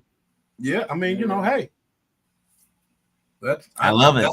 That's not nothing. I think, I think that's good. I think people standing up and saying that they don't support genocide or whatever the various stances that they're taking is commendable. And where she get most of those votes at? That's the question. Well, yeah, it doesn't break that down here, but we'll see. So it's 270towin.com is here. Google Blog, The Guardian, KGW, The Verge, Daily Mail Online, ABC News, Variety. Any of these sticking out to anybody? This is random, but I'm just questioning. I mean, what are they doing? Just how there's none of these Republican AGs doing lawfare and trying to indict the left. What sort of safeguards are people putting in place against this Jamie Raskin? We're not going to certify him. Like, what are they doing to counter this shit, bro? What can we do? I can't tell you. Because it ain't like they're gonna just sit there. If he gets that 270, Jamie Raskin like program activated. Right. I don't know. Well, no, I don't know. I mean, he's publicly said this, so I don't know. I mean, they can act like, oh man, Kim Worthy winning. Oh God, I voted for the Libertarians. So corrupt. Well, this is the thing we talked about on the show when Duggan was, and I'll share this tab just because I'm here with the local results. When Duggan destroyed evidence that he was supposed to keep for some period of time as the Wayne County prosecutor, and she was aware of it. It's stuff that could have helped to free people. It was supposed to keep this evidence for some X amount of years after they were prosecuted, and he destroyed it. And she knew that he destroyed it when she got elected to be the Wayne County prosecutor in 2000 something, and she didn't say anything about it until just recently. This is the same woman that left 12,000 rape kits on the shelf for years, and then brings in these women years later. Oh well, okay. I was about to say the Republicans winning Wayne County sheriff, but it's only 3,500. It's only is that an Indian? Is that the Indian guy? No, it's probably white and Korean. TP to Corey, but we can see he could be Indian. He could be. Maybe one of that said something. She wants that means the Republican won't a Republican Wayne County sheriff. That'll be something. How you gonna get that means I mean like if for him to be that means that the ticket on top, motherfucking Yeah. won. But who? I mean, they don't even have a picture of this guy. He about to win. Like, what's going on, bro? You got to at least have a picture of the man, don't you? Might be a rhino. It's an op. It's an op, man. He's running as an op. How do you not have? And it's a guy in Oakland County running for sheriff, and they say he said he's qualified to be Oakland County sheriff because he was an Oakland County inmate. So I mean, wild times we live in. I ain't mad. We don't have a picture of this man. He's running for images. I did. That's I forget his name. Benny Napoleon. Yeah. Rest in peace. Yeah. He's dead. Yeah, they said they got rid of him. What? Well, yeah, they said, that they helped to. Yeah. They said that they helped to get him out of there because he would have been the mayor of Detroit over Duggan. So they, Yeah, I remember that was a very. Because didn't he die from COVID or COVID complications or something like but that? it was years later though. He was the sheriff. He was a county executive, but they were saying that he was potentially eyeing to run for mayor of Detroit. He was never the mayor. No, I'm saying like he died years later after they pushed him out the way, and he was he was Wayne County sheriff. He was Wayne County sheriff, then he was the executive. Oh, okay. Yeah, and then after he became the executive, his term was up, or he was considering running for mayor. Right. And they, he probably would have beat Duggan because he's more recognizable name and face. He ran in what year was it? No. Hold on. He ran against Evans. Yeah, Warren Evans is still the incumbent. No. What I'm saying is they were saying that he was eyeing running for mayor. Right, but he ran and he lost. Yeah, he didn't die years after that. No, but I'm saying they were saying he was going to do it again. That was the I heard. Okay, yeah, he was going to do it again. Do it again. Okay. Yeah, and he was going to potentially be able to unseat Duggan because he had better name recognition and stuff in the city. I understand that. And so he was going to be potentially a threat. That's just a rumor I heard. Right. I mean, obviously, I thought you were saying how like they killed him before he could run. I'm like, no. I'm saying he was going to do it again. He was going to run again. But yeah, I can't find pictures of this unless that's him. TP. And see, that's not him because I just went on Ballotpedia and that's not him. I don't think that's maybe. So yeah, it's kind of weird. Benny and Napoleon, yeah. TP. Let's see. Maybe this is one of them. Nope. Oh, Tim Walls, just in time. They really be calling that dude 10 Tim, bro. We got a new chat. We got a new chat. Let's see. Any new results? Anybody want to share with us? Hey. Peace. Who that? Ernest. Okay. The Freeman Collective is here. Hey, what's like Voltron powers activate? Hey. Voltron powers activate. We in here. Heck yeah, man. Let's see. Wayne County Clerk Kathy Garrett is leading. Register of Deeds, the Afaf Ahmad, the Republican, is leading. 5th District, they're not showing. Western County Commission, 8th District, not showing anything. 9th District, not showing. I want to know if Sri Tanadar is losing or not. I'm sure he's not. We can dream. Yeah, you better check in on Sri. I'm telling you, always got to keep an eye on Sri. Circle back to Russell Brand. Oh yeah, let's see what Russell Brand up because we had him on earlier watching his election show. Let me see if he's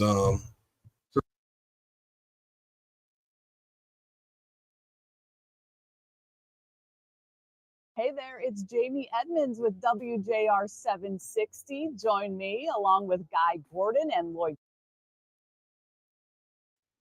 Hey, football fans, Rich Eisen here. Are you ready for some NFL action? Of course you are. Controls the U.S. Senate is everything. Senseless wars and the endless servicing of corporate interests. Did you know you could take 760 WJR with you wherever you go? Scan the QR code and download. And unelected bodies like NATO. You gotta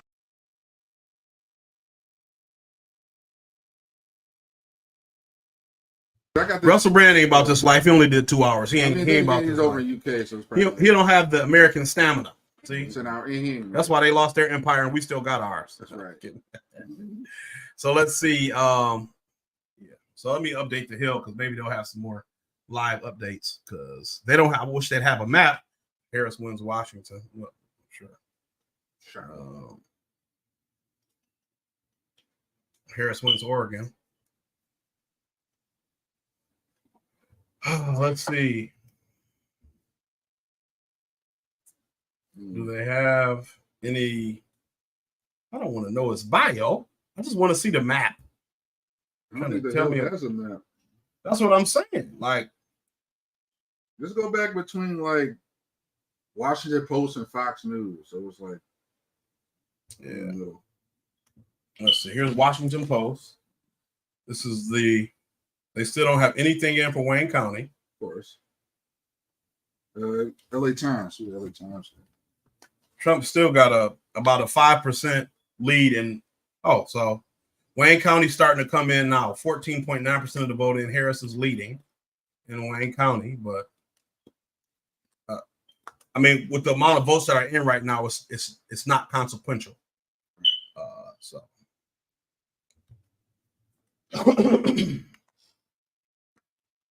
let's see. Go to LA Times and see what's going on. So 3% lead, about a 3.2% lead in Wisconsin. I'll share this tab since I'm talking about it. 3.2% lead in Wisconsin. We have Nevada still not up, showing about a 3.2% lead in Michigan. No, sorry. So it's back to about a 5.1% lead in Michigan, and it is like a 3.7% lead in Pennsylvania. Pennsylvania has 80% of votes in. Wisconsin has 68, almost 70% of the votes in, and Michigan has about 40% of the votes in. 40. Yeah. Minnesota is blue now. Kennedy's got 11,000 votes, but he's only got 0.7%. So that would do Trump any good. Anyway, Harris is leading Minnesota by about 11 points. So they still have not called Georgia, which Trump is winning by about 2.8%. And it's 91% of the vote, and it's been 91% for quite a minute. But that's where we'll be. So 230 to 192, as I've said, they gave Harris pretty much all of her points, and they're trying to make this race look a lot closer than it is. Because, California is 50. And so if you take the 50 from California off, although I know that's not how this works, but if you just take that 50 off, it's 140 to 230, which I say that because you've gotten this chunk of votes where Trump has gotten large amounts of votes, but they're still normal sized states. No other state in the country is essentially a coast. So, this is the coast, the western coast of the United States, and it's given her a quarter of her votes. So she's got 205 now. They just gave her another state. I'm not sure which state they gave her, but she's got 205. So Trump has a 25-point lead. Looks like they have given her New Mexico. So she won New Mexico by about 5. So 179. No, it was 190. Yep, 205. So she got New Mexico. She had to get something else. Maybe she got Delaware too. 3 electoral votes. It could have been Delaware and DC. She's creeping up. Yeah, I might. At least from home, I'm gonna probably stay up. Okay. I mean, you can always join back in. I mean, for sure. I might still be up for a while because I'm kind of wired. Yeah, I might head out in a few, but this is definitely getting very interesting. This is the countywide elections, so you can kind of see how the lines fall. Lordy. So as you can see, I mean,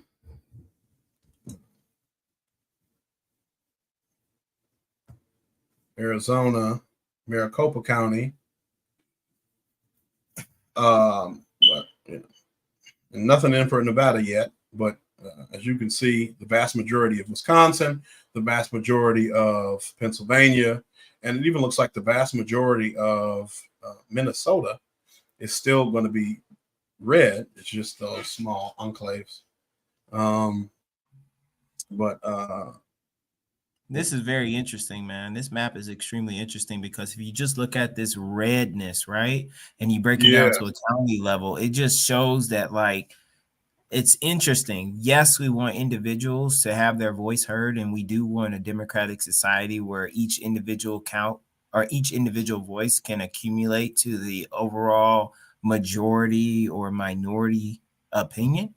But when you look at the concentration of people, you can't help but to somewhat admit that when you concentrate a bunch of people in Metro Detroit, for instance, they might all actually end up with the same damn opinion because they grew up the same. So now we're trying to ask the question about how do we govern a nation when we have these huge, from a numbers perspective, these huge concentration of population centers. Now the population centers are dragging the entire nation with it. Even though they have the most people, they also are subjected to the same exact situation. So they're not at all representative of the full diversity in the full spectrum of the nation. And so then you got to ask yourself, wow, is this truly what we should be doing? What we should be doing? I mean, you can't see this many states red and tell me that the Democrats won. Yeah. Unless, Michigan and Pennsylvania, it's looking pretty red though. Yeah, I mean, I think Pennsylvania, you might just take it. Not gonna do it. That's what I'm saying. They're not calling Georgia yet, and it's 90% in, man. Like, what are you doing? I don't understand. Because like DeKalb County, all this stuff, yes, right? They're going to be DeKalb, Fulton. You're going to have the majority of that is going to be Harris because that's Atlanta. But like a lot of the white people who live in Georgia do not live in Metro Atlanta, of course, or they live out the scary towns. They live out. You got to barely escape with your life. Yeah, and the thing about it is like I said earlier, it might be a little bit more now, but when I was there, it was like 400,000 people who lived in Atlanta proper, and maybe Metro Atlanta had 2 million people, 1 to 2 million people. So it's still not as many people there, and it could be more now. That's almost 10 years since I was there, so it could definitely be more now. But I don't know that those voting patterns are going to change so drastically in that shorter time. But yeah, I mean,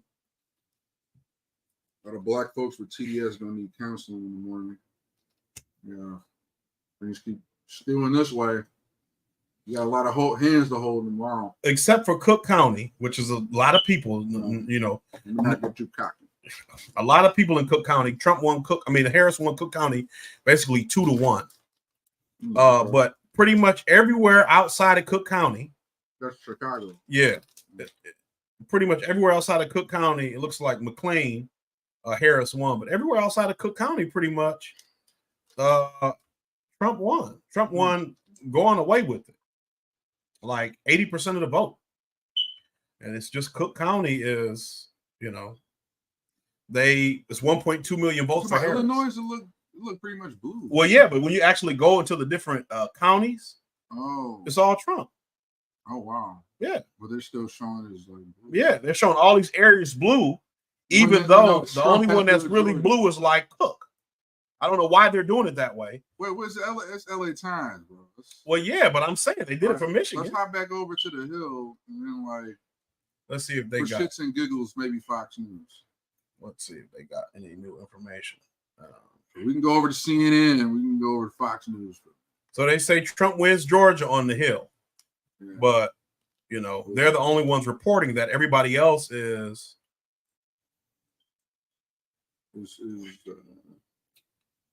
freaking out. Let's see. I mean, I think it would be significant if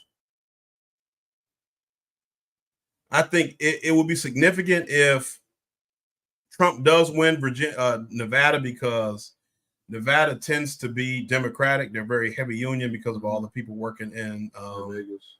Yeah, in the hospitality industry. But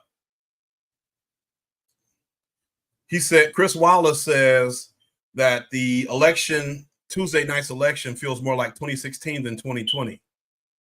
Well, this would also, and this is another thing. If Harris wins, she'd be the first. It'd be the first time that the shorter person has won the president in like a number of years. Well, we got a lot of the woke lefties to thank for that. Yeah. I mean, I don't know if I believe it, but that's a significant thing too, which is why they, the Harris campaign wanted to have seated debate, because you can't tell who's taller when you're both seated. Not as drastically. Shallow identity politics. They love that. Let's see. Optics over policy. Yeah. So Google is still not showing. I'll show this tab. Oh, okay. Wow, you can zoom in. So here I am zooming in on. Nice. Let's look at that. So this is Atlanta. It's not letting me click the counties. Let me see. Maybe they will if I zoom in more. But no, they're not. But this is Fulton County right here. I think this is DeKalb right here. This should be Clayton right here. Clayton Bigsby. Might be Gwinnett right here. But yeah, it's not. So Athens is where the University of Georgia is. So again, it kind of makes some sense that they would be, more on the liberal side because it's a college town. Atlanta's a college town. A lot of colleges in Atlanta. Augusta. Let's see. I'm going to go to Illinois right quick, just so we can try to see what we missed when we were there. So see, they have it more accurately represented by their color. Right. Color. There's no way she could. Chicago's county cannot carry Illinois alone to blue. No. Well, it's 1.2 million people in Chicago that voted for her, but I find that a little peculiar that the whole state. Yeah, it's like flip the whole state blue. Oh my gosh! That is. I ain't buying that. Yeah. Oh, man, it's stressful. Yeah, we're gonna be up late tonight. Yeah. This is gonna be so wild, man, because I'm just like, you're just looking at exactly what I was talking about, right? You look at that stronghold in Illinois and it somehow flips the whole state. Right. Yeah. This is this is what's problem. Like normal, like everyday layman, they're gonna be like, that don't make no sense. Right. That's how they that's how they feel subjectively, emotionally tied to the concept that there have been shenanigans going on. I'm not saying shenanigans have gone on, actually. I'm saying that I understand why people feel that way. Yeah. Yeah. And so 42% reporting in Michigan, and Trump leads. Since AP hasn't called the race, but they have not reported how many people. Let's look at Pennsylvania right quick so we can get an idea of where things are. I think Bucks County is Philadelphia, because I know they were talking a lot about Bucks County. Yeah, but, I mean, Philly. Not even, yeah. Allentown. I think the capital is Harrisburg, which is like right here. Allentown, and then Pittsburgh. But the whole state it's like a lot of Amish people here. It's a lot of mountain people here. It's a lot of hillbillies in Pennsylvania. Actually, like a lot of Appalachian people. J.D. Vance's hood. Yeah, very close to it. It's either there or West Virginia. I forget which one, or Kentucky. One of them. I mean, they're all hill people. So. Hillbilly elegy energy. Yeah.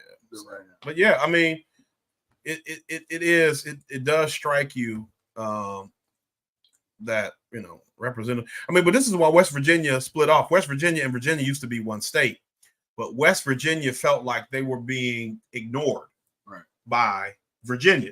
Right. They felt like their issues, and because that mountain range, I can't remember what I don't know if that's the because it is the Appalachian, the poor I'm white Appalachian population. They felt like they were being, because Virginia was a lot of rich. Who were the biggest sort of group affected by the opioid epidemic. But I'm not comparing that to like the crack cocaine epidemic we went through. It's their struggle, but still, a lot of people hurt by that. But they a lot of rich planters and agriculturalists during the slave period in Virginia, and West Virginia doesn't have that kind of agricultural history. They do have coal, but that was found a little bit later.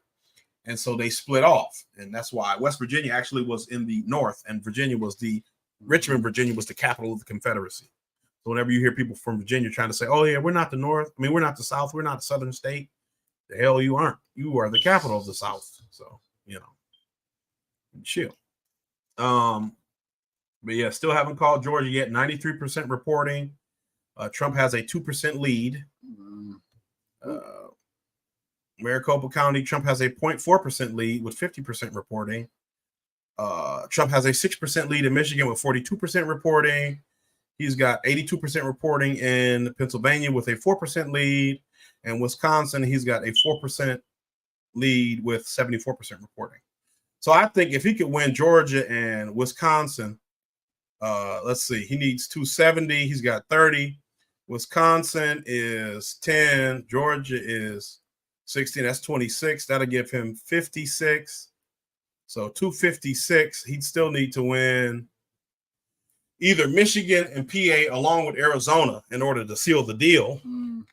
But if he wins Georgia and let's say if he wins Georgia and Pennsylvania, that would be 237. So that would give him 267 with just those two states. And if he also wins Arizona, that's 278.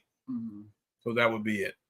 If he even just won Nevada, which is 6 votes, that would give him 267. That would be 273.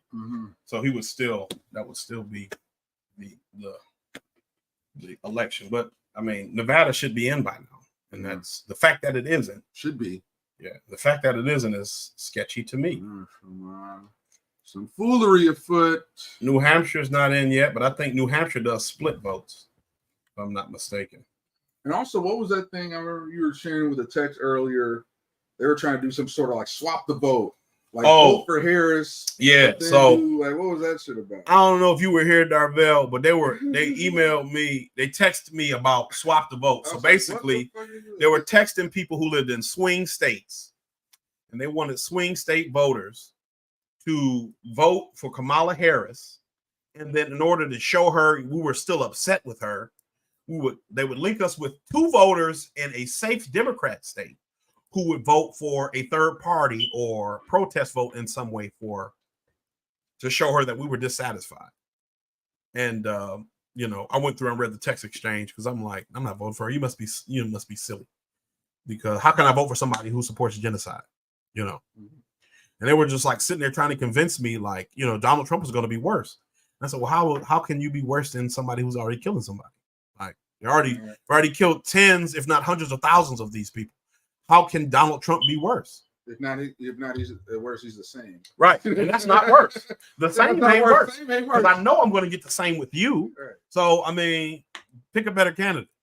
Pick a better candidate for me to vote for, and then we'll worry about all that other stuff later. And that reminds me. Yeah, I remember seeing that. Yeah, it reminds me of that foolery back when they were doing the Iowa caucus. Now you have all these independents, these Democrats masquerading as independents. They claim to be independent because they voted for Biden in 2020. Yet, whenever you talk and converse with them, they got no sort of ownership over RFK. They're not talking about Cornel West or Jill Stein. They're just defending Democrats left and right. But I'm an independent. And what they were doing in the Iowa caucus was like, vote for Nikki Haley. Let's get Nikki Haley. Let's get Trump off. Let's get Trump out the race. Vote for Nikki Haley. And then basically, all right, but once Nikki's the nominee, then vote Biden. So it's that same sort of like, we're going to try and do all this little slippery shit. And, people ain't buying it. Right. So it's just kind of reminding me of that. A lot of these, I like to call them INOs, independents in name only, masquerading when you're really a Democrat in independent clothing. But,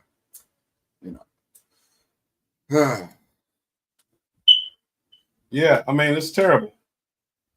It's terrible, but this is essentially the situation we're in. They want to believe that we're all stupid and we just fall for whatever BS they give us, but it doesn't work that way. Okay, Rumble got a lot of live election. I don't really follow any of these people. They got a few Dan Bongino. Okay, Jimmy Dore's still doing a live. Is he? Yeah. Okay. Let's see what he got going on.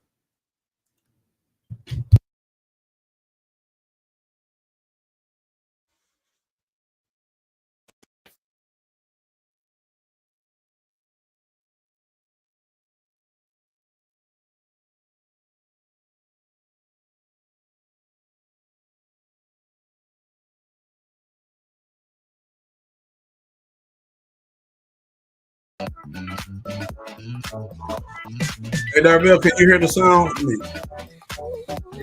Yep, I hear it. Okay. I just turned it down just until he gets to talking about something.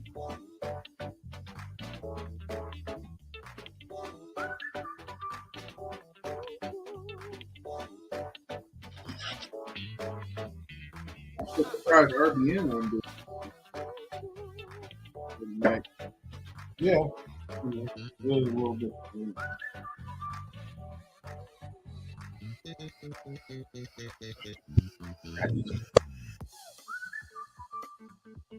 Are you good? So shouldn't we unmute it and just right?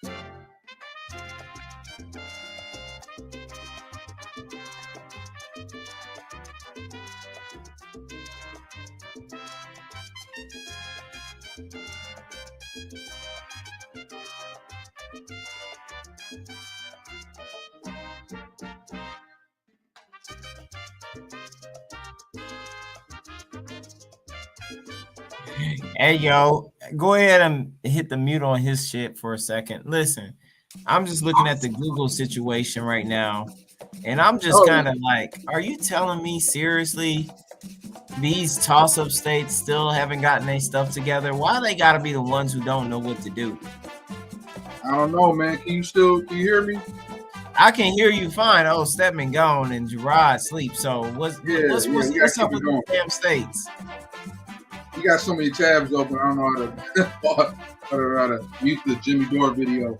But yeah, I just think we just got to keep our eyes on it through the night, man. I think there's something weird about a lot of these states that are holding back with these, like, mainly urban counties. That they're, I don't know. It's just, what's your theory, bro? I can't find the tinfoil hat. Yeah, nah, it's about the same, man. I hate to say it, I'm not on that bus, but they are not making it easy to trust. I hate to say it, I'm not on that bus, but they are not making it easy for us to trust because it's so convenient that the ones that are in the most contest are taking the longest and doing the most mess. That's fair. Kind of think. Because there are, like, I've been hearing from, like, in the Trump campaign, they have been taking safeguards, or at least, like, coming up with scenarios with, potentially foolery that can go on as far as how they could, like, countersue and, the whole Jamie Raskin thing as well. So, like I've said before, we're going to enter a territory we've never been in. The same people Trump would never win in 2016. Oh, COVID. That thing in China that can never come over here. Oh, they'll never shut the country down. Oh, they'll never force vaccine mandates on us. So we have a history of, just because things never happened before, doesn't mean, you know, they can't have it again. Which tab did you want to turn Jimmy Dore off? Yeah, because even though they came back from break, they went to like a different break. Yeah, he does that a lot. Like a break Like before the break. even though his show like, oh, my show started at 6:30. Like, no, it started at 7. Yeah, it started at 7 at best. Yeah, CP time. Yeah, that's what Jimmy Dore grew up on the south side of Chicago, so he might have some CP Jimmy time Dore too. got some CP time in his blood. Somebody said, "Oh shit, pardon me, Dad. Oh shit, I didn't think to hate watch TYT." See, look, this person says it right here. The countdown timer is always a lie. Yeah, I'm telling you, Jimmy Dore, he is on CP time. Yeah, straight up. All the more to him. He is on CP time. Yeah, so I might- Somebody says, surprised the 3 a.m. vote count hasn't come yet. Yep. See, I'm telling you, look, Jimmy Dore people, flip. we all, you know, we are all on the same page. We are all gonna be. Everybody's screen recording this shit. We gonna see them trying to do that. They're not gonna get rid of that. They're not gonna get away with that flip again. But yeah, I'm probably head out in about 10. Okay. But I'm gonna still be on my tablet on the show though. I mean, I'll be here. I'm going home. You know, as late as we gotta be up. I just gotta go home. GOP wins control of Senate. Let's see. Let me see this. Republicans capture Senate majority 1 minute ago. You can't capture the Senate majority and not win the presidency. That's a big just deal. Throw her away. Just throw her away. Just let Kamala go. Ain't no point. It's too early to say who will win the race for White House. I got the article up from the Hill. This is at 11. So this is 12 a.m. This 6 minutes ago. It's too early to say who will win the race for the White House, with polls still open or contests too early to call in battleground states, particularly the blue wall, or quote, blue wall, end quote, of Pennsylvania, Michigan, and Wisconsin. Vice President Harris and former President Trump have each notched early wins in states that were predictably blue or red. Republicans secured a win in Florida, while Virginia, which Republicans had hoped to flip, went to Harris. In the first big swing state calls, Decision Desk HQ projected Trump would win North Carolina and Georgia. Control of Congress is also too early to call. The House may be up for grabs, and the Senate is more than likely flipping into Republicans' hands. A spate of bomb threats disrupted voting in several places. At least 5 states reported fake threats, including something the FBI later attributed to Russia. Is that it? Follow the live updates from the election here. So no. So Cruz wins re-election. Let's see. Bernie Sanders and Bolton predict Trump will claim early victory. I mean, why wouldn't you? I mean, if he wins, why wouldn't you? The Pennsylvania County asked to extend voting over software malfunction. Well, Wait, let's get past that. Let's read that one. Wait a minute, go back. So here it is. The Cambria County PA Board of Elections has asked the state judge to extend voting in the county by 2 extra hours after a software malfunction Tuesday morning. The board's emergency petition says the malfunction in the county's electronic voting system prevented voters from scanning their completed ballots, and it hasn't been fixed yet. Well, that was 13 hours ago. The board said the malfunction caused voter confusions along lines of voters, and many individuals left the polling locations without casting a ballot. Here we go. The petition reads, Cambria County, which includes Johnstown, is home to roughly 130,000 residents, according to Nicole Wallace on Vance calling Harris trash. You just effed up. Oh, shut up. Nicole Wallace, who worked for the George Bush White House. I believe he was George Bush's press secretary. So, you know. Yeah, that double agent. Mark Kelly predicts Harris will win Arizona. I'm sure he does. I'm sure he does predict that. But the polls say that she's losing. Where is the states deploy National Guard on election day? What? Take a chill pill. Let's see. Oh, first. Let's see. 10 minutes ago, Harris wins New Jersey. Shocker. Shocker. Jasmine Crockett remains confident Harris will win. I'm as confident Harris is going to win that I'm confident that that's Jasmine Crockett's hair. Not. Yeah, exactly. Tinfoil Kufi that. Trump wins key Maine congressional district. Because I believe Maine does some split. Geraldo Rivera cautiously pessimistic about election results. Let's see what he's pessimistic about. Yeah, Trump wins is pessimistic, but Harris wins always the most fair and free election. Oh, he wanted Kamala Harris. I'm cautiously pessimistic, Elizabeth.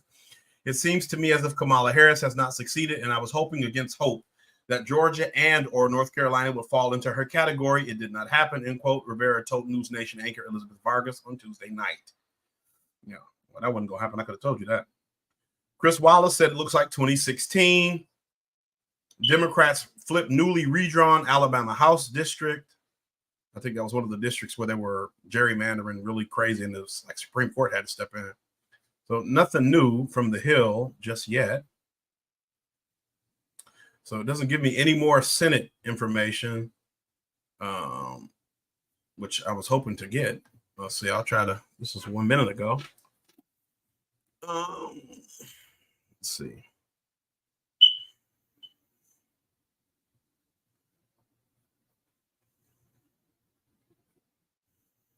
But yeah, I mean, if you got Democratic, I mean, the Republican senators, I have a hard time believing you're gonna lose the presidency. Right. Does this your StreamYard account have a time limit, or can we keep?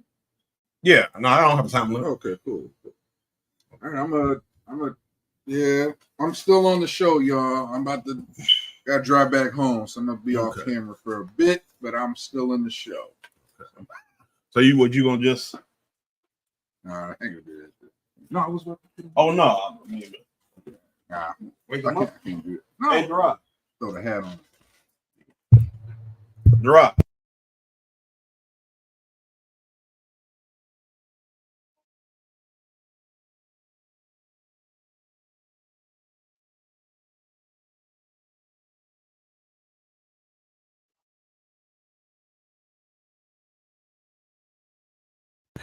Oh well. Let's see if I can see any more new results.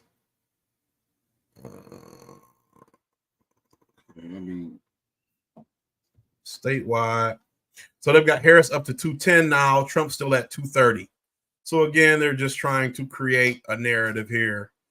They still got Trump up 6 in Michigan. They've got him up 4 in Wisconsin, and they've got him up 3 in Pennsylvania.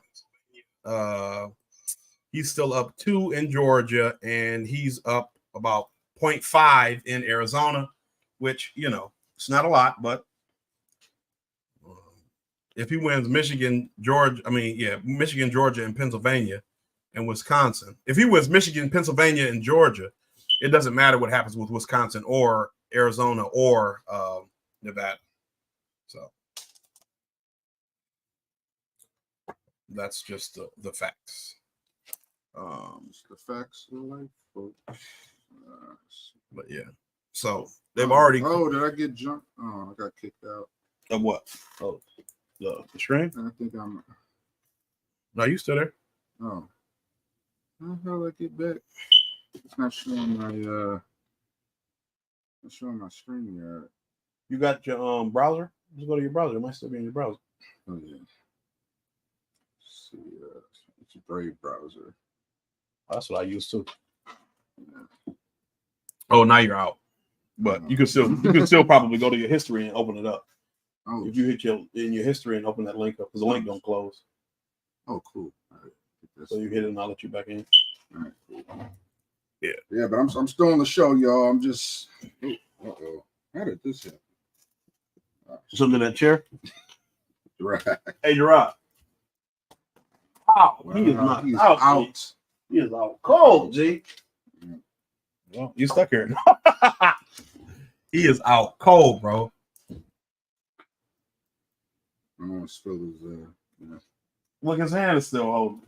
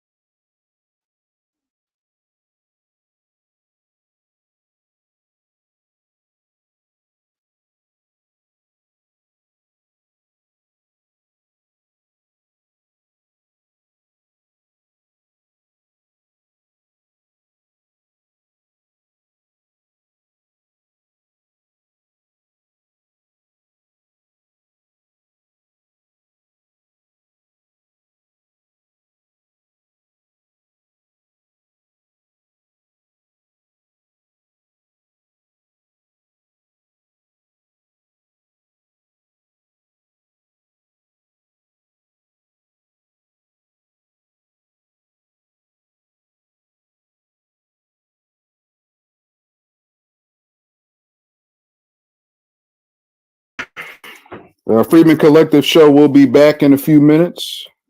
Oh yeah. Let me Yep. do, Oh Still yeah, live. we coming back. Yeah, we here. Yeah. I'm here. We up in this piece. Yep. We up in here. We gonna, you know what? I'm dedicated. You Darvell, you dedicated? I'm dedicated. We're gonna see this through. We're gonna see the flip. Listen, We're gonna see we that gonna- 330 flip.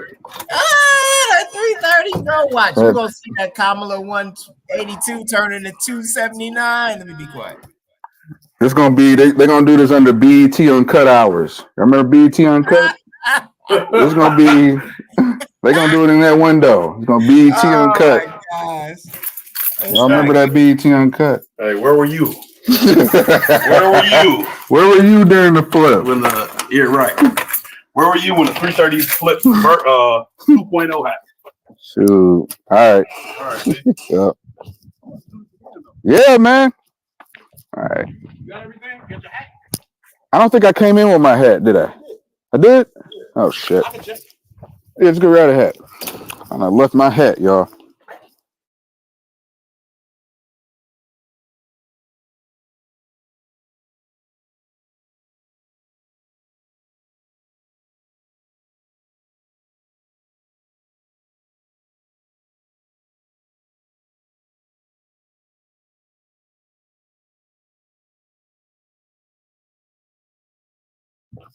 Whoo, buddy. Oh, let's look back at the Washington Post map. I mean, yeah, see what's cooking over there.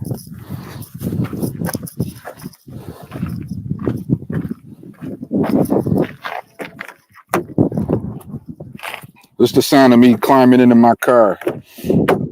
Ah.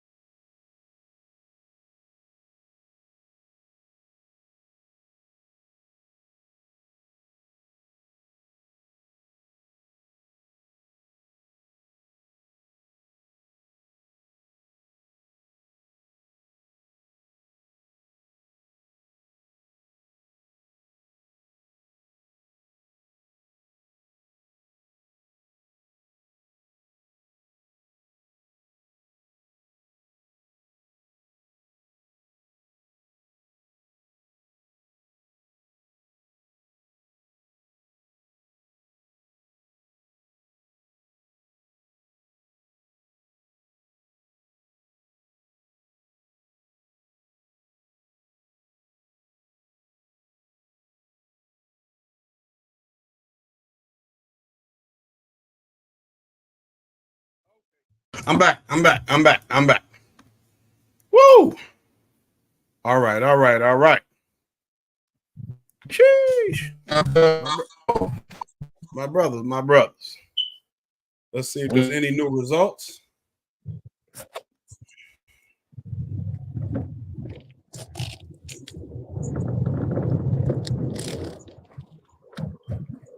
California voters approved Prop 36, enacting stiffer penalties for some drug and theft crimes. Sorry for the dead air, folks. But so what's you said? What was that California prop again about? Prop 36 is it enacts stiffer penalties for some drug and theft crimes. See about that. I mean, I heard some good advice about most of the time you never want to vote for a new prop because most of the time they're putting in laws for things that are already laws, and you just got to pay more in taxes for it. They put more of that tax money toward laws that already exist, just overcomplicate the law, in some instances. But I don't know. I think I had to read the specifics on that California prop. Never know. So looks like Trump is taking away his lead a bit in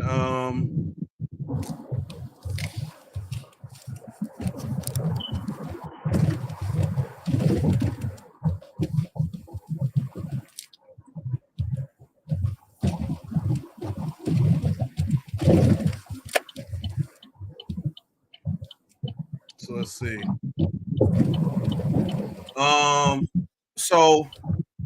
I was showing that article is Hunter Biden's daughter announced she was pregnant. So that was election day news. She announced today that she was pregnant. So let's see. Trash.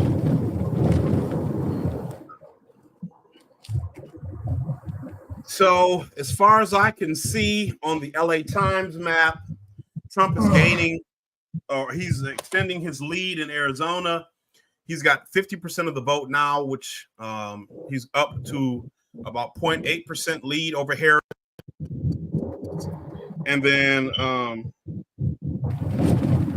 let's see, in Michigan, it's 51% of the vote in. He's still got a 7% lead in Michigan, about 200,000 votes lead in Michigan. He's got a 4% lead in Wisconsin, about 111. Sorry, 100 and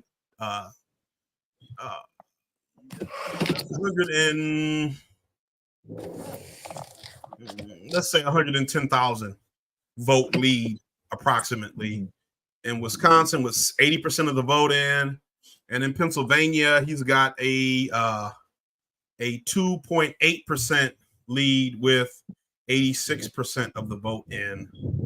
He's still got a 2% lead in Georgia. 2.3% lead in Georgia with 93% of the vote in. So 40 votes from 270. Harris is 60 votes from 270. She essentially needs to win every remaining state. Now she's going to get 10 from Minnesota if she wins it. She'll get 4 from New Hampshire if she wins it, but she pretty much need to get every remaining state to win it, because Michigan's 16, Pennsylvania's, let's just say, Michigan's 15, Pennsylvania's 20, that's 35. So that would give her 245. Wisconsin's 10, that'd be 255. Georgia's 16, that would be 271. And so that's not including the 4 from Maine and the 4 from New Hampshire or the 10 from Minnesota. So she doesn't have to win every one. 10 and 18, so that'd be 218. She'd need 50 more votes. So, but we'll see how things shake. She won Hawaii, which is not really a shocker, 4 electoral votes. I'm sure Trump is going to win the last one. It was kind of encouraging when you kind of mentioned like she would have to win every remaining state. How many states are left? it's not quite every state, but she would need to win. Or the states that aren't called yet.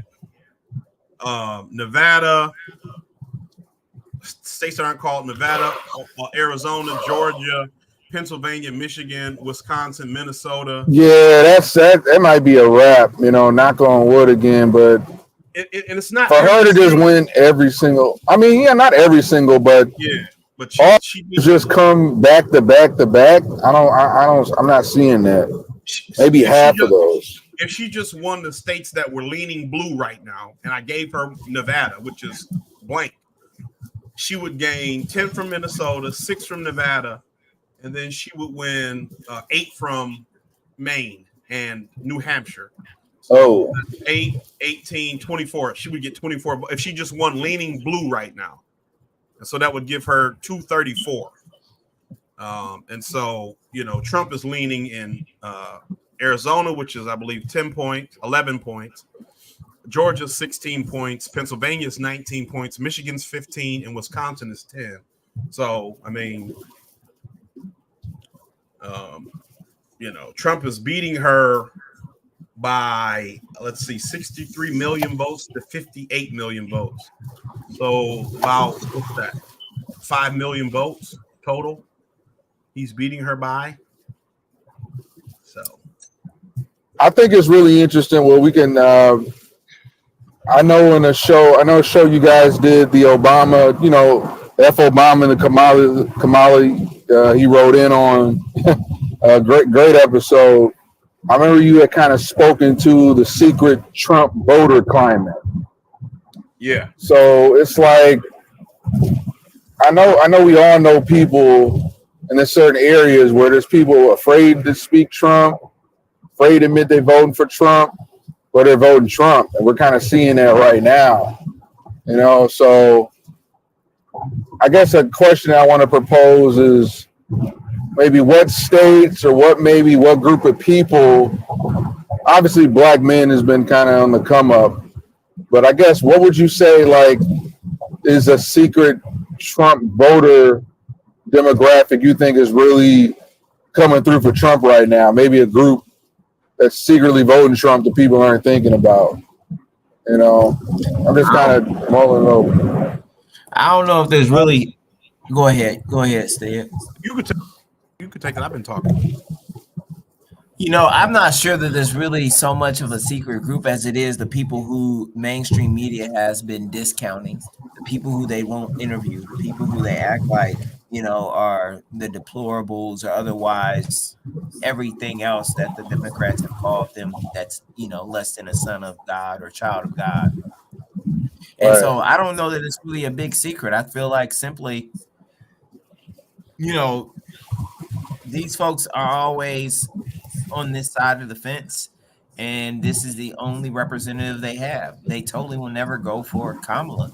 So they just have to, as many believe, they have to go for one of two candidates, and it's a false dichotomy. So they go ahead and they vote for Trump, even if they have some issues with them, just like some people on the left vote for Kamala. Actually, 40% vote for Kamala and don't really like her.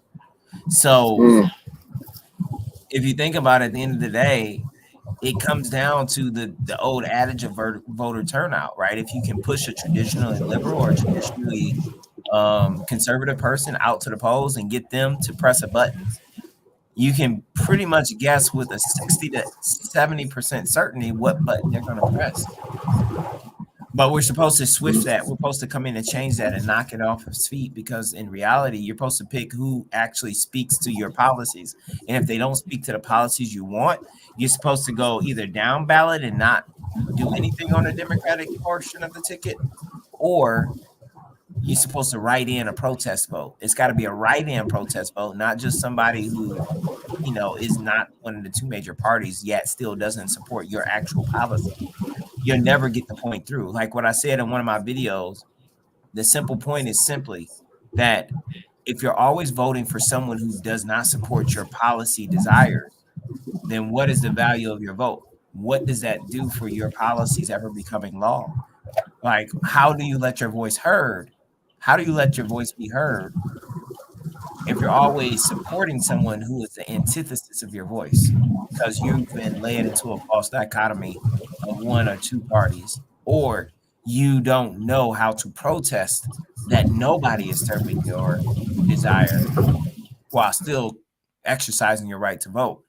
I think we need to, and I wanted to further the education on that topic here, not on this particular broadcast, but in general over the last several months, because it's too critical. Everybody should vote, but not everybody is going to vote for one of the two major party candidates, and that's how it should be. Exactly.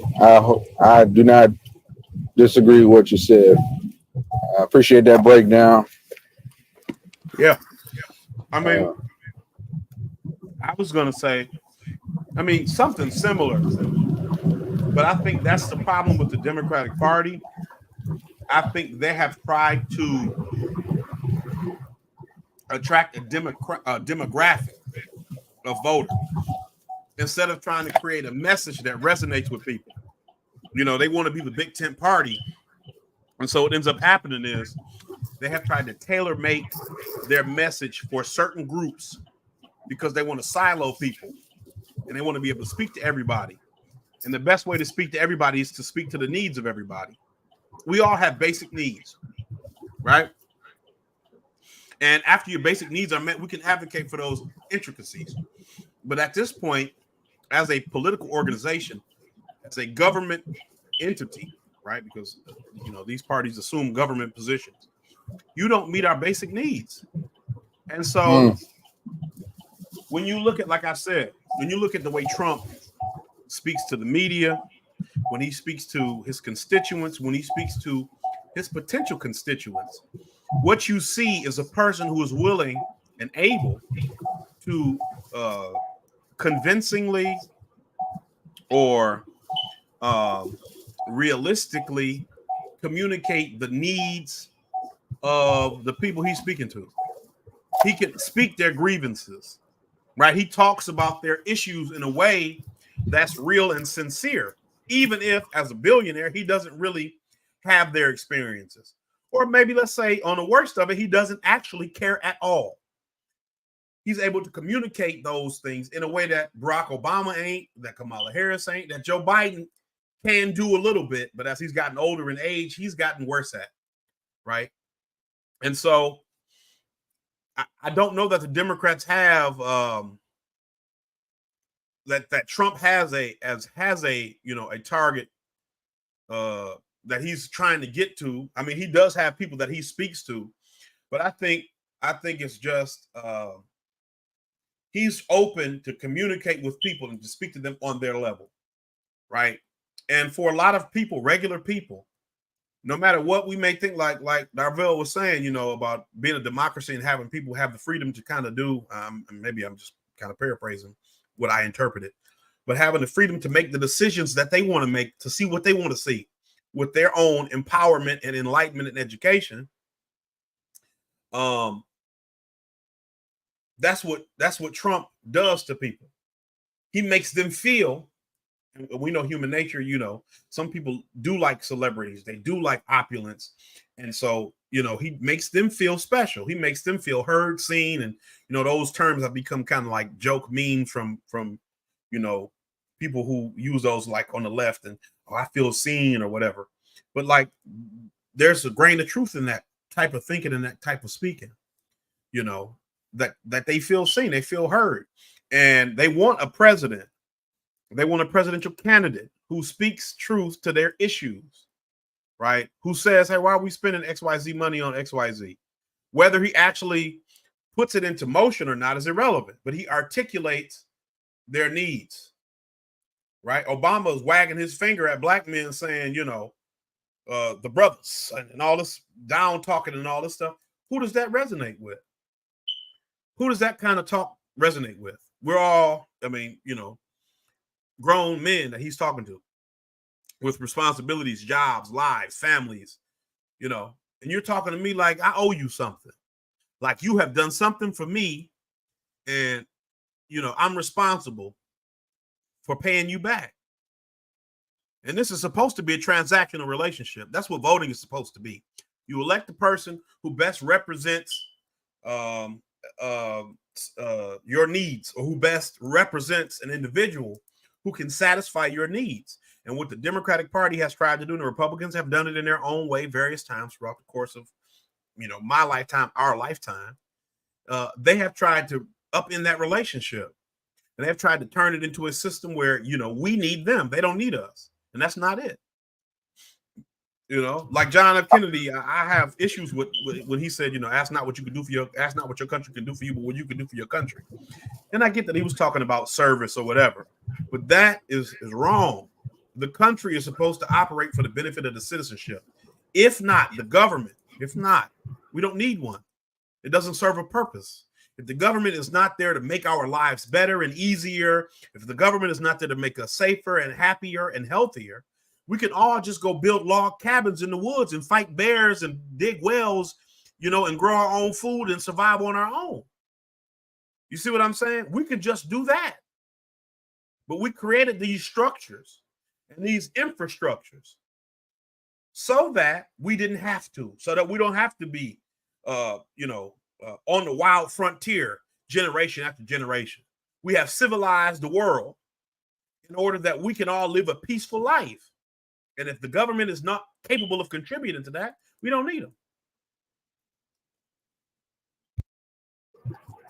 Eloquently put. And I really like, Conspiracy Brother, you mentioned about our relationship between the voters, the people, and a political party is transactional.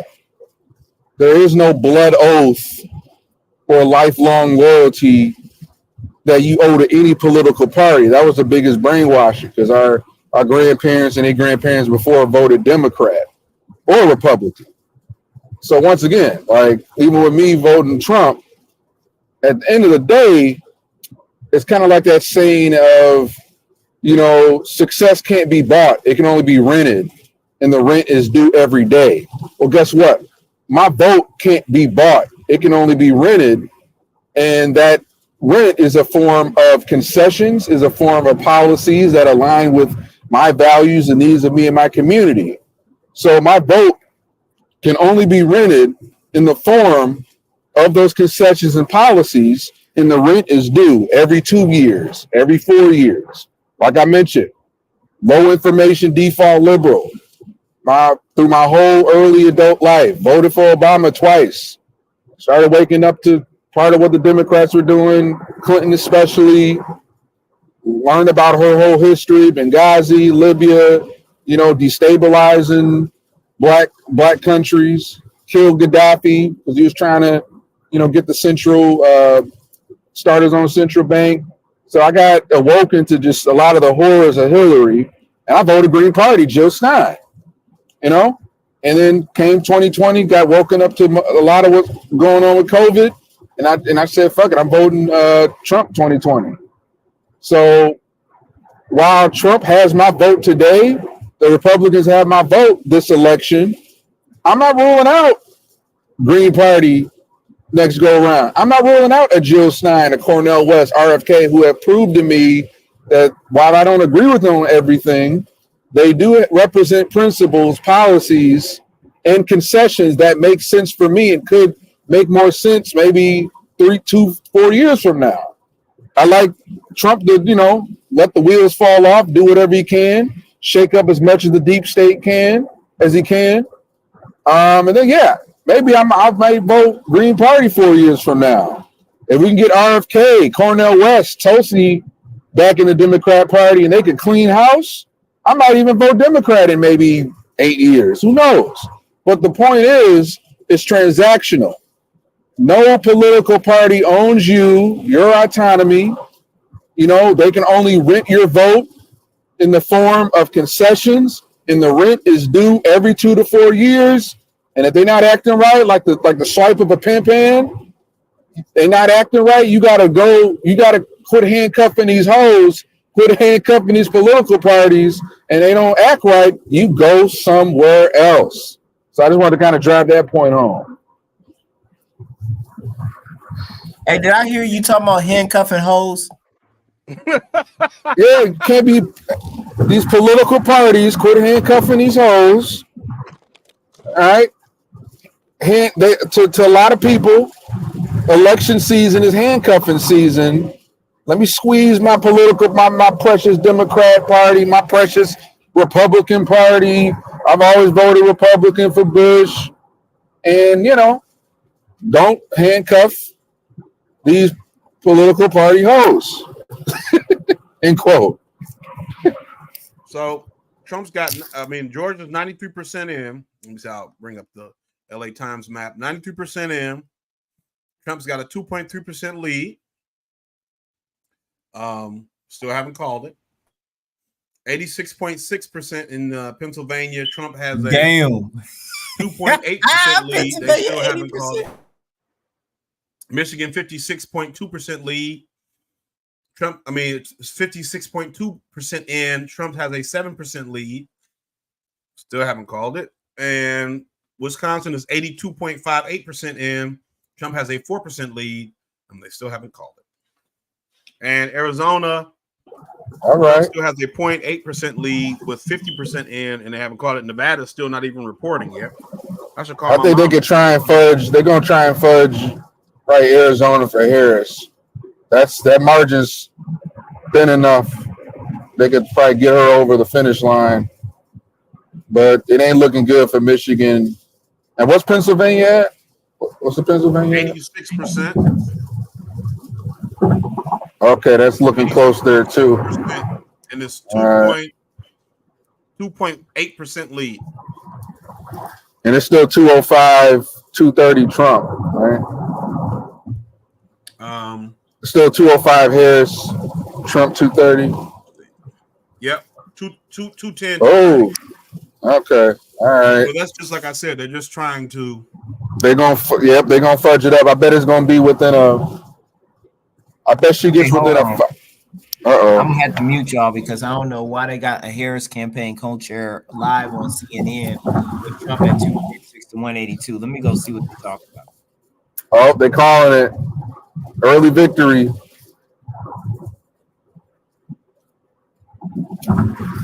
I'd be surprised because I would think they would hold off till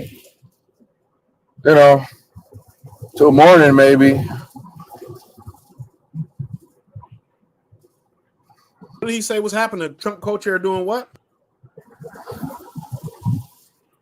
I don't know, something about an early victory press conference. I don't know, maybe. All right, I'm back. So what happened was, sorry, I didn't mean to interrupt you. I just dropped this. Yeah. What happened was that her co-chair has announced that Kamala Harris will not come out and make any type of motion or speech tonight. She'll wait till tomorrow. So she's not going to concede, nor will she claim victory tonight. Oh, all right, we're still kind of right on script. I mean, right on part of our predictions. Wait till that BET uncut hours. They're gonna get dirty in the back room, you said? They're gonna get dirty. Come at 3:30 window, boy. They're gonna be the Diddy party hours, Diddy freak off hours. They're gonna pull some shit off. After 3, we're entering Diddy freak off hours. Anything can happen.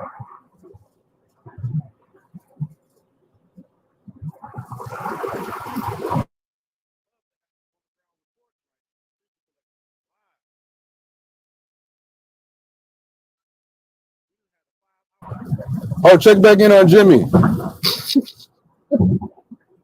We probably got another commercial break we ran into. I'm talking to my mom right now. I'm talking to my mom in Vegas right now. She said she just got done at 8:45 their time, so about 11:45 our time. And they said it just takes a long time to count the ballots over there. But as you can see, like Darvell was saying, CNN has 246 for Trump and 182 for Harris. They've got Trump winning Georgia. They don't have her winning. They haven't called Minnesota for her. They haven't called New Mexico for her.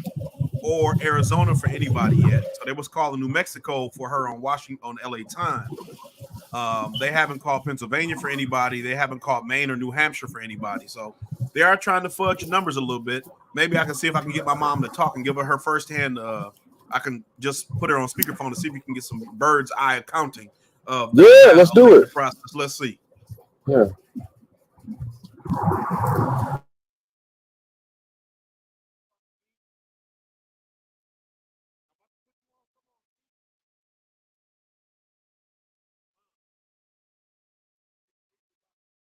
Okay, so here we are with Mama Conspiracy Brother here, and we just want to get some information about how. What did you observe as a election worker in Nevada? Why are your numbers taking so long to get in? Can you give us some insight about what kind of fugazi business they got going on in mob controlled? Fugazi! What do they call it? Mob controlled. What's that county out there? Clark County. Clark County. Okay, so let's hear from Mama Conspiracy Brother. I just want to say that the lines were long. There were at least an hour and a half wait wrapped around the building at the mall. And a lot of people were Republicans, but I can't say,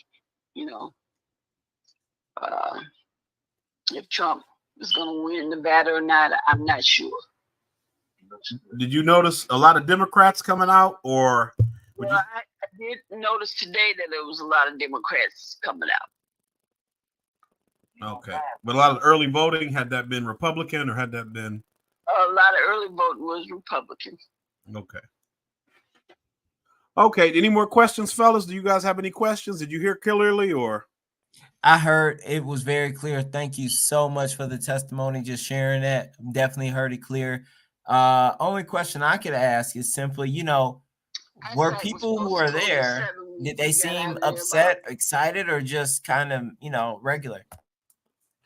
Okay, Mom, so the question is, when you were there at the polling location, did the people seem tense? Were the lines being long? Were people excited to vote, or did it seem like there was a lot of people who were upset about having to wait? Nope, they weren't. They didn't mind waiting. They were excited to vote. Yep, they were excited. They weren't upset. They kept telling us they were happy we were there. Okay. Any other pertinent questions or anything else? Nobody else? No other questions? Thank you, Conspiracy Mom. Or Mama Conspiracy Brother, we appreciate you. You raised a good son who is involved with the excellent son. She raised an excellent son who's involved and is making an impact in the community from the mountaintop to the streets of the Detroit metro area. Thank you. Oh, thank you. You're welcome. Conspiracy Mom said thank you. Conspiracy Dad is over there too. He's a little tired, so I can't get too much comment out of him. But if he was I'm the one working. But if he was up, he'd be giving us an earful. So we might be lucky he's tired. Maybe he'll come and do a follow-up show with us. So I'll let y'all go, but I appreciate you calling in. I know this is not something you're used to doing, so I appreciate you stepping out of your comfort zone and giving us some of your bird's eye accounting from Clark County in Nevada. All right. You're welcome. Thanks. Bye-bye. So, yeah. So I guess, it's just, she was saying they take a long time to count votes. I don't know why. She doesn't, but it's just a process they work with, and it is what it is. So, but that is interesting that CNN has Trump at 246 and Harris at 182, and they've got, like I said, Trump's got a 0.72 lead in Arizona, 2.5 lead in Pennsylvania, 3.5 lead in Wisconsin, a 6 lead in Michigan. So, Trump, and this is the problem. We can stay up 5 hours. We have jobs and careers and things to do tomorrow, or today, actually, right? Later today, we have things to do. Harris should be up right now, conceding or waiting and watching with all of us. But this is exactly what Hillary Clinton did.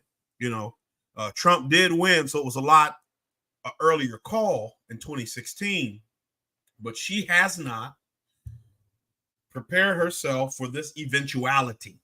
And I say that because, given her record of supporting the genocide in Palestine, given her record of imprisoning Black men and women in California as the district attorney, her relationship with the police and her handling of the Mitrice Richardson case. I believe his name was Kevin, forgetting his last name. The gentleman, when she was, I believe, the attorney general, when she was attorney general in California, who he requested a enhanced DNA testing to prove his innocence, and she denied it. Eventually, she agreed to it, and he was freed from death row. California told her to release prisoners because the Supreme Court of California told her that the prisons were unconstitutionally overcrowded, and said that she needed to release prisoners because of that. She tried to fight it, saying that it would be an undue burden on California's prison system because they need that prison labor. She's got a bad record. She's got a bad track record. So hopefully we keep our fingers crossed. I'll keep my fingers crossed, at least over here, that she goes the way of Dan Quayle, which is into anonymity and oblivion and all that. I would like her to go back into the background. And conservative brother, I don't know. I didn't know you. I didn't know you fell out. But I'm sorry. Yeah, I accidentally, when Mama Conspiracy Brother came on, accidentally, instead of hitting unmute, I hit leave studio, so I kicked myself out. Yeah, I caught the gist of most of what she was reporting on. I can call her back. That I had one. Nothing right now. I might think of something else. Okay. But yeah. So it's interesting to me that all the poll workers can be up this time of night counting ballots, and she's going to bed talking about, I'm not going to make any decisions tonight. You know what I'm saying? They still need to. Georgia is 94% in. He's got a 2.5% lead with 94% of the vote in. At this point, you should call the race.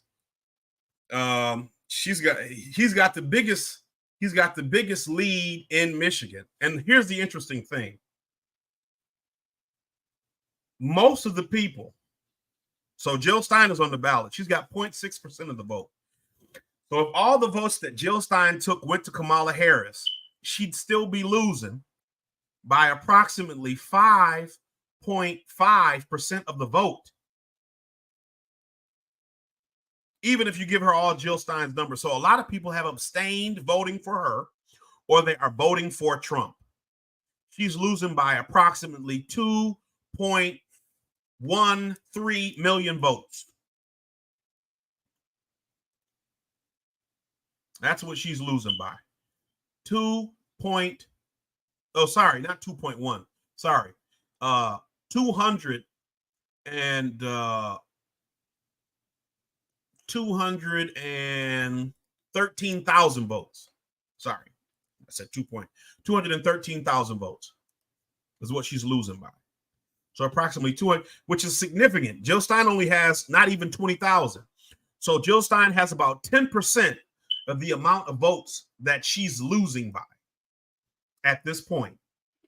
So I don't know that it would make much of a difference if at this point Jill Stein was in the race or not. Detroit, keep saying Detroit, but Wayne County votes are they're coming in with 22% of the vote in. Kamala Harris still has the overwhelming lead. 58% to 39% of the vote. But Donald Trump is still keeping it close enough that I guess it doesn't matter. At least, not at this point. And he's winning pretty much the rest of the state. So he's winning the rest of the state by wider margins than he's losing the population centers. So, and then Genesee County, which is where Flint is, he's only losing that by about 6%, with about 58% of the vote in right now. Livingston County, Trump is winning, which I said Livingston County is, I believe, where Howell is. Ingham County, which is where Lansing is, He lost, or he's losing, but it's close. It's not really close, but it's not a 2-1 margin. It's close. It's about 2-1 in Wayne County, but like I said, it's much closer everywhere else. It's not 2-1 in Oakland County. And so I think that is allowing him the opportunity to keep it closer. And, obviously we've looked at some of these numbers and they're just everywhere. So that makes it difficult to track some of the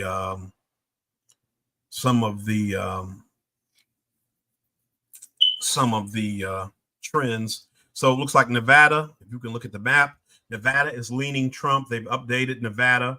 So Nevada's leaning red right now. Finally, the numbers are pouring in for Nevada. We've got Arizona leaning red right now, Michigan, Pennsylvania, Georgia, and Wisconsin. And like I thought, Maine does split some. I think they split some districts. So Trump will still get some votes from Maine. I think Maine has 3 or 4 total electoral votes, but you can win 3 and 1. So Trump may still get votes there. It looks like they've still got him getting some votes there. And then Alaska's not in yet, but Alaska usually goes Republican. So this is going to be Oh yeah, they got Palin up there. Forgot. Yeah, that's where she was at. 1.3% of voters in Nevada selected none of these so far. So what? Oh, is that an still option deciding. on their ballot? Yep, on their ballot, the option was We none need of to these. have that on every ballot. I mean, I know that was that way in the primary, and so yeah. I mean, it wouldn't be bad to do for people who feel so inclined.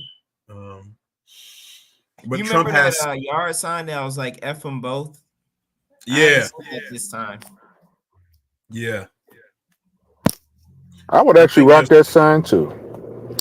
I think there's a lot more vitriol nowadays than there was even in 2020, when you thought it was really bad in 2020. I feel like it's gotten even worse now. So that might account for some of that hesitation with people having those kind of signs. So they've got Trump at 246. They've finally given him Georgia. So he's at 2 on Google. I'll share this tab for Google. Oh, and there's Jimmy Doors on too. So let's see what he's got going on, because I know I'm still watching Jimmy. I was watching it live. And then, so let me see. So yeah, Trump's got 246 is what they're saying. He's got 246. And they gave him Georgia. So now what's left is PA, Michigan, Wisconsin, Arizona, and Nevada, and they all lean red. Maine and New Hampshire lean blue, and Minnesota leans blue. But AP has not called the race. So I suppose that whether Harris concedes or not, if AP calls the race one way or the other, it won't matter. But Google results still have Trump up by 0.8% with 51% reporting. And he's up in Nevada by, it's kind of evening out more. He's up 14% with 18% reporting. I don't expect it to be a blowout. I expect it to be much closer because Nevada is a heavy union state. But I think if they don't have a Republican governor, they're looking at trying to get a Republican senator or something. My dad was telling me about it, but it's definitely peculiar. Let's see if I can get Jimmy Dore on. Let me know if you can hear this. I don't have the sound on yet. It all everybody looks That's nice of great. you to say. King Richard, I'm a right winger, and that's Yeah, I can hear it. leaning on Trump right now. What? Yeah, you can turn it up a little bit, but we can hear it. I'm taking my jacket off for that one. Hey, they're going to steal it from Trump again. Arturo numero uno, Racy Peralta. Hey, Racy Peralta. Any relation to Julie Peralta? All right. Ty Williams. Muslims would not have a woman leader. Purple Cat Audio, win or lose, Jimmy. You are great. Look at that. Thank you, Purple Cat. But the Muslims would have a woman slaughterer.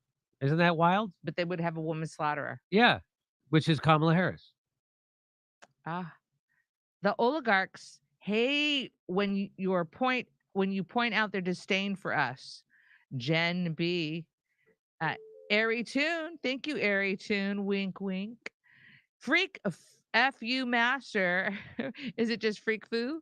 That Freak Foo Master? I'm tempted to watch TYT. So just if to Trump see if wins Cenk has a Pennsylvania, stroke. He's having a stroke. Anything else? Just in case you weren't sure. I just checked it out. Oh, you Yep, did. it's a wrap. Yeah, If he gets he's- PA plus something else, it's a wrap. You know what? I know I'm going to lose viewers just by saying that, but I'm so bummed right now that I don't keep the camera here. I want to fix that brownie thing. Hold on. My camera. we'll see you in Columbus on next Tuesday. But yeah, Is that what you want to fix? yeah, because he's only 24 points from winning. Oh, it's not So, projected? Okay. If he Let's wins project it. anything else in Pennsylvania, that's a wrap. I mean, same with Michigan, honestly. He won, so 247, so he must have gotten something from Maine because he just got one more point from somewhere. There it is. We are in business. Okay, ladies and gentlemen, I am back. See, I wanted the magic. Misha makes these for me, and then sometimes I forget to play them. So let's see. But by the Yeah. way, So he Jimmy's 247, talking, so he Jimmy's needs trying to get a 23 clip. more votes. Jimmy's trying to So get a clip. Pennsylvania's What do I wanna 19, tell he you? needs Oh, 4. So remind me, I Pennsylvania have to tell you and about basically this, Alaska. Friday's live show. Alaska, live show, or very if he even exciting. wins Nevada, Do you hear that's that? it. It's a crowd. It's a crowd. If he wins, Okay, wins so here we go. Michigan at 15, that'll give him You'll 62. better put on your Trump ass He'd kissing need 8 boots. more. Sapricilla. If he wins Arizona, that'll give him 11 more. What's the difference between And civics then and Michigan, government? that'll give him enough because that'll give him 26. So, I mean, I don't know. you know, I did take civics and government at the it'll same be, time. it's his race to That was lose, the whole honestly. idea that And you I learned think about with the three his supporters are being a lot more elements vigilant of this time government. around.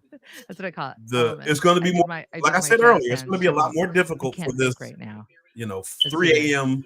Looks like for pubs, we'll have 3 House, a.m. Senate, and ballot. presidency campaign promises should be honored. Kevin C. Let's see exactly what this kind of legislator they could be. Oh, need an elocution lesson. Prop 1 passed in New York State. Goodbye, women and parent rights. Prop 1 passed in New York. What's Prop 1 New York? Goodbye, women and parent rights. Wow, that's scary. Aaron. Prop 1 Equal Rights William Amendment passes in New Freeman, York. Fist bump.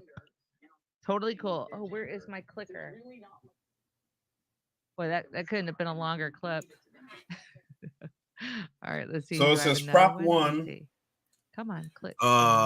Equal Rights Amendment Oh, passes in New York. see? That And looks it says sharp. supporters Look at say it Misha. will Are protect. you having a drink tonight, Jimmy? Bill Supporters Rose say wants the to amendment know. will protect abortion and He trans is rights. having a Negroni, which Supporters is and equal opponents parts gin, equal parts disagreed sharply Campari, about the potential equal legal parts impact sweet of the Equal vermouth. Rights Amendment, Shaken. also You known gotta as Prop shake it. 1. It Oh, was and fiercely a opposed touch by of conservatives who orange said it would bitters. enshrine a And legal put it right over a big for rock. How do you get a transgender big athletes rock? to play You- on you- girls' they come in sports like teams. in trays. You Hey, can you get know the that video's still playing. world You're talking over market. the video. World market. Oh, Okay. I Are forgot you all having a about drink that. at Negroni? Let's see.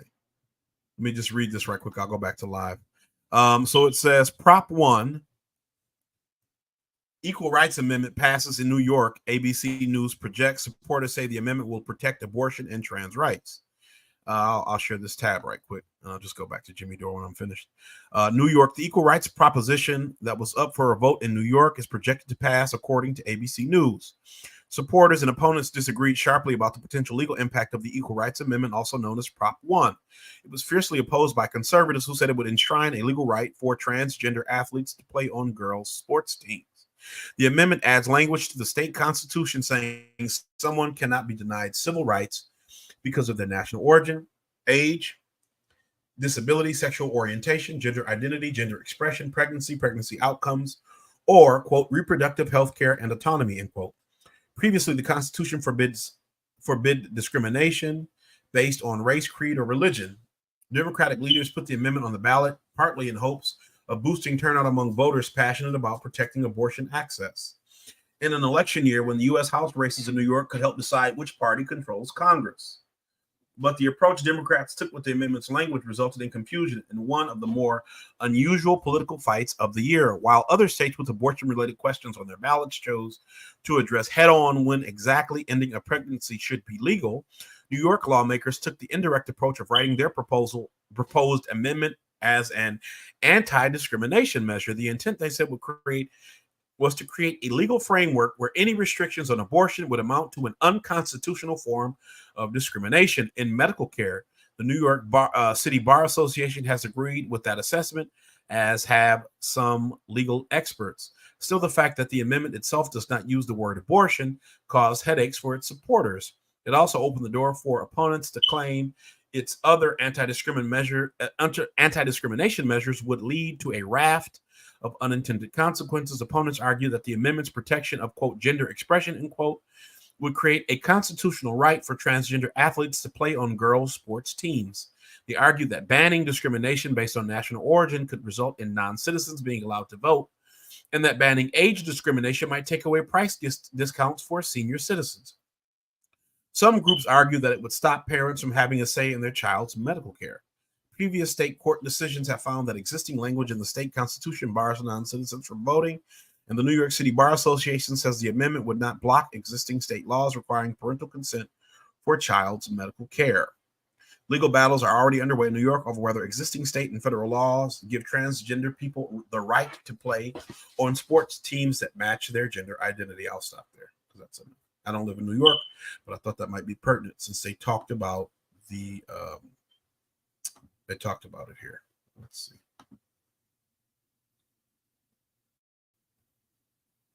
Anybody would use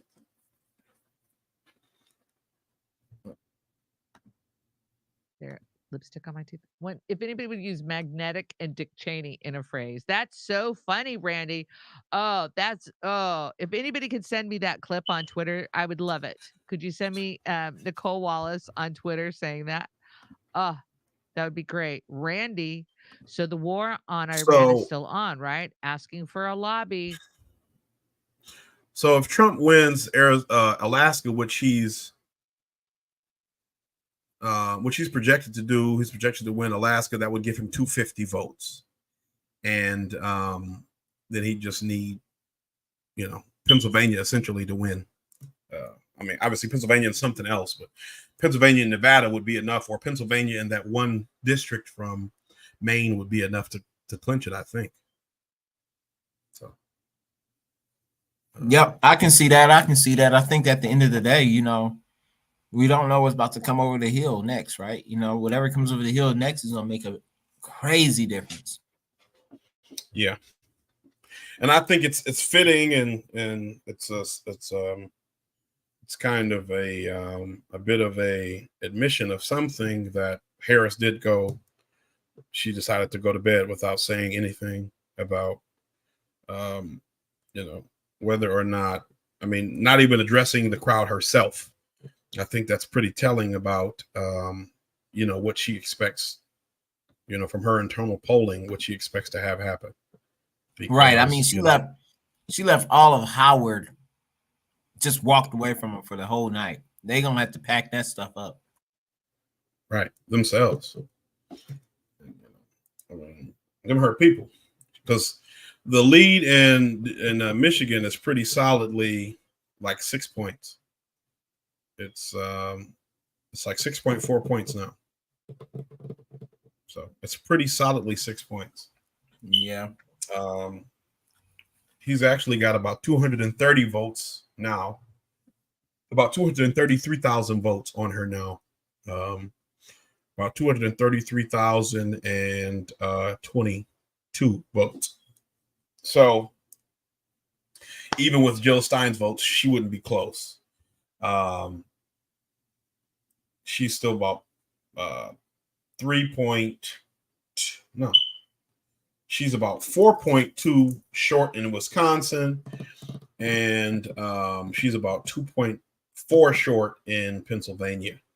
And they have given him Georgia, so and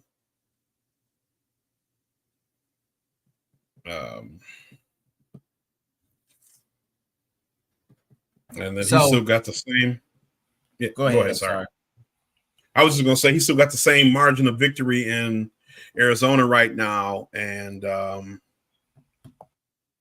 75% of Nevada's in, and he's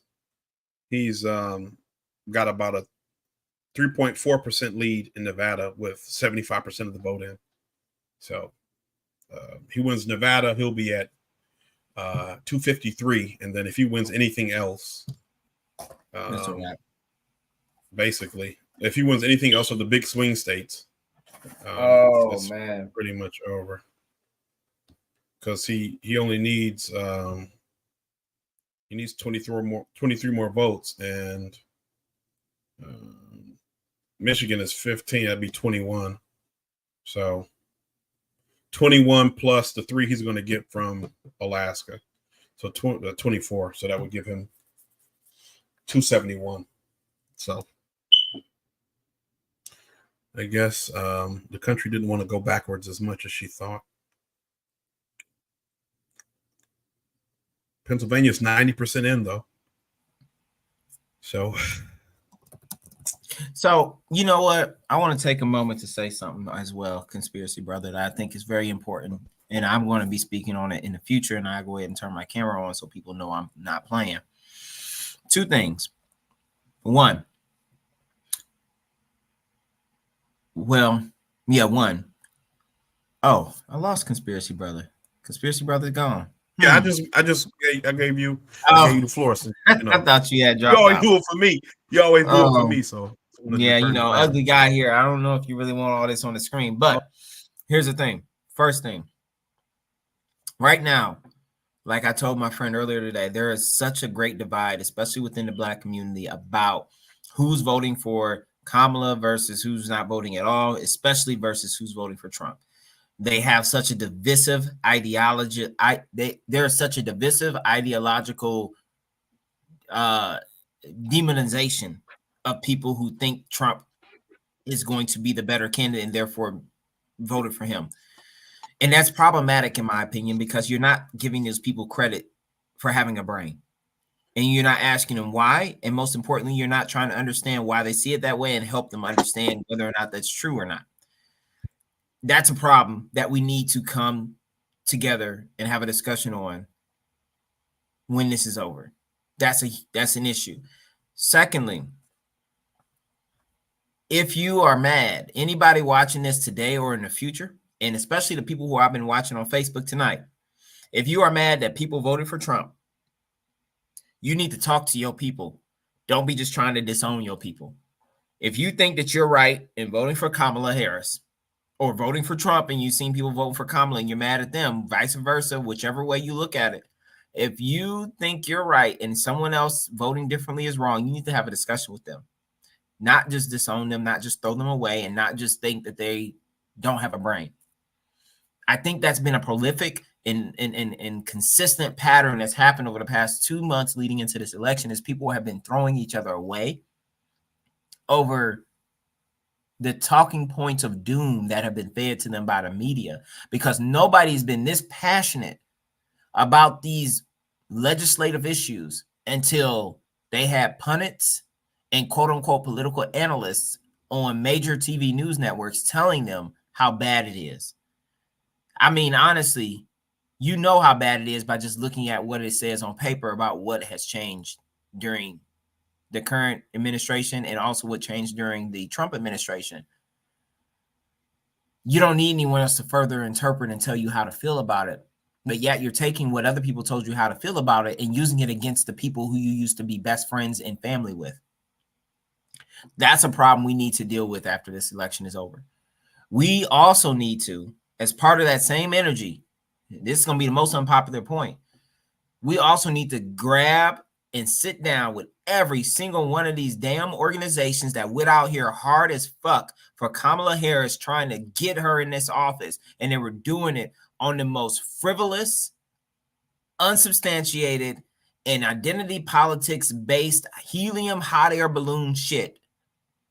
That's the stuff that needs to be reined in, especially when it's coming from the Black community, where we have a very now now we have, as of 2024, we didn't have it back in 2018, but I will say as of 2022, going into 2024, thanks to the movement work of the reparationists, people coming from the ADOS movement, the ADOS movement itself, and everyone in that spectrum, we have a very clear understanding of Politics 101 and 102 and 103. A lot of these people don't. That's why they went out hard in the dirt for a woman who didn't even have a policy platform to present them with. They had a president and a vice president. The president ran as an incumbent for a second term, and they weren't feeling him. They weren't endorsing him. They weren't standing behind him with the same energy. Then once he fell down in the dirt, she, the vice president, who really is nothing more than a replication of the president, she is the backup to the president. There is not very many things that the vice president does in the public's opinion that makes a difference for the fact that they are the vice president as an individual. No, the vice president's a backup. So when you think about the vice president stepping into the candidacy because the president cannot run as an incumbent, that doesn't make a difference. It's the same person. It's a different body. It's the same policy. It's the same Democratic Party. It's the same train. It's just a different body. And so when you say that you're going to now throw millions, nearly billions of dollars at this woman, but you didn't have nearly half that energy for the guy who came before her, I want you to be honest with me about why you're getting so much into this now. Because we wouldn't probably have the same discussion about her if you had been behind him. Because what was going on was that the Democrats felt like they might lose if they let this man continue to run. So now, with her on the ticket, y'all in here, D9, 10 toes down, more energy than a nuclear power plant. And I'm sitting here like, why didn't you have this energy back in 2020? Why are you using this energy back in 2016? Why were you not coming in fast, hard, and ready to go when it came to real policies and actually demanding when we had the most pivotal opportunity in 2020 to say, hey, listen, we ain't voting for the Democrats if we don't get some policy that serves the Black community. When you weren't showing up for that, I'm like, okay, y'all not really about this, but now you about it. Something's afoot. Something's afoot. And that's the problem we need to have a discussion with. So there's going to be a lot of come to Jesus discussion after this election is over, whether Kamala wins or she doesn't. I think that the discussion is going to have to be delayed a bit if she wins, because the AKAs are going to be insufferable. They're not going to sit down for nothing. They're going to be running. They're going to be on top of cloud 9. And again, it's still going to be on hot air and helium. It ain't about nothing policy. It ain't about nothing constructive. It ain't even about promising anything, because we probably got what we did. We just confirmed the Senate is now GOP led. Is the House going to be GOP led too? What y'all going to do with that? Y'all ain't going to do nothing.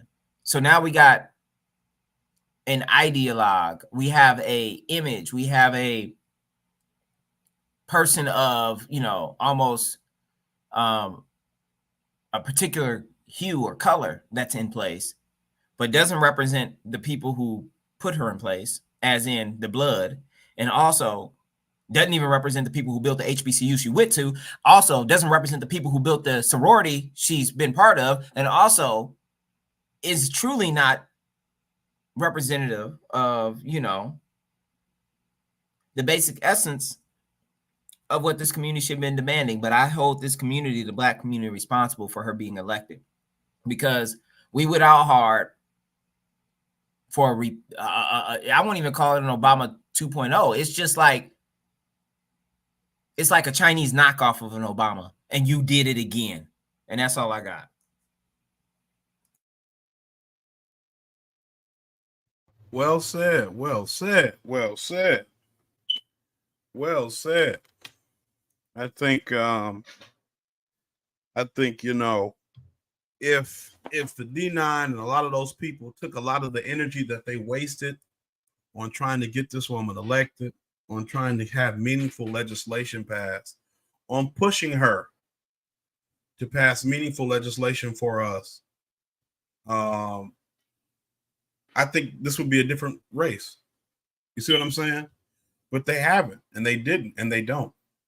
And so now you want to come in the fourth quarter with 2 minutes left, and you down 2 scores, and you want to try to, throw a Hail Mary, get an onside kick, And that ain't going to work. You've been losing all game. You've been getting beat all game, or you haven't been trying sufficiently all game. And so, you know, in that way, that's here. We have so many people in these spaces, boule or whatever you want to call them, who have prioritized their own self-interest over the community, the betterment of the community. That is, you know, like you said, she doesn't represent anybody. She don't represent anything. And then even ideologically, you know, what is she like? I can't find, I wish I could find this commercial. I can't find it nowhere. I saw it one time. I used to skip it, but I'm like, what is this commercial? I'm gonna just watch it. And the one commercial was like, you may not know where Kamala Harris stands on a lot of issues, but one thing you know is that she supports Israel, and she always has. And it was like an AIPAC commercial, like it was a pro Kamala Harris commercial. And I'm like, this is weird. Why would you say that? Why would that be a benefit? To say you might not know where she stands on a lot of issues. Like, why would you think that would be a selling point? You don't know nothing about, like, this person's a flip-flopper, but she don't flip-flop on Israel, though. You know what I'm saying? Like, I'm not Israeli. I don't know if anybody's realized it, but I'm not Israeli. That's not a benefit to me. And I don't know why y'all think it is. Like, the folks texting, like, you know, Kamala Harris stands with Israel. Do you stand with her? Like, why do you think this is a selling point for me? I live in America. I live in Detroit. Okay, we messed up right now. Okay, and I'm not saying things aren't getting better in certain pockets of the city, but we need help. We could have done some money with them billions we didn't give Israel, right? So this is not a benefit to me. The billions we didn't give Ukraine. Oh, well, you know, that money's coming back to American corporations. That doesn't make any difference to me. If that's the case, just give it to the American people then. Because we could give it to the American corporations and we can get a little bit of stuff in the meantime. You know, so. You know what? I'll tell you what, that whole comment about it coming back to the American people in terms of the spend in ammunitions and other, you know, military equipment that goes to Ukraine. The basic scheme is that what happens is we send over what we currently have in our stockpile. And then we, as America, order new, fresh reserves from these manufacturers. And we spend that money that we said we give it to Ukraine. We spend it on replenishing what we sent to Ukraine. And so then it employs and keeps our economy running because we're having those people just make more of the same shit that we just sent overseas. The problem, what I see with that is that it's a captured ecosystem, right? You're not sending this money to the communities that really need it. You're just continuing to profit the people who run the companies that make the certain types of equipment you just so happen to send to Ukraine. Like you said, we can put money specifically to targeted use cases that are necessary for our country's survivability long term, or we can play this international leadership championship game against Russia and China and try to send all these weapons to random ass countries that are having conflicts that have occurred in the world for the past 500 years. Breaking news. Buddy, let me go on over. Go on here. Let me pop over. Breaking news from the Hill. Let me share this tab. DDHQ has projected Trump the winner of Pennsylvania 2 minutes ago. DDHQ. Wait, who? That's pretty much. Who broke this? That's pretty much. DD? Yeah, I got to pull it up. That's pretty much the nail in the coffin. From the Hill. I got to pull it up. We can't see that tab if you're sharing it. You can't? Yeah, we can't see your tab. Oh, yeah. Because I had the my bad, fellas. My bad, fellas. Thank y'all for being there. See, that's why it can't be a collective of one. Can't work that way. Is it working now? Is it up? No, I'm looking at the site though. That still ain't working. All right, it's coming up. I still see the boom. There we go. Black and white. There we go. Okay, there it is. Yeah. All right. So DDHQ projects Trump as Pennsylvania winner. Former President Trump has won Pennsylvania, securing a coveted battleground state that was increasingly seen as the center of gravity in the presidential election, according to a Decision Desk HQ projection. Pennsylvania comes with the prize of 19 electoral college votes, the most of any of the swing states. It's a major victory for Trump after he lost the state in 2020 to President Biden. This is the race right here. Trump, like Vice President Harris, traveled to the Keystone State several times in the lead up to Election Day. Trump in July held a rally in Butler, PA, during which a gunman opened fire from a nearby rooftop. Just a few minutes after he took the stage, the former president's ear was hit by a bullet. Multiple attendees were injured and one was killed, and they called it a hoax. Can you believe people? You know what I'm saying? Like, you can't, I don't care how good a shooter you are. You cannot, to the millimeter, predict where a gun is going to travel at that distance. I mean, a bullet. I gave people even like a 24-hour, 48-hour grace. Like, okay, let's see about this hoax thing. But going on a week later, people are still on that. It was like, bruh, how many brain cells you done lost? Your TDS. You'll believe You just that. can't do that. Yeah. Let's see. I'll keep reading. The former president returned to the site of the assassination attempt in October for a major rally with high-profile guests and allies, including Elon Musk. Trump also made a memorable campaign stop in Bucks County in mid-October to work the drive-through and fry cooker at a McDonald's while donning an apron. Pennsylvania was considered a toss-up until Election Day, with Trump and Harris both vying for the state that could help decide the election. Erie County, in particular, which Biden narrowly won in 2020 and Trump won in 2016, is considered a bellwether for how the Keystone State votes. And so that's the election tonight. If they've called it, he's going to get one vote from. So we'll just look at the electoral map so I can pull up what I'm going to tell you guys so we can see it together. Can you see? Mm-hmm. Well, scroll so up. Trump needs 240. He's at 247. He needs 270 to win. That's 23 more votes. Hey, Okay? did you? Hey, So- sorry, I hate to interject. When you're on no the problem. Hill website, did you see their presidential map? I'm sorry if I didn't see it on your share. Did you see the? No, presidential map? I haven't been able to find it. I've been looking for it. I couldn't. I'm find looking at that sucker, man. Let me share my screen.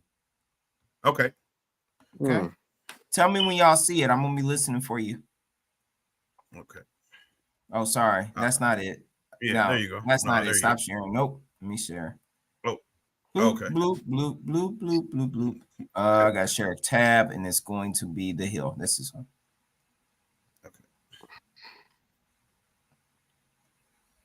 All right. Yeah, see, this is what I was looking for. So yeah, that's what I told you. He's already won. So I was going to say this. So if he's won Pennsylvania, he had 247.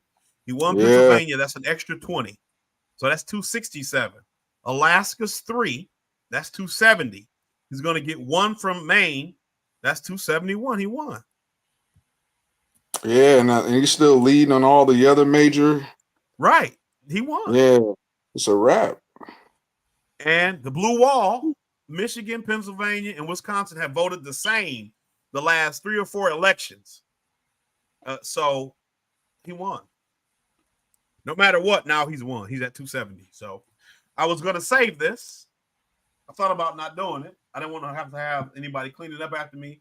But this is a little bit of confetti. I don't know if you can see it. I see it. There Little you bit of go. confetti. Hey, Because go. The Democratic Party need to learn a lesson. They did, bro. Right? They so Yeah. did, man. Like, I'm with you on that a million. Did you see Ironman's post? No, what did he say? Here's my cake. I want to show everybody my cake, my favorite cake, yellow cake with chocolate icing. I got Very my nice. sprinkles on it. I'm gonna eat my cake. Yeah. I'm gonna do my best, Marie Antoinette, and try to keep my head on. Dems go the way of the wigs. I'm telling Right. you, they needed to, man. That's really what I was saying. Like, this is the number one thing. And you know, my focus is on the black community. Number one thing is we cannot let these people get us this time. So look at this one. Tell me when you can see my screen. So I can see. I don't see anything, but I see your. Oh, it's okay. It's coming up. Okay. Yeah. So Irony posted almost 45 minutes ago. In fact, he said tonight's results are good for democracy. The Democratic Party deserved to lose. I'll do a show on it tomorrow, but Harris was a candidate that nobody asked for, and that should matter in a democracy. I voted for Jill Stein. So did I. Darvell Powell also voted for Jill Stein. But Yep, nobody me too. can put this on Stein. She didn't get enough votes that it would have mattered. Honestly, this isn't even Kamala Harris's fault. She ran a disciplined campaign true to who she is. It's not her fault that the nation never suggested it wanted her. The best news is that the single issue abortion voter lost. If folks want abortion on demand secured nationwide, they're going to have to develop politics around other issues too, like a grown-up. It looks like black men actually voted for Harris, but white women did not. In 2020, I wanted Rashida Tlaib to run 2024. Let's hope she runs in 2028. And I rest my case. And conservative brother, just since you were asking early when we started, as I said, we'll show the map again because I got it. I'll pull it up just so we can see. For the time being, Trump is winning the popular vote. So, like I said, you were saying, you know, I was pretty pessimistic. I was definitely early in the show. I was pretty, you know. Yeah, and I told you, I said if Trump wins this time, he's going to win the popular vote because that's just what I see. Now, how did you find that campaign map? Because that's what I was looking for this whole time.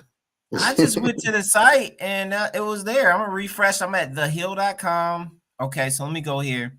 Trump. Oh, these boys is raw. They went ahead and made it the headline at the Hill. Trump wins presidency for second time, completing improbable comeback. Wow, they went in. Okay, they went in. I'm gonna pull that up. I'm gonna pull that up because Garland Gilchrist, you know, our lieutenant governor, just said he can't wait to send Trump back home.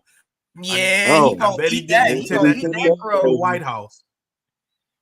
All right, let's read the read it to mean the White House. I know that. Oh, here it is. Wow. A lot of liberal tears gonna be spilled tomorrow morning when they wake up. I'm telling. Hey, listen, bro. Listen, CNN still got them at 246. They probably gonna sit on that until about 10 a.m. Yeah, it don't matter. If AP is already calling it, I mean, they're not the only people that matter, but if they already called PA and he got Alaska, like I said, he getting that one. He's already good, but he's getting that one vote from Maine. It don't matter. That boy said, "I'm coming back and winning again." Believe that, bro. This man won again. I'm gonna be listen, dog. This is the first president since what? Either Grover Cleveland or to have 2 non-consecutive terms. Is it William Taft Howard or Grover Cleveland? One of them guys. I think it was Grover Cleveland, but you know he got assassinated. So. Oh yeah. But he was actually a good president. He was corrupt when he was running, but yeah, man. This is wildness. Let's see. This history real time, man. We real time document. Yeah, they're gonna have to keep this man's name out their mouth, bro. They're gonna have to keep this man's name out their mouth. So let's see what the house forecast is, just so we can get an idea.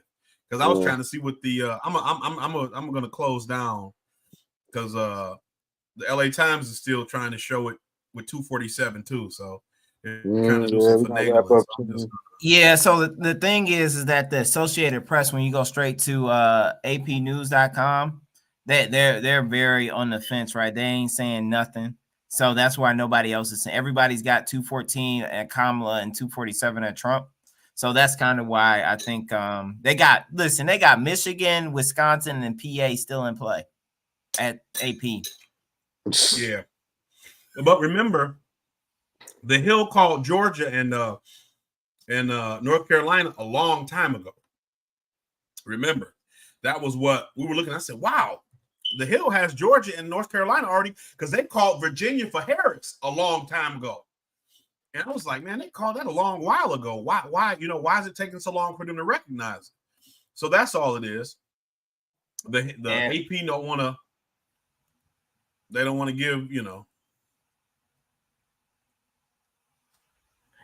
They say the Republicans have a 52% chance of winning the House.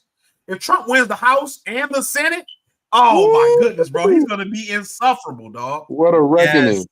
What a reckoning. Man, Katz is going to jail, dog. No, but what about, Katz hey, is we got going to talk about this. We got to talk about the Jamie Raskin fail safe.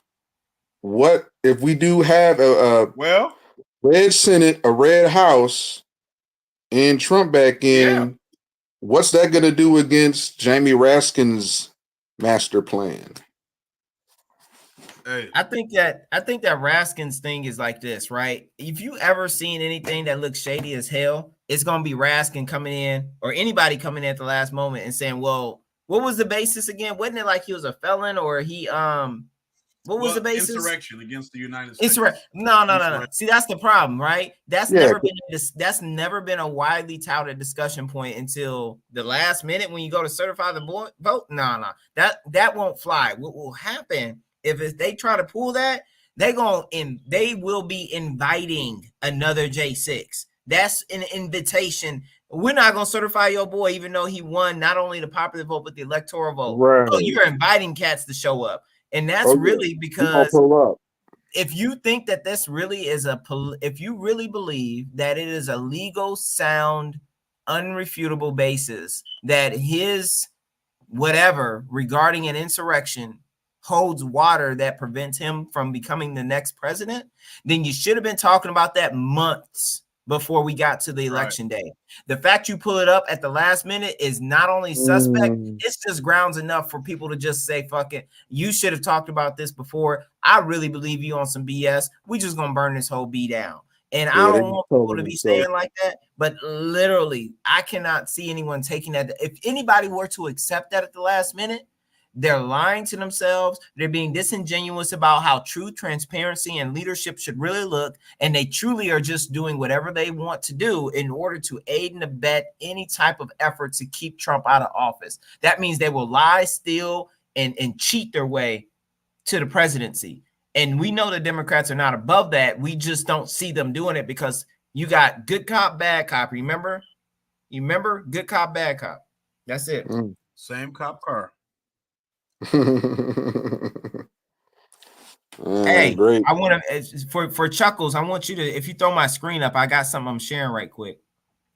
Go ahead. Okay. Let me see. Let me go back over here. Let me know when you can see it. Let me see. Is this sharing the right thing? Dang it. Yeah, it's sharing. There you go. Yeah, all right, so I'm just over here on Polymarket real quick. It's funny because that junk shot up. Like, you can't even see Kamala Harris on the Polymarket no more. Like, I'm going to tell you, it went from like 56% likelihood for Trump at, what was this? This must be UTC time or something. Because it jumped up, let me see, at midnight to 98% and Polymarket. Then you go to Kalshi and reload Kalshi.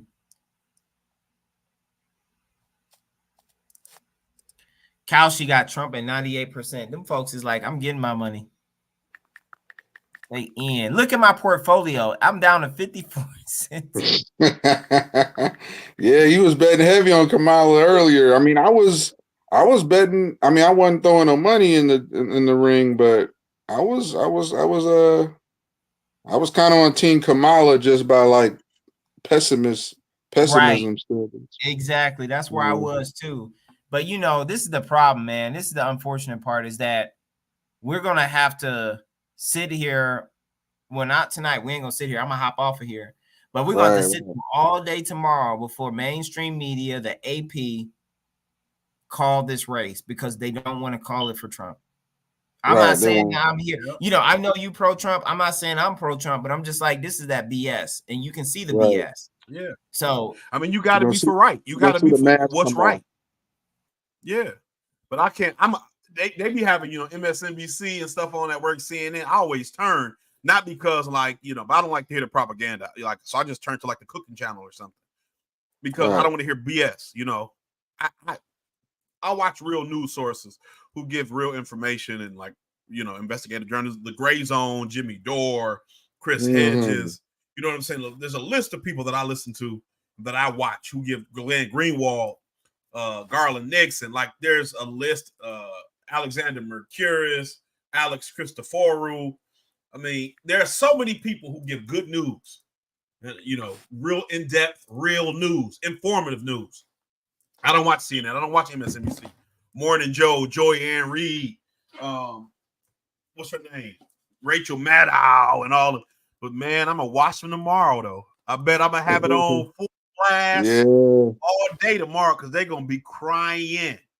Because like I said, he's winning Alaska. We already know that. I mean, Alaska's going Trump, period. He's winning that one district in Maine. That's 4 votes. He only needs, if he really won PA, he only needs 23 more votes. That's exactly 23 more votes. That's exactly 23 more votes. Might be in the it looks like it's in the bag. You know, I'm still knocking on wood one more time. But yeah, but I mean, they'd be really doing some finessing. Because he's still, you know, they'd be really doing some finessing if he, because he's now, his lead in Arizona is 1 whole point.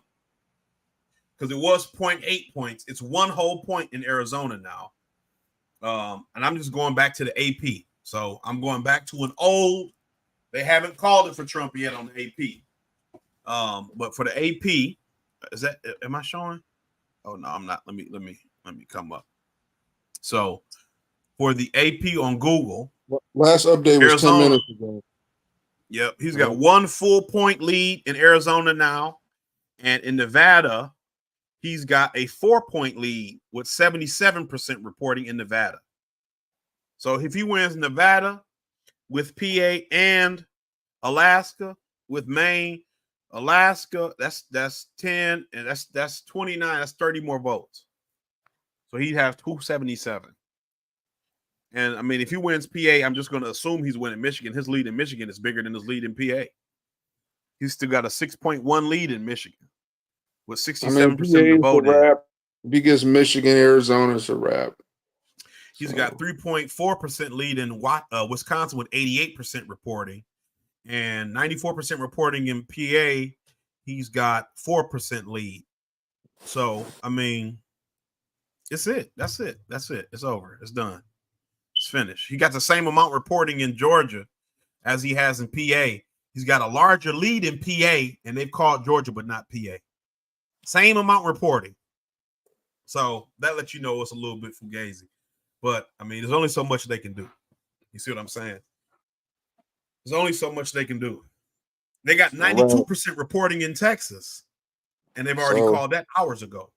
Y'all just remember what I said. And once again, if we get Trump back in, it's going to be, we might have some black swan, false flag season.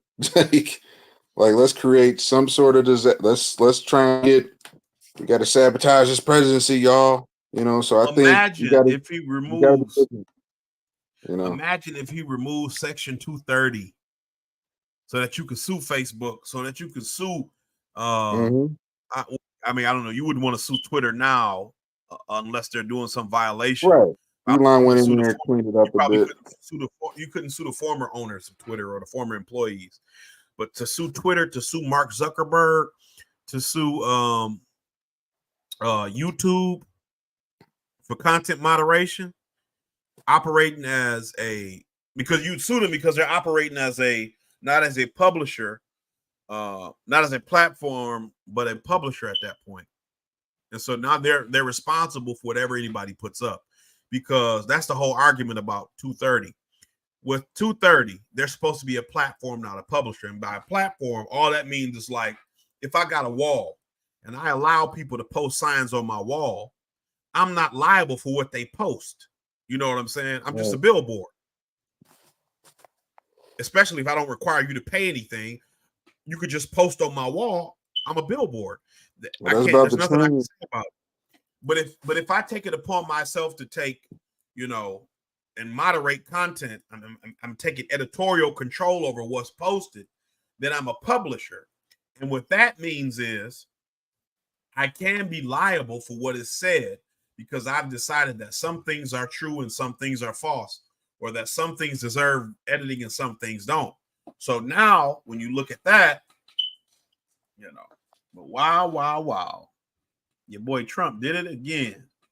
You better sleep with one eye open. I know that.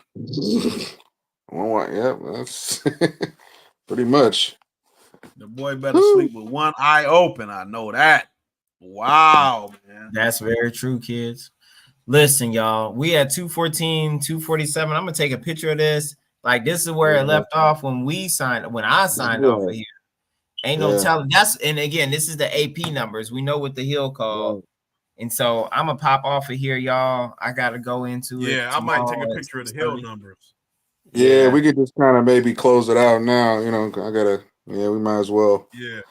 So just to I'm gonna close this last part just so we can look at some of these results for the Senate and the House. So it looks like the Republicans have gained 2 seats in the House, and the Democrats have lost 2 seats. And they've gained 2 seats in the Senate and lost 2 seats in the House. Lost 2 seats. The Democrats lost 2 seats in the Senate, and the Republicans have gained 2 seats in the Senate. So we got. So if they really go ahead, if they really go ahead and give Trump Congress and the White House, this is as much of a mandate as you've ever seen. Yeah, it's about to. Shit about to get real. It's time for a record. This is much as much of a mandate as you've ever seen. Yeah, buddy. All right, fellas. Well, it was great to be at a fellowship with you guys and enjoy this historic moment. I appreciate you tapping in, Darvell, on your time away. Man, wow. Yeah. This is something, bro. This is about to see, bro. Listen, man, I'm telling you, we got to sign off with it. Like, this is what we signed off with. We see the numbers. Wake up and be something different. I don't know. We're going to have to do Actually, conspiracy brother, can we do this? Can we actually? Is it possible we can all, me and Darvell can leave, obviously, but can you leave just the StreamYard up, like maybe on something where it kind of updates, or we can at least capture, like, or would that run your machine? I don't want your laptop to. To catch where the numbers change. Yeah, in case it does. I don't want to overheat your laptop. That might be too much on the machine to run it.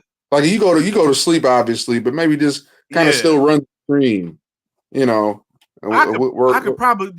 Darvell might have to tell me how to, because he's a tech guy. He's really the tech guy. What would I need to do? The problem is this. The problem is I don't know if the Hills website or even I don't know if those sites are actually automatically refreshing without. You have to click and refresh it. That's right. Yeah, so I'm not saying that they don't. Like, a lot of them would do that. They're live. They have Ajax. They're asynchronous. But I'm not sure about that. And if you don't know for a fact, it may not be worth it because you could wake up. Actually, try Google, because how with Google it updates live with football scores.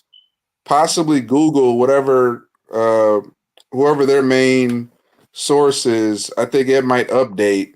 Maybe worth a try. If not, no big deal. But I know at least with Google, it'll live update, the whatever sports game score without you even refreshing it, like on the main Google search. But just an idea, no big deal.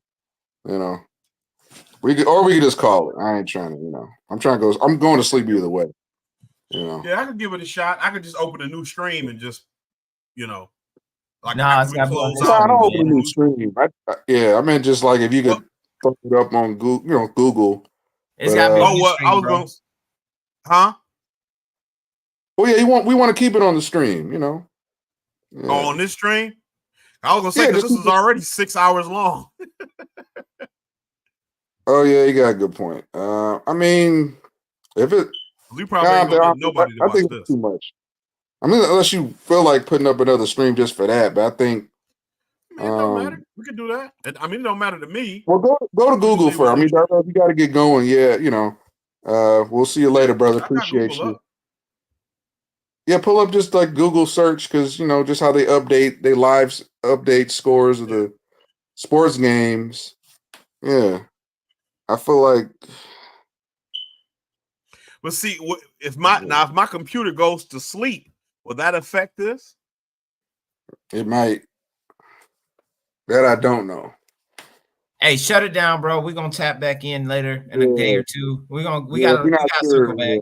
There's too much to unpack here, whether it be that it was just really close and then it flipped overnight, which is suspect, or with the way we just predicted. And we need to talk about the ramifications of all these crackheads who tried to put Kamala in office. I'm really about the ducks who decided that Kamala was the person to put in office and that the Democrats are right.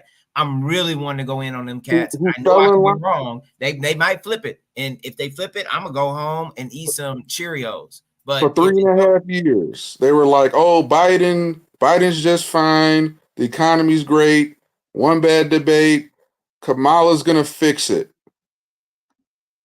Yeah, and you know what? Here's the thing. I'm gonna tell you this is what I'm dealing with. So, like with everyone in my phone right now, everybody overwhelmingly that I'm connected to is really pulling for Harris, because they are already under the mindset that Trump is the devil, essentially. Let me just summarize it as that, right? We already know they like to throw him around as the man with the little mustache, right?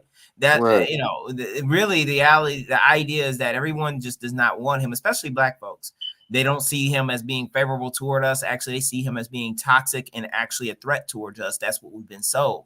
And so I'm not saying that it's true or not, but what I am saying is that we need to be honest about Kamala. She wasn't it either. So if he wins, it's because of exactly what our irony said. White women weren't feeling Kamala, so they went with Trump. And that's because Trump, honestly, to them, was a better candidate. To us, Kamala wasn't even a candidate. She was just a way out of Trump. Yeah. It's a placeholder, nothing more. All right. Yep. Great show, fellas. Yeah, let's see how tomorrow looks. It's gonna be a brand new world we may wake up to. So we can leave it at that, you know. Well, look, they gave Trump 247 now. I mean 248 now. What's that? Oh, it cranked up a little bit. What did they give him? But I don't know why. Is it given That's in only Maine? like, what is it? I do see like 248 on what was that one vote for? Lord. Right. That's what I'm trying to figure out, because I thought All right, we got to shut it down. I see it. It was so 2 minutes ago, the AP called that Donald Trump won the 2nd congressional district in Maine and won electoral vote. 2 minutes ago. That's what the AP gave him. That's why that's going up, because what you're looking at is a feed from the AP. So Google just gets their feed directly from the AP. And I'm looking at the AP site directly, and they have actual information for each update to the numbers. And so 2 minutes ago, they explained that Donald Trump was given additional points for the 2nd congressional district in Maine. Yeah. The only states left, I don't know why Minnesota's taking so long to call, but it's just Minnesota and Maine. She wins both of those, she's still not going to win. It says, am I right? Live election update. Trump notches another electoral win, narrowing Harris' path. So let's see what Minnesota's how many this points? Is just on the AP. Let's see. This is the AP. It's all 2024 election polls are now closed, leaving voters to wait and see whether Trump or Harris will win a historic presidential election. They haven't updated that in hours.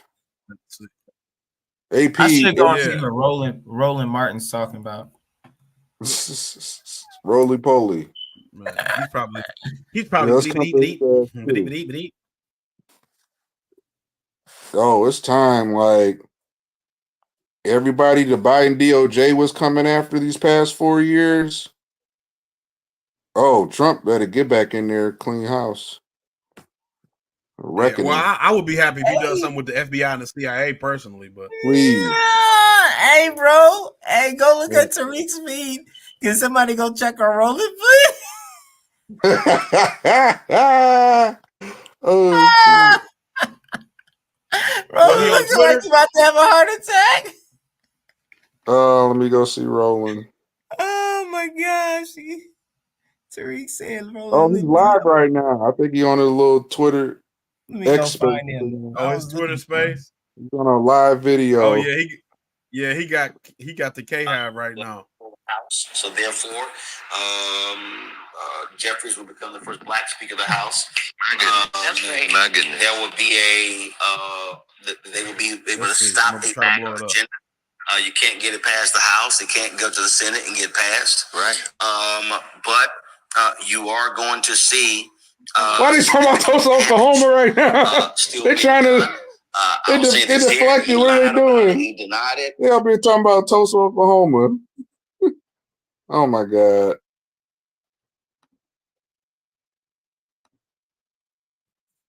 Hey, why? When I look on the right-hand side column at x.com, what's happening? What's trending? Why is black men trending? Where at? Look at Elon just posted. What'd he do? Let that sink in. Hey, he is a troll, dog. Can you believe you got a troll as a president? Oh yeah, black men trending. Here come the shame. Here come the shame tour. Oh, y'all didn't show. Y'all hate. We can't understand. There's gonna be a Black Men BET Black Men Summit Part 2, the shaming tour. Here we go. Oh man, Twitter is crazy right now. I gotta I get know on this. I know God. Oh man. And like I said, man, black men voted for Harris, so it ain't our fault. It's white women, and that's what the thing is. Like, why don't these black women yell at white women? Joy Reid, How you protect the white longer women so her hair hard? has been blonde, she's losing more and more hair. Who? Joy Reid entering pig meat territory. Look at this. Yeah, I said it. Who? I don't know. She just losing a lot of hair. She might have a little. Oh yeah, all them bad wigs she be wearing. Or the wokeness. Oh, my bad. I was trying to blow you up. Yeah. Oh yeah. You know, Joy Reid is probably flipping out. This is a moment I wish I had Twitter back. I got no love for her. I don't give a fuck. Fuck her. Somebody put Real 10 Black, Dear Democratic Party, we out. Sincerely, black men.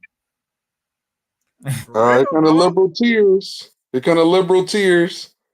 Caption, are you ready for this? Yeah, I see that video. Tears. Yes. Yes.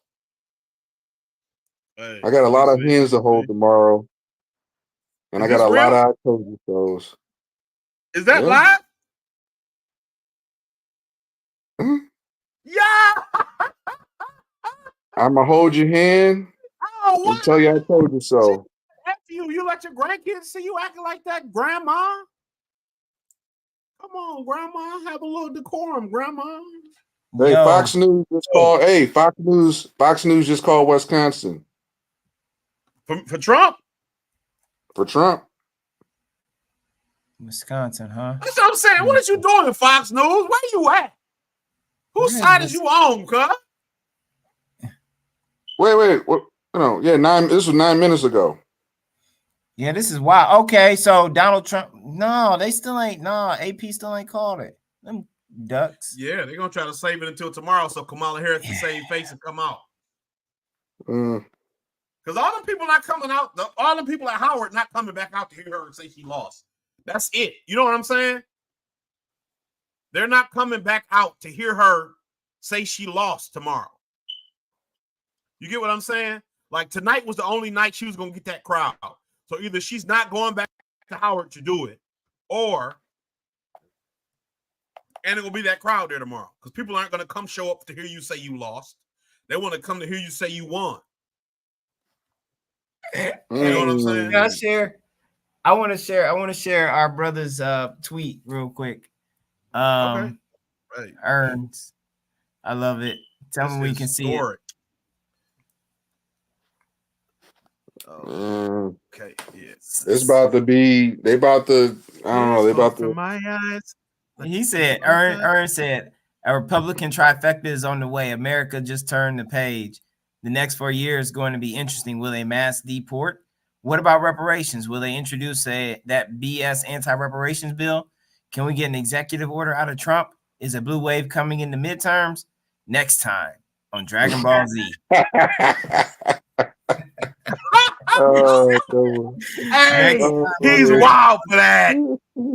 Yeah, He is wild for that. I'm bringing fire. Oh my goodness. All right. Yeah, I'm going out of here, y'all. It was Because great. honestly, Yeah. well, I'm glad. Like I said, I'm glad y'all could join. But the last thing I'll say is just what you said. With a trifecta, you can impeach and you can succeed. He can impeach Joe Biden. He can impeach a lot of people. Because now you got both chambers. That could be a day one act. I want an impeachment. I want an impeachment. Yo, it's like I said, if Trump wins the House and the Senate, you have opened a can. You are really, America's in uncharted territory. You have gone from calling the man a dictator for the past 8 years to this man controlling every level of government, because he'll control the executive, the legislative, and the judicial. You have made your Democrats. You have made your bed. All right, fellas. Well, since we all, peace out. Peace out. Okay. Peace. We'll talk soon, y'all. Thank y'all for tuning in. All right, fellas.